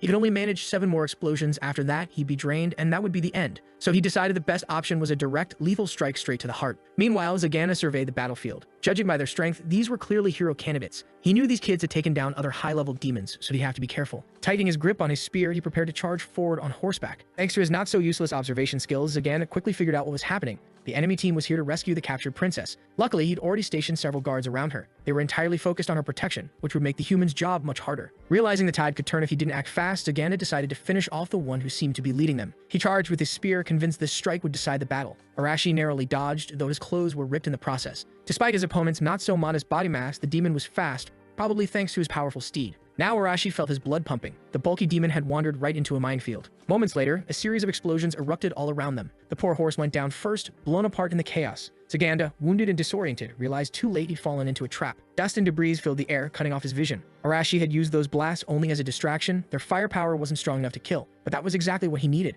Now, all he had to do was strike from the shadows with a clean, fatal hit. The only problem was that Zaganda was already anticipating his next move. Zaganda lunged forward, thrusting his spear straight at him. There was no way Arashi could dodge that in time. He took the hit square in the chest. His friends panicked, realizing the hothead was getting absolutely wrecked. Even injured, Arashi forced himself back to his feet, furious, yelling for the others to focus on their own jobs. Zaganda tried to taunt him, though deep down he was shocked the boy had managed to block that attack on pure instinct, like some kind of wild animal. Still, he'd seen enough to understand Arashi's fighting style. Anything the kid touched could explode. As long as he kept his spear in hand, victory was possible. All he needed was to control the distance. With a sly grin, Arashi realized the fool had fallen right into his trap. The fat demon charged, striking over and over with his spear. Arashi dodged every single one, and the demon grew overconfident, convinced the advantage was his. That arrogance was all Arashi needed. His hand started to glow, and he unleashed an explosion right from his palm. The fight was going exactly how he planned. He blasted the demon with an energy surge so strong it looked straight out of a classic 80s action movie. The poor oversized demon was engulfed in flames and blown to pieces. Arashi let out a sigh of relief, noticing his powers had leveled up after the battle. Mayor was impressed, somehow, the hot-headed fool had actually won. And once the demons saw their leader defeated, they went right back to being dumb beasts. The extras celebrated wildly, morale shooting through the roof. Those without names charged ahead, leaving nothing but bodies in their wake. Meanwhile, working unseen in the shadows, our protagonist had already made his move. He slipped into the caravan, where the princess was held, spotting her with her hands bound. Sina was startled to see a human appear out of nowhere. She'd asked if he'd come to save her, and he casually replied, something like that. After a short exchange, he drew his knife and cut her free. Finally, able to move again, she demanded to know what he wanted. He told her plainly he wanted the same thing the demons did, to use her for his own goals. His blunt honesty left her stunned, but lying wouldn't help anyone. Given that, the princess decided she'd rather fight than play along. In an instant, her hand morphed completely. That was partial beastification. She was about to slash his throat when he darted out of the carriage like lightning, ready to fight back. The princess lunged at him with her clawed hands, fast and fierce. Luckily, his agility outclassed hers, though her speed still caught him off guard. He was witnessing firsthand the power of a beastkin, but once he unleashed his lightning, the poor princess froze on the spot, her body stiff with electricity. She couldn't tell what kind of power that was, but guessed it had to be magic. He took the chance to knock her off balance with a kick, sending her crashing to the floor completely still. In one smooth motion, he pinned her down with a clean judo hold. Yeah, it was technically an arm lock, but if it were jujitsu, he would have done it way better. After all, jujitsu is a martial art, judo's just a sport. Our protagonist was honestly shocked by the effect of that electric strike. Thanks to him, he was able to completely disarm his opponent. Now, subdued and defeated, the princess couldn't stop wondering how a human could possibly be this strong. With the upper hand, our protagonist asked if she had any idea of the power gap between them. She had only two options: to be obedient or to obey. It was up to her to decide which one suited her best. The princess eventually agreed, realizing that siding with humans was far better than siding with demons. Meanwhile, on the battlefield, the hero candidates continued wiping out the remaining enemies. One terrified demon tried to flee, trembling as he questioned what these people even were. They were worse than monsters. Arashi gave a simple order to his companion, who made the vines of a nearby tree glow and lash out, wrapping tightly around the demon's leg to stop his escape. Now completely terrified, he was caught by Arashi, who told him to deliver a message to the demon king. Nothing personal, Arashi said coldly, but your time's up. Later that night, everyone gathered around the small campfire. The demon caravan had plenty of food, which got the group excited. After pulling off that ambush, some of them joked they were starting to feel like bandits. The princess, on the other hand, was shocked by how well she was being treated. Our protagonist noticed she hadn't eaten yet and asked why. Clearly starving, she didn't understand why they were treating her so decently. Arashi mentioned that finding good food in this world was rare and nothing compared to what they used to have back home. Our protagonist reminded her that he still needed something from her, and it'd be a real problem if she suddenly decided to die. Hearing that, the princess cautiously took a bite of the food and was immediately amazed by how delicious it was. Everything cooked by the black-haired girl tasted incredible, or so the hero candidates claimed. Mayor then asked if the princess's name was really Sina and how she ended up being captured. The girl sighed deeply, as if regretting what happened. She explained that she had run into the Demon King's army while hunting in the forest, in her people's territory, where demons had no reason to be. It was almost as if they knew she'd be there. To our protagonist, that could only mean the demons were planning to invade her country, and capturing her was just one step in their strategy. One of the girls asked if the demons intended to control the beastman's entire nation. The princess replied that the demons planned to dominate the entire continent. The question now was what the humans intended to do with her. Our protagonist told her plainly that they planned to use her as a bargaining chip. They needed the cooperation of the Beastman Federation to defeat the Demon King. It was an ambitious goal, one that left the princess genuinely impressed. But our protagonist clarified that he also had personal reasons. Until the Demon King was defeated, they couldn't return to their original world, as Arashi pointed out. Finally, the princess realized who they were, the rumored hero candidates she had heard about. After hearing the full truth, our protagonist asked for her opinion, saying her help would be far more useful if it came willingly. With surprising warmth, she admitted that she owed them a favor since they saved her. Though, as our protagonist pointed out, it had all been a coincidence. Even so, she insisted that a favor was a favor, and to purge the demons from her federation, she needed the backing of another faction. She suspected there was already a spy among her kingdom's officials. Accompanied by our heroes, Princess Sina finally managed to escape demon territory. They made their way back to the city of Neutrat. Inside the training grounds, Midu was in the middle of an intense session, pushing himself to become stronger when a familiar voice interrupted him. It was Rina. Curious and a bit annoyed, he asked what she wanted. Clearly excited, she told him that Rashi's team had finally returned and were now at the city gates. Midu froze for a moment, completely shocked by the news. At first, the soldiers didn't take their return well. To them, Arashi's team were deserters, and they demanded to know what those runaways were doing back after abandoning the kingdom. Arashi said he couldn't care less about those rules. They were never made to benefit the hero candidates anyway. Seeing that he was visibly irritated, the generic background soldiers decided to ease up a bit. Arashi told them he had no time to waste with extras and needed to speak directly with Captain Amelia. The soldier in charge refused, ordering his men to arrest the deserters immediately. Arashi really didn't want to resort to violence, but things were heading that way fast. The muscle-head of the group complained that Arashi's lack of manners was exactly what caused problems like this. Before the situation could escalate further, several chains appeared out of thin air, binding the soldiers in place. Rin had stepped in, surprised that Arashi's group had returned so soon. The soldiers couldn't move under her power, and one of them asked if she planned on becoming a traitor too. Then, the most charismatic of the bunch, good old Narumi, spoke up, telling everyone to calm down a bit. With that, Rin's chains vanished. It was no surprise. Narumi's special power was pure charisma, and just by speaking, he managed to diffuse the tension. Arashi was baffled that the soldiers listened to Narumi's voice instead of his own orders. Narumi said he was sure they had come back with something important for the city, and Arashi replied that they would discuss it soon. What mattered now was preparing a proper place for a meeting. Later that same day, Arashi finally met with the army's officials. He wasn't exactly thrilled about it, though Heinrich, ever the diplomat, stayed as friendly as usual. Some of the other knights were visibly upset. Mirai asked Arashi to tone down his attitude a bit, pointing out that his arrogance was making the atmosphere heavy. But Arashi had long since stopped caring about the customs of that kingdom. Even so, Mirai insisted he at least try to be polite, since she had gone through the trouble of gathering everyone he wanted to speak with. With an exaggerated sigh, Arashi lifted his feet off the table. It was time to start. A random soldier walked into the room, escorting the princess of the beastmen. The moment the humans saw her, they were stunned. Captain Amelia demanded to know what the girl was doing there. Sienna confirmed her identity as the daughter of one of the Beastmen Federation's great leaders. She explained that she'd been captured by demons but was rescued by these brave young men. Midu couldn't believe it. His classmates had fought demons and survived. Sienna revealed that the demons had been lurking near her nation's borders for some time. When she was captured and taken into enemy territory, Arashi's team saved her. Arashi then explained his plan to use the princess as leverage for an alliance with the Beastmen Federation, since waiting 2 years was simply too long. Captain Amelia immediately understood the strategy. She admitted they were already in the early stages of considering such an alliance but would need to consult her superiors now that the princess was in their custody. Arashi appreciated her honesty, but Amelia was clear. She wouldn't risk losing half the hero candidates over this. Heinrich stepped in, reminding everyone that these heroes were the kingdom's greatest trump card and their presence alone kept the army's morale high. Even so, Amelia agreed that forming an alliance would greatly improve their odds of winning the war. And that was exactly what Arashi wanted, an end to this conflict as soon as possible. Even so, it wasn't a bad deal for the kingdom, since the will of the people was for the demon king to be defeated. The captain said she had been rescued and well treated by the humans and hoped they would also help her people wipe out the demons still occupying the Federation's lands. Midu promised he would do his best to make that happen. But then Heinrich raised a question. He wanted to know how those kids even found out the princess had been kidnapped. Arashi explained that they'd interrogated a few demons in a rather creative way on their journey, and that answer seemed to ease the captain's mind. A week passed since that event, and fortunately, the kingdom had managed to open a line of communication with the Beastmen nation. The news filled everyone with excitement. Our protagonist, still working from the shadows, wanted to know how things were progressing. One of the nameless soldiers told him everything was going according to plan. A small caravan of 4 students was heading to the Federation to establish diplomatic relations. The leader of this expedition was, of course, Heinrich. Alongside him were a few soldiers and some administrative staff.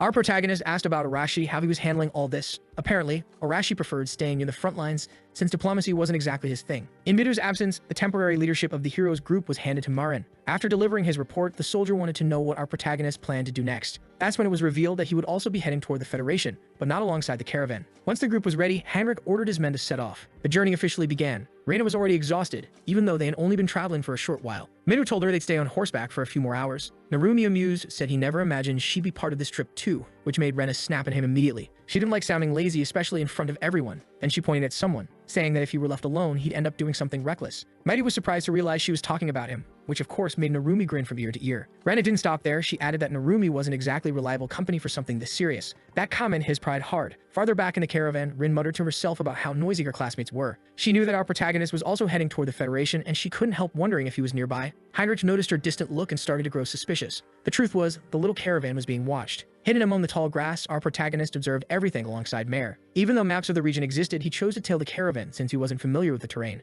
It was a safer approach. After several hours of travel, the group entered a dense forest. Rin was still on edge, scanning her surroundings constantly. Seeing this, Heinrich asked why she kept looking around so nervously. She didn't have a clear answer, saying only that she was worried about possible monsters nearby. Narubi tried to reassure her, reminding her that he and Midu were there to protect everyone, which seemed to calm her a little. Heinrich then shifted his focus to Midu. He pointed out that Arashi had returned to the city in just a few days after leaving and admitted that he still found the whole thing suspicious, especially how Arashi got the information about the princess's abduction so quickly. Midu reminded him that Arashi said he got it from interrogating some demons, but Heinrich thought the timing was too convenient, too smooth to be a coincidence. Midu wanted to know exactly what made the captain so doubtful. The captain told the group that someone out there must be gathering intelligence independently, moving in the shadows, and the look on the boy's face said it all. He was sure there were things being kept secret. Narumi realized this whole situation was getting complicated, since the captain's suspicion was actually true, and to the kingdom, their protagonist was still considered a criminal. If the higher-ups found out about their cooperation, they could all be punished. That's when Rina cut in, asking what kind of nonsense the captain liked to put inside his own head. Heinrich replied that there were still some among them who didn't really understand what was happening. Their connection to this world, considering they came from another one, was still fragile. He also knew that their protagonist was indeed operating from the shadows, the assassin of the saint. Midu asked what would happen if that were actually true, but the captain just smiled widely and said he was only joking. Still, it was obvious he was a bit of a narcissist, toying with them just to watch their reactions.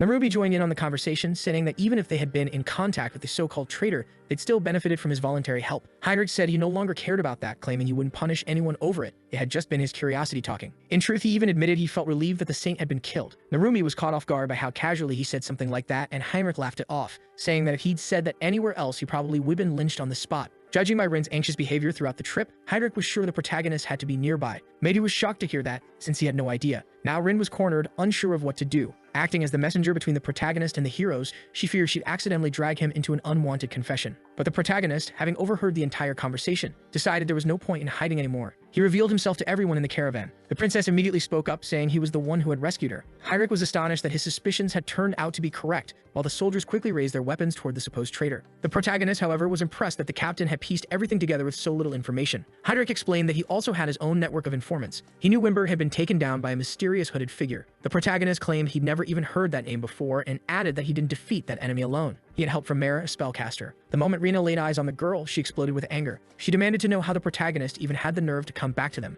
Midu tried to calm her down, but she was furious, accusing him of being too lenient and reminding everyone that they were standing in front of a traitor. Outraged, she asked the protagonist what he had to say in his defense, but he made no attempt to deny it. He admitted outright that he had betrayed them. Narumi tried to diffuse the tension with his charisma, but Rana shouted for him to shut up, then conjured a massive ball of fire aimed directly at her enemy. The protagonist hadn't expected things to escalate so fast. He glanced at Merv and noticed Rin preparing to support him as well. The fiery orb came flying his way, but he told everyone not to interfere. The moment it struck, a deafening explosion filled the area. Narumi panicked, thinking the protagonist had been reduced to ashes, but Rina was certain that if something like that had been enough to finish him off, he wouldn't have been such a problem for them in the first place. While she was still watching the smoke from the explosion, Rina was suddenly caught off guard. Our protagonist grabbed her by the clothes and yanked her down from her horse. As soon as she hit the ground, she scrambled back defensively, summoning more fireballs in panic. This time, however, our protagonist was done playing. He unleashed his lightning, completely electrocuting the agitated girl. The shock was strong enough to make her lose control of her flames and collapse helplessly onto the ground. Still paralyzed, she demanded to know what kind of power he was using. The truth was, he couldn't cast spells easily. Without divine protection, magic didn't come naturally to him. But even without talent,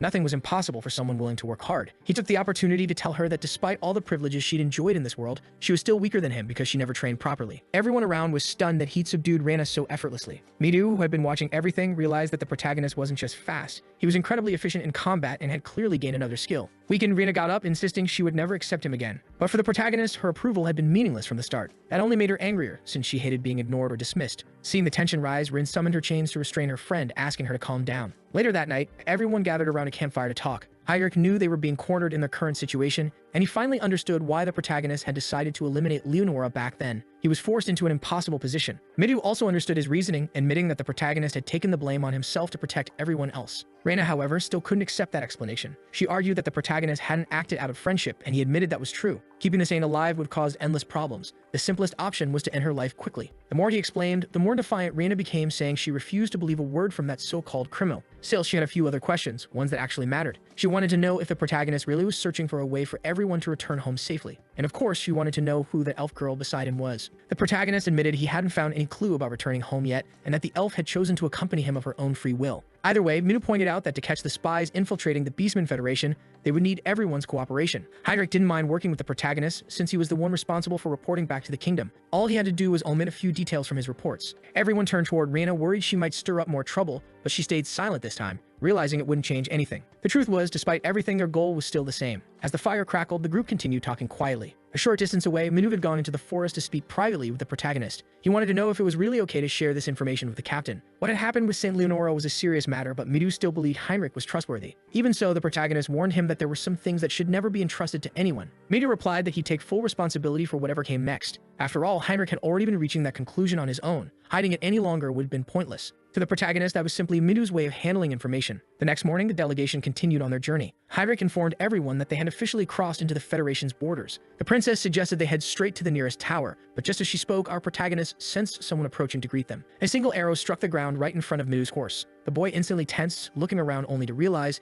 they were completely surrounded. One of the beastmen demanded to know what humans were doing in their territory. Now, every word mattered. One wrong move, and they'd be wiped out in the blink of an eye. Desperate, Midu stepped in front of everyone, explaining that they hadn't come to fight but to form an alliance. The woman leading the ambush didn't believe a single word, and the beastmen around her scoffed, calling humans deceitful and vile. Reyna quickly realized this negotiation was going to be far more difficult than expected, while Narumi, ever the optimist, tried to cheer everyone up by saying they should stay positive. Then the princess finally revealed herself, stepping down from the carriage. The beastmen froze in shock upon seeing Sheena again. She explained that the humans had rescued her, but her words were ignored. The beastmen believed the humans had taken her hostage and decided they had to reclaim their princess at any cost. The blonde beastwoman leading the group lunged forward to attack. Heinrich, understanding there was no avoiding a fight, ordered his soldiers to defend themselves but not to use lethal force. Within seconds, the battlefield erupted in chaos as humans and beastmen clashed. Our protagonist turned to Sheena and asked if she couldn't stop this before things got worse, but the princess explained that the blonde warrior wouldn't listen to anyone in her current state. She just asked that they disable her without killing her, since most of the beastmen's soldiers there were inexperienced. Knowing that, our protagonist called out to Midu, telling him it was his time to shine.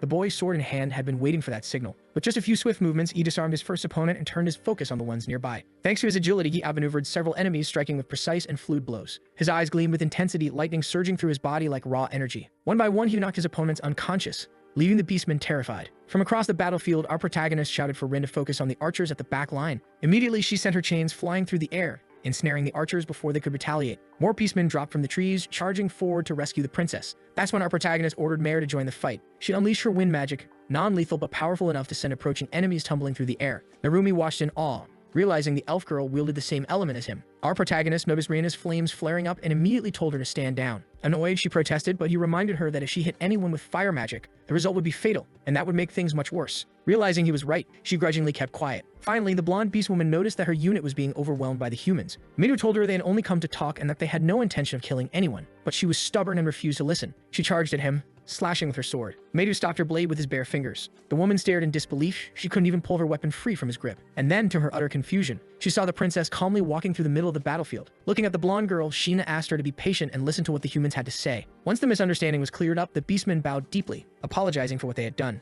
Midu, clearly embarrassed, urged them to stand, insisting that such formalities weren't necessary. The blonde warrior hadn't realized she was attacking the very people who had rescued the princess, and now she felt humiliated for her foolishness. Considering the delicate relationship between the two nations, Heinrich understood why she was acting this way. The poor girl seemed desperate to punish herself just to find some peace of mind. But our protagonist calmly suggested that if she truly wanted to make amends, she could start by becoming their guide through the region, since it was time for the two races to discuss an alliance immediately. After all, Sheena owed her rescuers a favor, and the princess confirmed that before her people, asking them to treat the humans with respect. The blonde girl accepted her words, promising to guide them to the capital. Tears welled up in her eyes as she confessed how relieved she was to see Sheena safely back in the beastmen's lands. The princess, too, was happy to have returned home unharmed. After that brief clash and tense exchange, the caravan continued toward the capital. Their mission was to establish an alliance with the beastmen. The Federation was ruled by several tribal chiefs, and all important matters were discussed and approved by the parliament located in the capital city, Mainslaya. Midu couldn't help but be impressed by the stunning architecture surrounding them. The blonde warrior apologized once more, explaining that she could only escort them this far. As much as she wanted to express her gratitude further, she couldn't go against the Empire's laws. For Midu, that was already more than enough. From there, it was up to them to make it to the capital on their own. When the human caravan finally entered the beastmen's city, their presence immediately drew attention. It was an extremely rare sight. The citizens stopped to stare, visibly irritated by the unexpected visitors. Midu tried to stay calm, taking in all that hostility around them.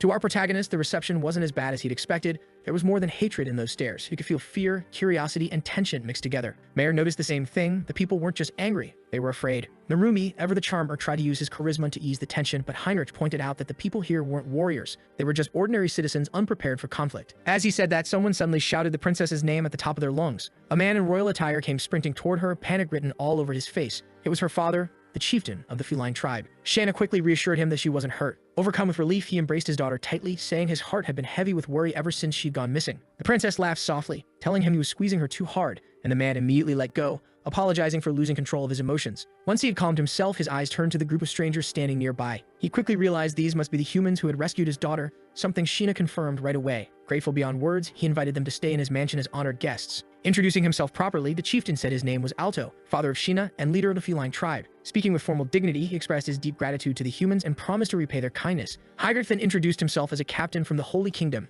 and said there was something he wished to ask. With great enthusiasm, Alto told him he could request whatever he wished. And just like that, everyone was escorted to a grand meeting room. Because of course in this story, no matter what happens, it always ends with people sitting around a table. Heinrich presented the human kingdom's proposal to form an alliance between the two nations. Alto said he owed them a favor for saving his daughter, so he agreed to the proposal. Edgar, chief of the wolves, acknowledged that the demon threat was growing and the attacks were becoming more frequent. Camilla, representative of the birdfolk, still believed an alliance with humans was absolute madness, saying they were forgetting who they really were. Max, leader of the fishfolk, agreed with her. His father had been enslaved and killed by prejudiced humans. The dog tribe's leader admitted that they owed gratitude for the princess's rescue and said they would repay that properly, but they still couldn't ignore what had happened in the past. Confused by that stance, Alto hesitated, and the dog chieftain reminded everyone it was the humans who started the discrimination, separating beast folk from those considered normal, a point Camilla and Max immediately endorsed, since they also dislike humans. Heinrich said the past absolutely couldn't be forgotten, but right now they shared the same goal, defeating the demons. Max erupted, declaring he would never cooperate with bigots. At that, Edgar called for silence. He already received word that the war's momentum was shifting. He wanted to know what kind of cooperation the humans were actually asking for. Hyre drew a long breath to lay out the terms, but Midu answered first, stating their intent was to eradicate the demon realm completely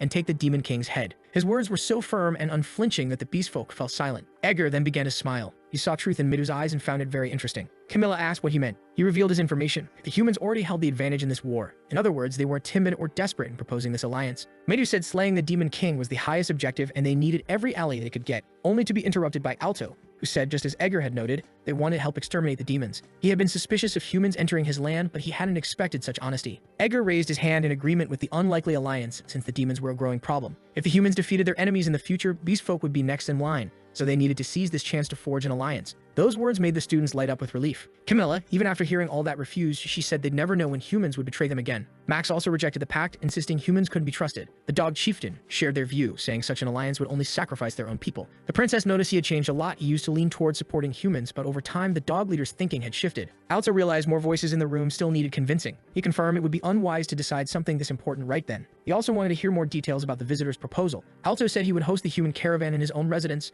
After all, they were his daughter's saviors. The princess stressed again that she wouldn't change her mind, and Max accompanied her. Our protagonist used his gaze at that table to search for the traitor. He coolly analyzed the dog chieftain, as if he particularly suspected him. After that intense meeting, the group of humans was at the princess's father's house enjoying a hearty meal. Completely drunk, Alto said it was his way of repaying their good deed. Midu, speaking for everyone, expressed his gratitude while the girls curiously asked what kind of food they were eating. It looked like arthropods. Without a second thought, our protagonist cracked open the shell of the first one and ate it like it was nothing out of the ordinary. Mare was eating some fruit instead. Apparently, elves in this world don't eat meat either. The beast folk present were already getting along with Narumi, urging him to drink more since he was such a fun person. The princess, keeping her composure, told her father to get straight to the main point. He explained to his daughter that the politics regarding their future needed to be discussed, which immediately caught everyone's attention at the table. According to the princess, the demons were getting dangerously close to the capital, something that should never have been possible. They had even pinpointed her location with uncanny precision. She was certain she'd been ambushed. One of the men might have understood if it had happened at the borders, but near the capital, that couldn't be a coincidence, or so she wanted everyone to understand. Someone insisted that if demons had infiltrated their territory, they would have noticed it long ago, but the princess quickly silenced him with a cold glare.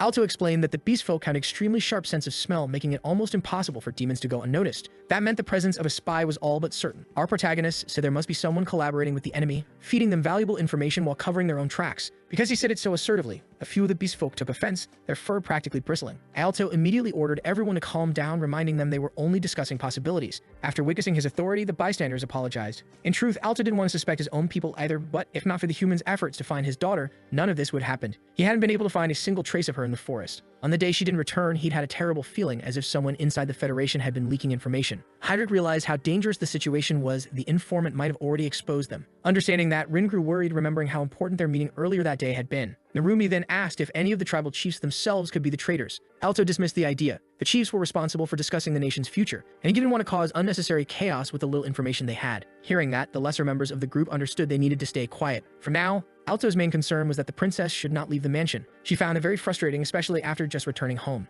Midu quickly reminded everyone they still needed to decide the fate of the alliance. A heavy silence filled the room. Alto ran a hand through his hair and apologized. He had expected his peers to be a bit more receptive. So far, only he and Edgar were in favor of the alliance. That worried Midu deeply. Without a majority of votes, they couldn't establish it. Negotiations would have to continue, persuading the other tribal leaders. Heinrich understood this perfectly and planned to use every bit of his diplomatic skill to make it happen. Later that night, our protagonist stood quietly, gazing over the city lost in thought. He was surprised when the princess approached him, asking if he wasn't tired at that hour. But our protagonist was deep in thought. He wanted to gather more information, yet he couldn't move freely in a foreign nation. The princess agreed. His scent alone would give him away immediately. So he had a favor to ask of Xena. Earlier, he had used the power of his red eyes to observe the canine leader closely and discovered that the man had fallen victim to brainwashing. When he shared this with the princess, she was immediately shocked. Our hero explained that his crimson eyes allowed him to see the status of any individual, and unlike demons or humans, beast folk weren't as accustomed to the use of magic. It was clear that what had happened to that man was the work of a demon. Only then did the princess realize that the canine leader's manner of speaking had changed slightly. He had always been in favor of an alliance with humans, so now she wanted to know if she should tell her father about this discovery. However, our protagonist relied solely on his own ability to prove his words,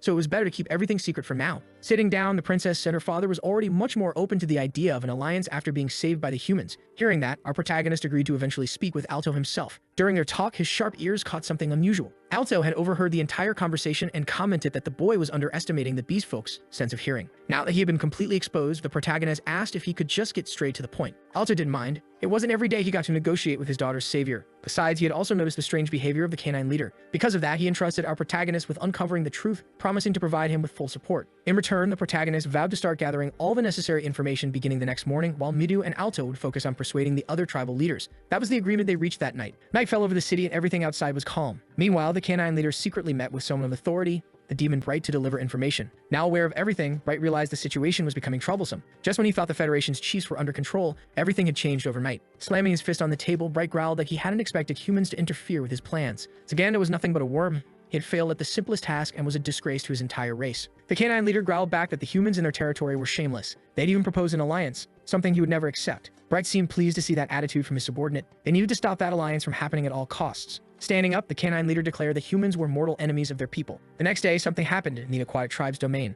The fisherman chief sat on his throne, surrounded by guards, ready to hear what Alto had to say. But from the start, he made it clear, no matter what was said, he wouldn't change his mind. Midu already knew that, but he still asked to be heard. Showing at least a bit of respect, the fisherman motioned for him to begin, which made Midu visibly happy. Then Henrik stepped forward to explain the situation of the Holy Kingdom. Afterward, they went to the home of the birdfolk leader. The guards there were openly hostile, saying humans would not be allowed to enter. Narumi was frustrated by that response, but the refusal stood firm. Even if the request came directly from Alto, they would not grant the humans access. Rin watched the entire scene quietly. She knew she could use her technique to control that man, but there was a risk. He might realize it. In the end, Narumi accepted the refusal and said they'd try again another day, which left Rin genuinely surprised. The boy knew that any complications could turn them into enemies of an entire nation, and that simply couldn't be allowed to happen. After hearing his calm reasoning, Rin felt a bit more at ease. Later that same day, the princess returned to speak with our protagonist, and things were exactly as he had predicted the night before. He wanted to know what she had found out. The girl had visited the canine territory, and the atmosphere there was disturbingly tense. They were clearly far more hostile toward humans now, and the soldiers seemed restless and on edge. It was obvious they were plotting something against the human visitors.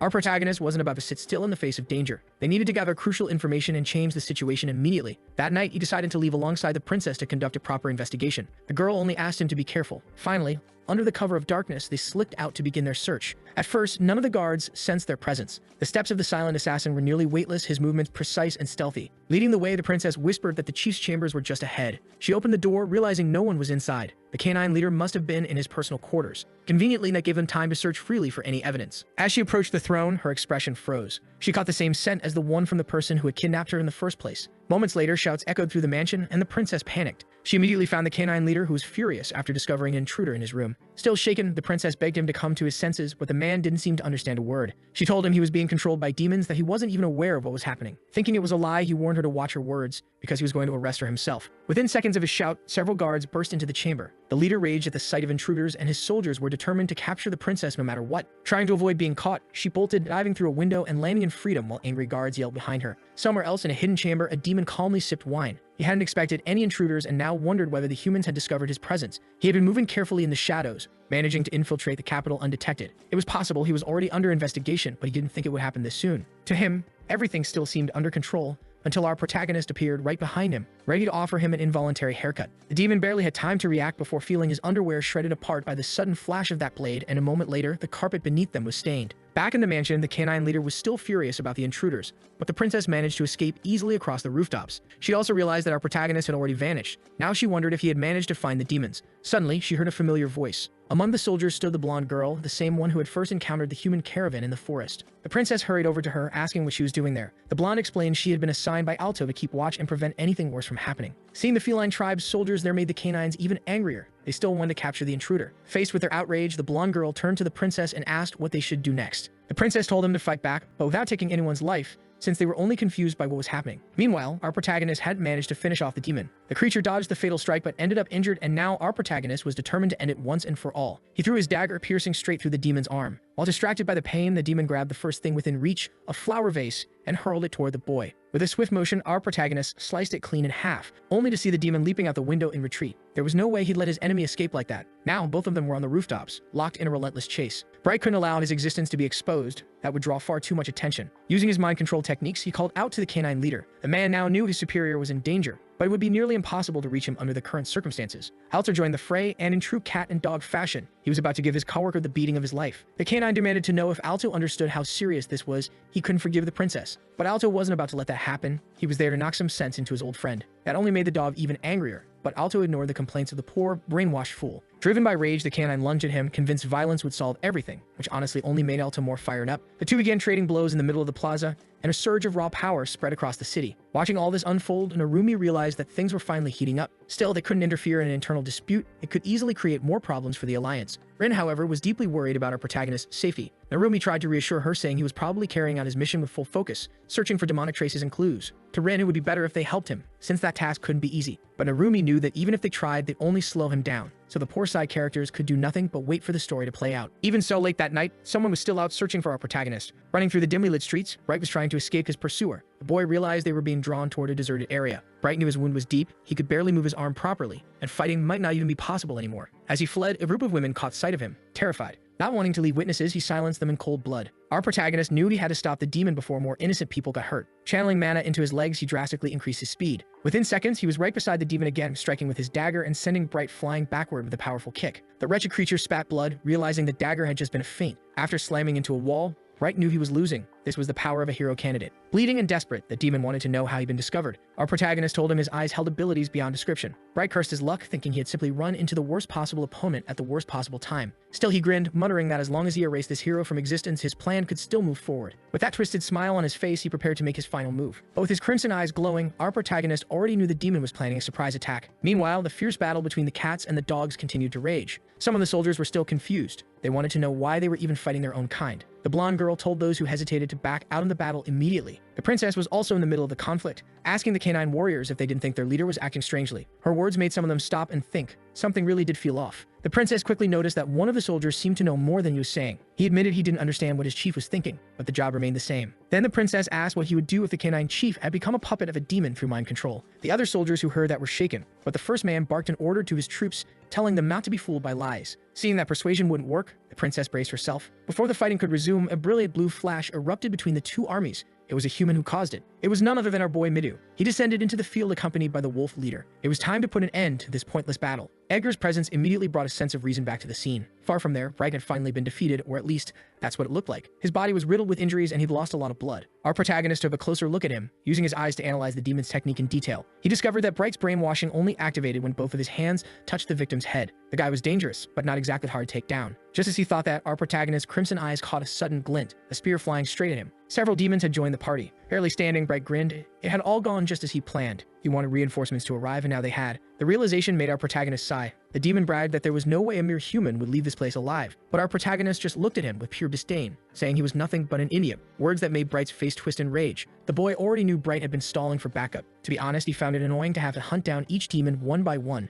but now with them all gathered here, he could clean them up in a single sweep. That smug confidence infuriated Bright even more. Burning with hatred, he rallied his troops, declaring that the human would pay with his life. They might not be high-ranking demons, but they were still elite soldiers, and he believed that gave them the upper hand. With a furious shout, he ordered the attack to begin. Then, a violent gust of wind exploded outward, shielding our protagonist. Every demon was thrown into the air, and the nameless grunts couldn't comprehend what just happened. Of course, our protagonist would never fight a demon alone. That's why he brought Mare along, just in case. Bright wasn't impressed, though. To him, two opponents still meant nothing. Ignoring his arrogance entirely, Mare calmly asked our protagonist whether he preferred big rocks or small ones before hurling a storm of boulders at the enemy army, crushing demon after demon into paste. One of them barely managed to defend himself, feeling proud for surviving, only to be instantly stabbed through the chest by the boy's dagger. He already knew these soldiers were weak. Furious, Bright shouted for his army to close their ranks, while one of his soldiers stepped forward, empowered by the other's energy. It was an illusion spell, but our protagonist couldn't tell which copy was real, so he simply aimed and hit the one who tried to strike him. His accuracy was flawless. Hitting vital points like that was child's play for him. Another grunt decided to use wind magic, launching a high-speed projectile toward the boy. But before it could hit, Mare intercepted it effortlessly, floating in the air as she surveyed the fight. The calm authority, she called upon the spirits of wind to end it, piercing the poor fool's body with countless wind lances. Severely injured, Bright realized he was only delaying the inevitable. That's when Mare noticed something strange in the battlefield, and our boy turned to see what was coming. Up in the sky, several winged beastmen were approaching, led by none other than Camilla. He hadn't expected her to show up, and immediately suspected that she might be collaborating with the demons. Camilla admitted she hated humans. To tell the truth, I despise them, she said. Concerned, Mare wondered if she had also fallen victim to brainwashing, but our protagonist wasn't sure since he hadn't used his appraisal on her yet. It could very well be that she was willingly working with their enemies, which would make the situation even worse. The demons believed the Federation would soon fall completely under their control, which would tip the war against humanity in their favor. Bright relieved, chuckled when Camilla arrived late to the fight. She mocked him, saying that demons could never win on their own. Bleeding and exhausted, he admitted he wouldn't complain about getting help. With a sly grin, Camilla flexed her claws and said he was awfully needy for a supposed demon commander. Now our protagonist was facing 30 flying enemies and things were about to get messy. Back on the ground, Mare looked worried, but he simply said they had to defeat every single one of them. Camilla ordered her troops to attack at once. The other tribes couldn't find out what happened here. The winged beastmen dove toward him with their claws, ready to tear him apart, but before they could reach him, a massive, earth-shaking punch exploded nearby. Turns out we jumped straight into another fight. Alto was going head-to-head with the canine leader. Their battle looked like something straight out of Super Saiyan 2 Goku versus Majin Vegeta. The shockwaves from their punches shattered nearby windows and made the city trees tremble. Alto was thoroughly enjoying the brawl, and even though the dog was completely crazed, he seemed to be having the time of his life too. Then, unexpectedly, the canine leader landed a hit, but Alto only grinned mockingly. Compared to him, the dog was weak. One solid punch to the jaw sent the poor guy crashing to the ground, dazed and struggling to stand. As he staggered to his feet, he felt strange, his thoughts were clearing up. Slowly, Alto realized that through the miraculous power of getting punched in the face, his opponent was regaining his senses. The wolf leader was shocked that one of the beastmen chiefs had been under mind control, but that was exactly what the princess confirmed. A demon had infiltrated their territory. Midu wanted to know if they had found the culprit yet, but the princess said no. Our protagonist had taken that responsibility and was currently missing. Hearing that, Mew concluded that the boy was probably practicing violence somewhere in the city. Edgar, on the other hand, felt like everything was happening way too fast that night. His poor wolf brain couldn't keep up. Despite the chaos, the blonde girl suddenly drew everyone's attention, and the princess asked what was wrong. The girl said she had spotted a group of harpies flying north, which made Edgar very uneasy. Harpies never flew at night. Midu, realizing something was off, decided to investigate the area himself. Meanwhile, Narumi and the beautifully drawn girls were watching the city's destruction from afar. Rin remained anxious and wanted to jump into the chaos. But Narumi's logic wasn't wrong. They needed to stay out of the conflict. Still, someone nearby spoke up about it, confident that our protagonist would defeat the demons, and Narumi fully believed he would. Worried, Rin wanted to know what would happen if he ended up losing. Narumi hadn't even considered that possibility. He read a few chapters ahead in the story and was convinced things would turn out fine. But Rin couldn't break the fourth wall like him. She just wanted to help their protagonist. Rina understood her point of view, but she had no idea where he could be, which crushed whatever hope Rin had left. Clasping her hands against her chest, Rin tried to gather every ounce of her energy to do something miraculous. She wanted to become his strength, and that's when a mysterious voice echoed inside her head. Startled, she let out a small gasp that scared everyone around her. Using her ability, she managed to reach out to our main character, though he couldn't clearly tell where he was. The truth is, this was a new power of hers. She could hear his voice directly in her mind, almost like they were speaking over a telepathic phone call. Once again, she asked where he was. He told her he was somewhere north of the city and that things were getting complicated. He could sense that she wanted to be his strength. After all, he could literally read her thoughts, which left Rin blushing furiously and feeling flustered. Our protagonist was getting beaten badly and told her to bring everyone there as soon as possible. He needed her strength right away. Reina, hearing Rin talk to herself, assumed she'd finally lost her mind. Then Rin explained that thanks to her new power, she had managed to contact him and now knew his location. It was time for them to join the chaos too. Meanwhile, the birdmen were furious, determined to rip our protagonist apart. Mare used her wind magic to keep them away, forming a barrier that pushed them back. It worked for a moment, but then she resorted to one of the oldest tricks in the book, throwing rocks at birds. Launching several large stones, she hit the poor flying extras, who quickly realized that at this rate, they'd never reach their targets. Among them, though, were birdmen armed with bows. They loosed a flurry of arrows toward her, but Mare once again summoned her wind magic, diverting every projectile midair. That only enraged the enemy even more, frustrated that all their efforts kept failing. One of them, apparently a bit more self-aware, thought to himself that elves use spirit energy, and that meant she would soon tire out. Indeed, the elf girl was nearing her limit. Her wind magic was almost depleted, and she needed to change elements fast. The birdmen realized the battle might drag on, but Mare's goal wasn't to win, it was to hold them off until her allies arrived. On the ground below, demons were being wiped out mercilessly. The terrified ones could only watch as their comrades were torn apart, but our protagonist didn't care in the slightest. He just provoked them further, feeding their rage with his brutal efficiency. Some tried to counter with dark magic, but it was useless. Camilla decided to unleash one of her secret techniques, steel feathers slicing through the air, but our boy blocked them with his dagger. Unfortunately, one of them still managed to graze him, and it hurt like hell. He had to think fast now. Worrying about Mare's safety left him momentarily distracted, and Bright tried to take advantage of it. But the boy called upon his lightning, electrocuting the demon in a sudden surge of power. The elemental strike completely caught Bright off guard. With the demon now paralyzed, our protagonist shifted focus to another enemy charging toward him. In a flash, he vanished like lightning itself and reappeared behind the target, cutting the demon down at the exact moment the fool tried to attack his own general. Bright hit the ground, even more battered than before. That was a close one. Our boy could feel his mind almost being completely shattered, and he didn't have any kind of countermeasure against that attack. Ren finally arrived at the battlefield, seeing him badly wounded. Reina and Narumi showed up as well, taking in the chaotic scene before deciding to join the fight too, which only terrified the demons even more. Their leader was barely hanging on, and the harpies had full control of the skies. Our boy told his teammates to handle the lesser enemies, and they quickly agreed. He had only asked Reina not to burn those poor things to death, while Rin wanted to know if he was planning to fight alone again. It gave her flashbacks. He was about to face another Leonora-type battle, but a lot had changed since that day, and now Rin was full of confidence. She used her domination power, amplifying his strength. Camilla thought she was being underestimated, but Bright warned her to stay cautious. That hooded boy was serious trouble. With his death glare fully active, our protagonist said he'd make their end painless. A dark, sinister aura began pouring from his body, frightening everyone around him. If Camilla wore underwear, it would have been completely obliterated by now. Meanwhile, the birdman tried to swoop down on the elf, but before they could get close, someone shouted, demanding to know what they were doing. It was the feline tribe, led by Edgar, demanding an immediate explanation. The extras looked confused, but their leader said they were just following Camilla's orders, which gave them a false sense of confidence. They declared that all witnesses must be erased, no matter the cost. Edgar stared, completely baffled, while Midu instantly realized what had to be done. It was slicing time. Mayor stepped in front of them, shouting that the harpies were working with demons, leaving Edgar absolutely speechless. She pointed toward a nearby street, saying there were demons over there fighting the protagonist. The princess was stunned. She hadn't expected anything like that, and neither had the wolf leader. Midu was confident, knowing that his friends were already heading toward the main fight, so he stayed behind to help the elf. Edgar, clearly upset, hadn't imagined that demons had infiltrated their territory to such a degree. Unfortunately, those soldiers were just following orders, and he didn't want to take their lives if he could help it. That's where Midu excelled, a good guy through and through like Batman. He didn't kill, but he definitely caused enough pain to make his enemies reflect deeply on their life choices. Back at the main fight, both Bright and Camilla realized they were in serious trouble. Camilla couldn't even look at him anymore. His figure kept distorting, flickering in and out as if he were phasing between dimensions. Bright couldn't even register how fast he moved. A moment later, the demon's neck erupted in a spray of red. And yet, in a disappointing twist, our boy had only managed to slice the demon's arm superficially. Camilla shouted for everyone not to look directly into his eyes. He was using an illusion technique. It looked suspiciously similar to a certain iconic manga eye ability, if you know what I mean. Our protagonist could tell she caught on to what he was doing through his technique. He could now use illusions thanks to the evolution of his eyes,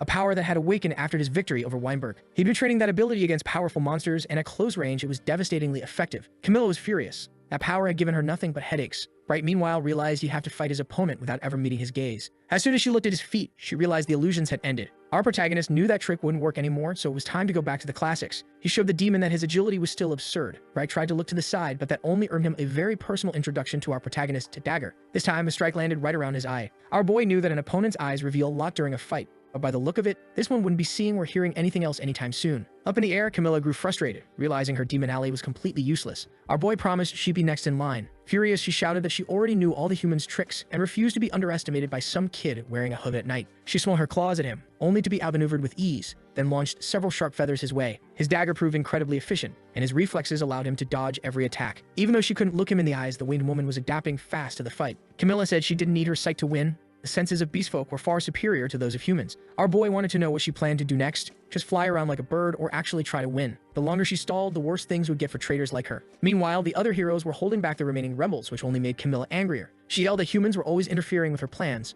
Our boy paid close attention to those words while watching her undergo a full beast transformation. He had no idea what kind of ability that was, but he knew beastfolk gained enormous strength through it, at the cost of their sanity. Screaming like a wild creature, Camilla darted through the air, her movements far more dangerous than before. He had to be extremely careful. Activating his cursed eyes again, he could now see her future movements. He dodged her first strike, but she was still too fast, driven entirely by rage. This time she attacked using her steel feathers. He knew the transformation wouldn't last long. Eventually, her instincts would consume her completely, leaving no way to return to normal. Still, he was running low on mana and needed to finish the fight quickly. Using his eyes to scan for weak points, he found the best way to end it. If he couldn't use this power in moments like this, it would be useless. Gathering lightning around his body, he unleashed it to pierce through his enemy. Electricity surged through Camilla's body, paralyzing her midair. Our boy slashed her repeatedly, his blade carving deep into her flesh until she crashed to the ground, badly wounded. At that point, there was no chance she'd be flying again. After that brutal attack, her transformation began to fade and she fell unconscious, likely for good. All that remained now were the regular soldiers, and our protagonist was still burning with vengeance. With the demons defeated, it became much easier to explain everything to the beastfolk. The battle between the heroes and the harpies had also come to an end.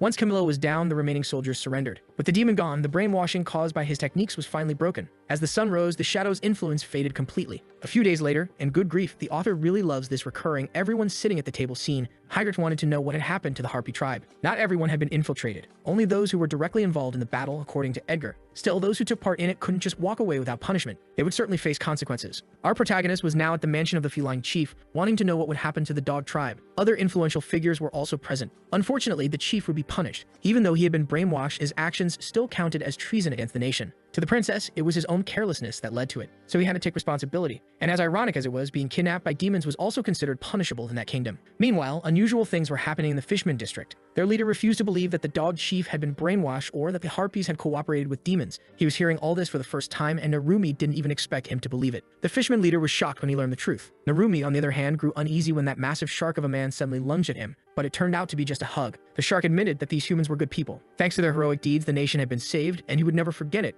promising his tribe's cooperation with the humans. Narubi asked if the decision was really fine considering how sudden it was, but if there was one thing the shark hated more than humans, it was demons themselves. Narubi quickly realized that talking to this guy was pointless. He only listened to his own thoughts anyway. Several days later, the tribal leaders gathered again, this time to finalize the alliance with the humans. Also expressed his deep gratitude for everything that had happened, saying it was a debt he could never truly repay. They also confirmed that the demons were retreating from their lands, news brought by the dog chief. Finally, they reached the main point of the meeting. Helzo announced that they had agreed to form an alliance with the humans. All the leaders raised their hands in approval, filling the heroes with joy. They celebrated immediately, knowing this could change the entire course of the war. Afterward, they could finally return to the capital. Reina double-checked that nothing had been left behind, while Narumi admitted he wasn't ready to say goodbye to that land. At the gate stood the leaders of each tribe, promising to lend their aid whenever needed. Everything had finally been settled. Looking toward our protagonist, Mare asked what the next step would be. He replied that they'd achieved their goals for now. All that remained was to wait and see what came next. The princess asked if he would remain in the Federation, and indeed, he planned to stay for a few days, since returning to the kingdom might cause trouble given his status as a criminal. The princess was overjoyed by this news, much to Mare's jealousy. His ultimate goal was still the same,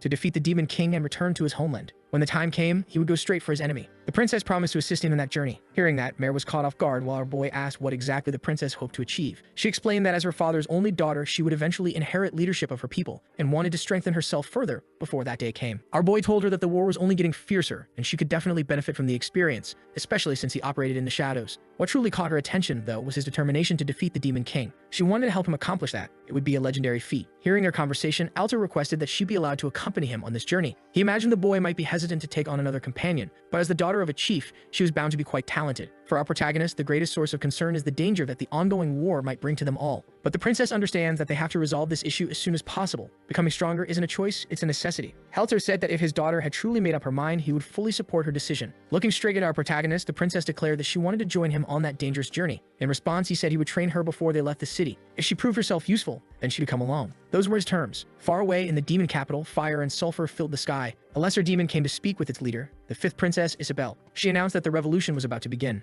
After successfully persuading the Federation of Beastmen, the heroes returned to the front lines. To do that, they first had to meet with Captain Amelia. A representative from the Beastmen Federation traveled with them. It was Edgar. Amelia introduced herself to him immediately, as she was in charge of that front. The group still didn't realize the full impact of what they had accomplished, but the unity between those races would indeed bring massive changes. That night, Midu tried to rest peacefully, but he woke up in the middle of the night after having a strange dream. Mary was standing nearby, saying he had gone to bed quite early. Her presence in his room startled him. Then she explained that he had actually fallen asleep in the resting chamber, and she used her telekinesis to carry him there. Embarrassed, Minu apologized for being a burden, but Mirai assured him it was nothing. After all, he had returned safely. That alone meant the negotiation had succeeded. Eager to catch up on recent events, Midu asked how things were going at the front lines. Mirai explained that the enemy army had launched several offensives, but none of them posed any real danger. And though she didn't like to admit it, Arashi had been essential to maintaining their defenses, a fact that made Midu feel relieved, knowing they could rely on that guy. He then asked about Edgar, and Mirai told him the Beastman was resting after the long trip. The next morning, a strategic meeting would be held to formalize the alliance. Midu knew the Beastmen were incredibly strong, especially Edgar, who at the moment was even stronger than him. That statement surprised Mirai, but Midu continued, saying that all of those warriors were elites.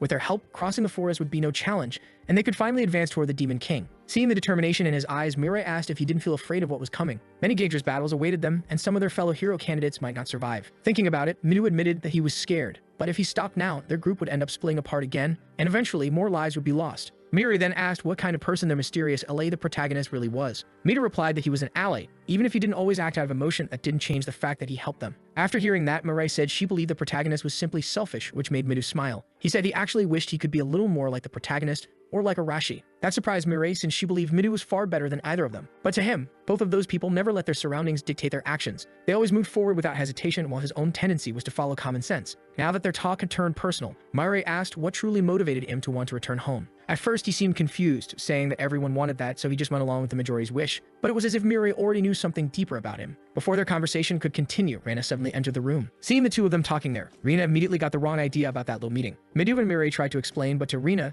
they were just a couple of liars. And that girl in particular had stepped into the boy's dorm with suspicious intentions. Mary tried to explain that she'd only used her telekinesis to move him to his room, but Reina was still upset, especially since Mary was supposed to be the defender of morals and good manners. The argument between them was getting more heated by the second, while Midu just watched everything closely. The whole situation was so absurd that he couldn't help but smile. The next day, Arashi and Edgar were about to face each other in battle. Both charged forward to begin the match, but the beastman's agility was incredible. He dodged every strike from Arashi and countered with his sword, nearly grazing the top of the boy's head. Arashi narrowly avoided it, but quickly realized his opponent was every bit as fast as he was. The beastman pressed the attack, aiming for what seemed to be the final blow. Frustrated, Arashi shouted that he was being underestimated. He managed to block the wooden sword, which surprised Edgar completely. It was magic. Arashi had used mana to strengthen his arms and hold off the strike. With that, he pushed the weapon away, forcing the beastman to retreat several steps back. Even so, Arashi's arm was left sore from the impact. Captain Amelia stepped forward and told them both to stop the sparring session. It was time for the strategic meeting. Arashi was annoyed since things were just starting to get fun. Edgar sheathed his sword and agreed with the boy, though he knew his duty to the alliance came first. To spite his frustration, Arashi, despite everything, respects that opponent. Since he values the like on this video that helps Mamoru make more juicy content for his viewers,